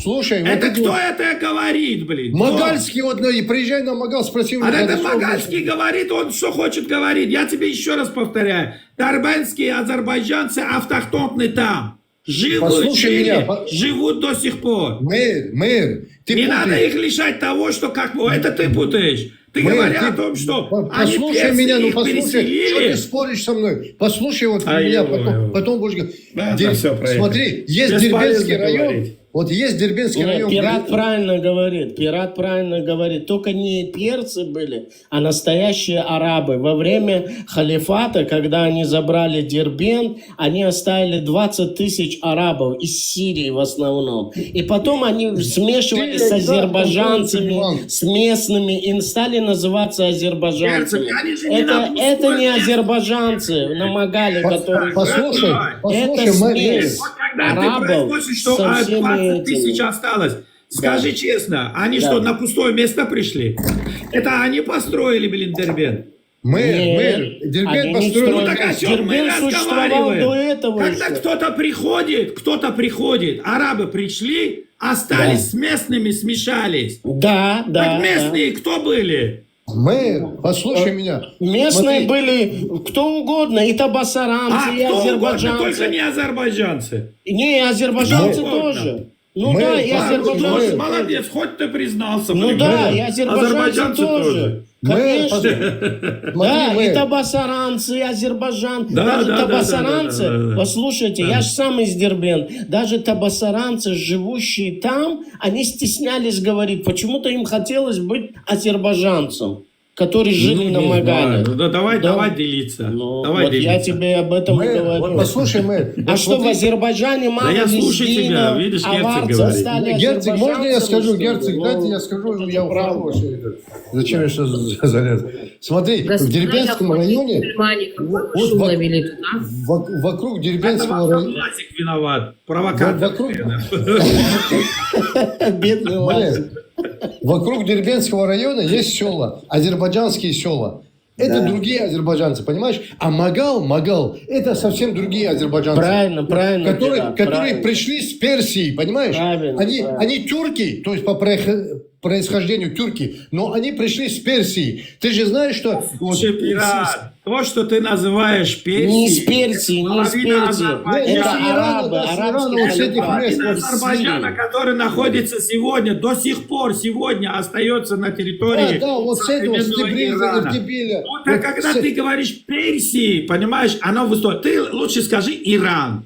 Ну, Иран, пусть скажи. будет Иран. Я, Нет, ну, как бы, когда ты скажешь Иран, тогда понятно. Но Нет, когда вот с ты Ирана, говоришь вот с севера Персии, Ирана. люди Севера неправильно Ирана. понимают. А Пират, другие- я тебе просто... Послушай, я послушай, понял, да? я понял, хорошо. Я я с тобой понял. не хочу спорить, ты просто произносишь, когда ты произносишь, если ты слова подбираешь неправильно, люди, которые 50 человек, которые тебя слушают, они неправильно тебя понимают. Они думают сейчас, что дербенты, все азербайджанцы, это персы, Нет, которые нет, себя нет, называют нет, сегодня нет. азербайджанцами. Я же А тебе вот- а про вот Магальских- смотрите, вы справедливости про ради- шиитов Магальских говорили. Да, нет, пират. Поэтому вот произноси, смотри, вот лучше смотри. скажи Иран. Вот, Скажи вот Иран. смотрите. Герцог, Вот и ты же всё. с Дербента, ты же знаешь, Да, да, Гурбас, да. там Сабнавал. А вот это знаете, всё. что я вам скажу? Это другие Вот- азербайджанцы вообще. Да. Вот знаете, что я вам скажу? Я жил в городе, да, в центре, на Ленина. Теперь смотрите, рядом со мной жили азербайджанцы, очень образованные, порядочные. Даже учительница английского языка преподавала в моей школе. Теперь смотри, и когда разговор пошел, как-то для сына искали девочку, и моя мама говорит: Мавсума, мол, возьми девочку для сына из Магала, да, вот где азербайджанцы живут. Она так на нее посмотрела, говорит: Галя, что с тобой, этих дикарей, чтобы Они я их с вообще ними... цыганами называют, Они их цыганами называли. Эти, которые азербайджанцы жили, Это это аджары, совершенно это вообще другие. Это совершенно Конечно, другие. конечно. Это не те, которые жили в Магала. Вы все Вот путаете. Вы Вот все смотри, путаете. Герцог, Берекей, там вот эти все села. Да, там, разные были, Это конечно. другие азербайджанцы вообще. Конечно. Они даже внешне Это разные. отличаются. В селах, Они- Сабнава, в этих, там Да. районах столько разных было азербайджанцев. Они непонятно. даже внешне отличаются от магальских. Конечно, Магальские конечно. такие темные, А которые такие, на Магале, конкретные это были иранцы, да. особенные. Это особенные были. Во-первых, они дикие были. Дети, когда даже туристы приходили наверх на Рынкала крепость, они камнями бросались. Вот они мне напоминают палестинцев. Вот то же самое. Герцог. Дикие.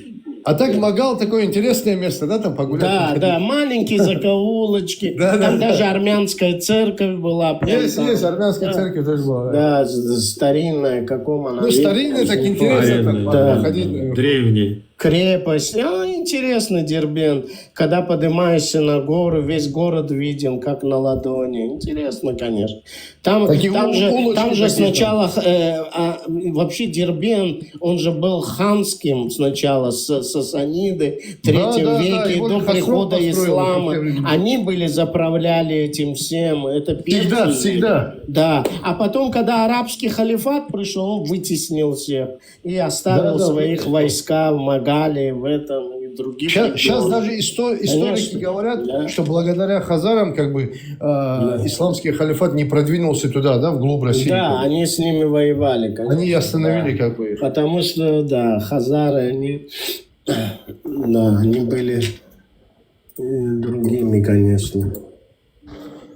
Просто мэр, когда вы зашли, вы, наверное, не совсем меня поняли, или я не знаю, Или, может, Не я знаю, вы так выразились, что я вас так не понял, блин. Надо было выразиться, наверное, немного Главное, что правильно. поняли. Главное, что в конце концов поняли. Вот это когда я так говорю- сказал, что, блин, о, музыка, говорит, это с Персией пришли, Когда ну, я это говорю уже Персия смешно или стало. Иран, это якобы одно и то же имею в виду. Да? Ну, Так он они все имел в равно не виду- оттуда пришли, они были Нет. автохтонны со своих Не-не, земель. мэр, Это он они туда имеет в пошли. виду, мэр, он имеет в виду Персия, то есть до прихода Династия ислама, до арабского халифата, это действительно сасаниды, персы. Конечно. Даже была Аварская автономная республика, Кутахская, да, в 3 веке, она была в составе Персии. Понимаете, да. Ну, все были До под прихода персами, все это были. было персидское царство. Ну, вы были, я понимаю. Что теперь поделать? И Грузия была под персами, и Азербайджан, и Армения, и Албания. Не Все под они- персами, а еще раз говорю, это был Иран. Иран. Нет, я говорю, это сасанидские персы времена. были. Иран это Да, блин, когда? сасаниды уже, блин, ушли давным-давно, блин. Чего вы прицепились к сасанидам, ё-моё?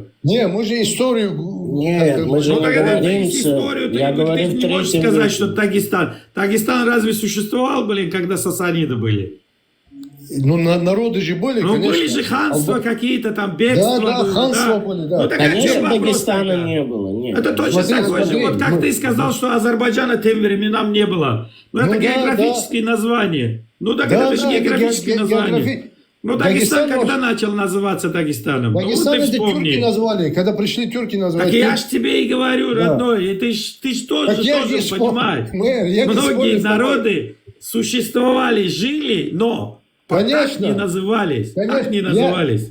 Я имею в виду, что Они вот по-другому государство- назывались. Я имею в виду, как Вот современное возьми, государство. пират, возьми Францию. На самом деле, вот современной территории Франции, какие народы автохтонно жили? Я не Как знаю, их германцы, называли? наверное, германские народы. Не, Я как так их думаю. называли? Франки, Галлы германы. жили, галлы. Галлы, да, галлы. Да. Это была Галлия, это бывшая Галлия, которого просто римляне захватили. Ну, которые с Римом и воевали, даже да. название стерли. Название стерли.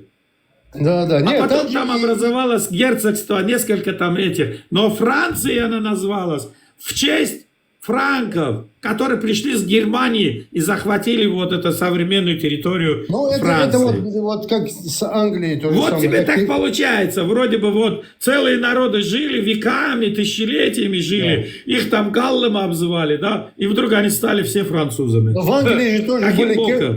кельты были, потом англичане. Ну стали. вот точно так же. И так все происходило во всем мире. Нет, так я же не Сначала спорю, я они просто были не- одни, а Я- потом как-то вот по-современному их назвали как-то по-другому. Не, я понимаю, но просто у нас как бы спор из-за чего возник. Да, Спора нету, просто надо просто чуть-чуть правильно выразить. Когда Нет, ты точно да, скажешь, да, что да. это С этим Иран, надо а не Персия, осторожнее быть, поэтому, это да. уже сразу Нет, меняет сути. Вот смотрите, Сути вот я меняет. сейчас семьи хочу объяснить, вот это Не перебивайте. надо объяснять, пират. Я знаю, Нет, что Пират, вы смотри, плохие смотри. побуждения это Когда сказали. ты говоришь Персия, да, Персия, когда говоришь, но это же персы, это же народ называется персами. Нет, Это ну же не смотрите, просто вот название, смотрите. подожди, пират, подожди секунду. Это же не только название империи было, но там Не, вот действительно смотри, персы мы жили. Сегодня Народ тоже Персии. президент Ирана тоже азербайджанец этнический, да? Да он не азербайджанец, он, во-первых, курд. Нет, Он ну там вообще врет, говорят, как бы врет не азербайджанец. краснеет. А что от этого Он меняется? пошел к курдам и рассказал, он говорит, я этнический курд. Нет, а что от А этого пришел меняется? азербайджанцам Я и имею в сказал, виду- что я этнический азербайджанец. Да, они Нет, будут я всё имею в виду, время. а что поменялось от этого? Пусть он курд, что? Да ничего абсолютно, он Меняет иранец. многое, пират, многое меняется. Многое. Не, ничего не Ничего не меняется, Има. Он меняется, ничего не иранец. меняется. Он человек режима. Все. Вот, я Это тебе все это сказано. Да, с этим я согласна. Когда он сам скажет, что я человек режима, он же не так говорит. Он же не так говорит. Он иногда себя... Ему даже не Он надо не говорить. сказал, Сима, об этом не надо говорить. Его действия за него уже говорят за себя, понимаешь? Он уже Да. выступает как человек режима. Да. Он был, Я хотела он есть, отметить он другое. будет человеком Пираты. режима. Все. Да, Он по-другому пираты, и не может знаете, действовать. здесь сидят... Конечно, сра- иначе бы он там не держался бы. Его давно бы Да. снесли, блин. Пираты, мы почему срочно поднялась я, например, да, почему? Потому что здесь сидят известные эти наши, как говорится, Вот Стелла сидит, известные наши спикеры, например. Все азербайджанцы знают Ладно, Стеллу. девочки, мальчики, я тоже пошел. Да, все азербайджанцы знают Стеллу, Извините, все если что-то азербайджанцы так не так. знают Лазика. И когда вы что-то Хорошо, такое, не зная, вот или там в ошибку говорите, там, а потом нам приходится объясняться, и они свой антисемитизм, именно наши же азербайджанцы, антисемитизм нам в глаза суют, и они, антисемиты азербайджанские, начинают... Я устала тебе объяснять. Секунду. Антисемитизм при чем здесь? Пользоваться этим. Секунду. Нет, Симочка, тебе нужно понимать. Антисемитизм и ненависть к иудеям не относятся к тому, что кто-то что-то сказал. Да, Везде причем кто-то антисемитизм может вообще? ошибиться. Секунду, я тут нахрена сегодня видела азербайджанцев, которые с армянами в губы целовались в десна. И оказывается, евреи враги и азербайджанцам, и армянам, которые убивали столько лет. Поэтому давай не будем, что кто-то, какой-то еврей что-то сказал, и из-за этого антисемитизм поднялся. Нет, это не касается того, что... Я не говорю подняться, я говорю, им в руки я не хочу карты давать. Дело в этом. Да, им не нужны никакие карты, они с этой ненавистью всю жизнь живут. Сима, Скрытый вот антисемизм. смотрите, Послушай, кто нормально относился к еврею, он дальше будет относиться нормально. А те, кто были скрытыми антисемитами, они сейчас просто всплывают, вот и все. Да, Сима, смотрите, я не еврей. Мне вообще как бы до евреев дела нету, да, но евреи пусть живут по-своему, я по-своему. Никаких проблем. Я имею в виду, когда я сказал про Азербайджан, я имел в виду, что современные вот это вот государство Азербайджана раньше не было. Были ханства, да, были какие-то тюркские ханства и так далее. Там, Но да? ты хочешь сказать, что раньше какие республики были, что ли, в старину? Не республики, были ханства, я имею в виду, вот с демаркацией границ, вот современного Азербайджана не было. Или царство, или ханство было. Ну, ханства Да, были царства, потом пришли русские губернии, стали там и так далее, да? Бакинские губернии и так далее. Республика провозглашалась Азербайджан, это в 18-м. 18-20 век, 2 года, да, или даже 2 лет она не продела. Вот мусавиты, которые пришли, да, это было. Но я имею в виду вот современного, вот демаркации современных границ территории Азербайджана как государства не было раньше. У нас были более широкие, до этого были более широкие территории. Мы Возможно, сейчас, да. Вот, мы сейчас в соседстве держимся, в соседстве со своими землями. А так то, что Атропатена была и так далее, я это все знаю. Вы зачем мне это говорите? Ну вот, поэтому. И когда что-то так говорится, надо подправить. Я же, как я сказал, я говорю, современного государства Азербайджана не было. Его сделали... Поэтому почему к Азербайджане только относится? Это и к Казахстану тоже относится. Казахстан, понятно, и Казахстану, и так далее. Да. Ну все, я да. не говорю, Ко всему относится это, не только я же к не говорю, Казахстану. что азербайджанцев не было, или казахов казахов не было. Раньше были ханство и царство. Конечно, конечно. А что я неправильно сказал? Что вы на меня напали все? Я говорю, как я же не говорю, что казахов не было. Просто вы сказали, из персов идет, поэтому... Я говорю, что шииты пришли оттуда. То есть вот это шиитские, вот, то есть шиитизация, там некоторые части Дербента, да, это пришли с Ирана, с Персии, да. Ну правильно, а откуда они пришли? Ну, азербайджанцы, по сути дела, это действительно смесь персов и тюркских народов. Вот смотри, Герцен, это вот тюркские династии, которые захватили власть в Персии, да? Да, а потом уже двинулись на Кавказ. Ну, понятно, что. Надыршах, вот известный полководец иранский Надыршах, персидский. Кто он был? Он же был тюрок.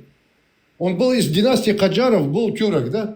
Были шииты, но были тюрки. Ашрафы кто были? Ашрафы были тюрками, да? Они же все оттуда, эти династии. Вот эти...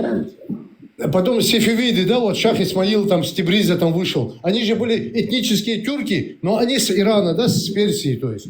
Я это имел в виду. Они не вышли оттуда, просто под Персией это было временно, да. Нет, ну да, ну оттуда, да, я имею в виду. Раньше Тебриз был Азербайджан, и есть Азербайджан, просто сейчас под Тебриз был Азербайджан, а вот эти земли, вот современный Азербайджан, это не назывался он Азербайджан. Это уже советские, когда большевики пришли, они просто по аналогу взяли вот Северный Иран, Азербайджан, да, и назвали вот эту территорию тоже вот Аран там и так далее, да, Муганская долина, вот это все соединили и сделали это Азербайджаном, назвали Азербайджан.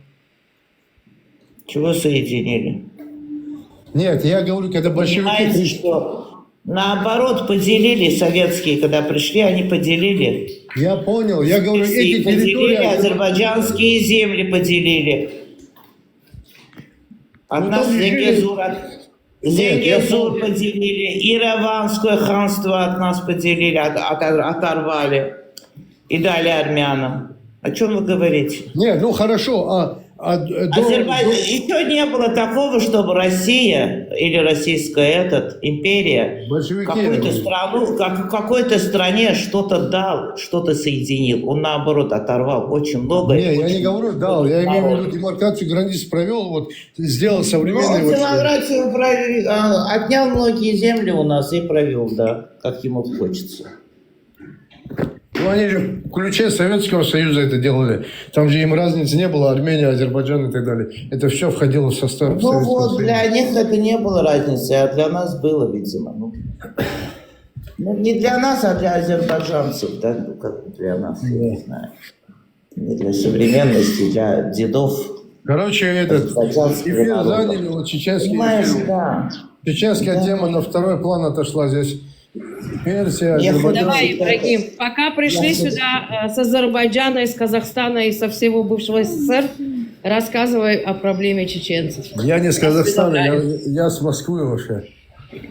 Ну, неважно, но ты не москвичка, слышно же акцент. Вы так и не сказали, кто вы по нации, пират. Почему не говорите свою нацию? По акценту слышно, что казахский. Казахский акцент, да. Ну, пусть буду казахом тогда, что. Я в Казахстане родился. Ради бога, надо гордиться своей нацией. Какая разница, кто вы по нации? Вы можете сказать с гордостью, почему. Казахстан, Алга, короче. Ладно, давайте всем всего. Это не казаханам, это пиратам, афганам, это дагестанского. Нет, он не дагестанец. Я знаю, как дагестанец. О, Дагестаном она, знаем, а восточный соседом она Шишенова. Очень хочет быть соседом на восточном, Шишенова. Уже шайтаны проснулись, пора мне идти. Пиратова не уходи, люблю тебя ради Аллаха. Все, давай, шайтан, успокойся, я ухожу. О, не уходи, давай, пиратова, жихада объявляем. Очень хожу. Пират, надо на тебя подписаться. Что? Говорю, надо на тебя подписаться. Все, подписалась. Зачем? Следить буду за тобой. Как ты себя ведешь в ТикТоке. Слышишь, Стелла, чтобы я ненароком что-нибудь не сказал. Да? Стелла у нас младший сотрудник Моссада. Самое интересное. Вчера один человечек, я тебе потом скриншот этого человека вышлю, был с Амиром в эфире. Стеллочка, привет, дорогая, как дела? Потом у Хафиза сидел, там что-то тоже, там такая любовь к евреям и вообще ко всему. А сегодня я его вижу с антисемитами сидит. Правда, он особенно не говорил, но он сидел и слушал с радостью. Стелла, я тебя заранее предупреждаю. Особой такой любви у меня к евреям нету. У меня к ним так нормально. Ровные отношения. Я могу кое-что скажу, пират. Подожди, Нохча, блин. Я тебе кое-что скажу. Мы не купили 100 долларов, чтобы нас любить. Нет, я понял. Нам достаточно того, чтобы нас просто не ненавидели просто так. Я же нормальный человек. Нохча, подожди. А мы как вас любим, пират, если вы знаете. Я не знаю, как вы меня что-то напали сразу на меня. Может, меня не любите. Не. Ты знаешь, я всегда... У меня есть чувства такие. 6, 7, 8, 9, 10. Вы шамахинская? Почему я шамахинская? Я не шамахинская, я просто точность люблю и не люблю игры разные. Я думал, вы с Шамаха. Знаешь, я здесь уже... Ногти, подожди, я сейчас... Тихо, сиди. Выгоните этого шайтана. Знаешь, я чувствую, когда среди евреев сидят, особенно когда среди евреев сидят, почему-то... делают такие эти, а потом говорят, что это случайно случилось, это слово случайно выскочило. Нет, ну смотрите, здесь я к евреям заходил. Я к чеченцам заходил, здесь чеченский как бы эфир, да? Я к евреям не заходил. А так бывает. Хорошо, не надо делать. Мы чеченцев очень любим и очень уважаем. Особенно я понял. Секунду, Пират, ты же знаешь, что мы евреи-оккупанты, поэтому и ногчи эфира мы тоже оккупировали. Ну ладно, вы весь мир оккупировали. Я не вижу, что я везде бываю, да? И на еврейских, и не на еврейских, и на мусульманских, на всех. И вообще могу просто там на...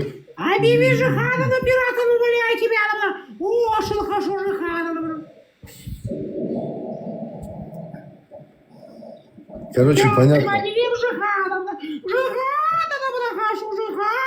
Так что вы меня можете и на, как бы и на еврейских, и не на еврейских, и так далее. Везде, ну, говорите за свою страну, значит. Вы же не историк, чтобы говорить о других странах и истории других стран, понимаете? А что я сказал? История любит Дима, он может, подожди, он свободный человек, он может говорить, что он хочет. Естественно, конечно. Ты зайти и исправить его, поправить его. Естественно. Ну, а в чем она меня поправила? Я как бы сказал, что современного Азербайджана как такового не было, пока большевики его... Ты еще 500 раз скажи. Я говорю, современного Азербайджана не было, современного никакой страны не было. Америки тогда вообще не было. И что теперь? Нет, я просто сказал, а вы что-то начали со мной спорить об этом. Ну, вы же повторяетесь, понимаете, что не было. Был Азербайджан всю жизнь. Так я не повторялся, пока вы не поднялись и не начали. Была здесь страна, была эта страна, были ханства, назывались ханство. Вот, ханство. Ну вот, от того, что название СССР было, там Азербайджанский СССР провозглашал, Республика Демократическая провозглашал, была или не была, это не означает, что этого народа, который здесь жили, автономных не было. Это не означает, что эти земли не были азербайджанскими. Понимаете? Вот в чем дело. Вы хорошо знаете то, что вы говорите, вы не тупой человек. И я не тупая, я хорошо знаю то, что я слушаю.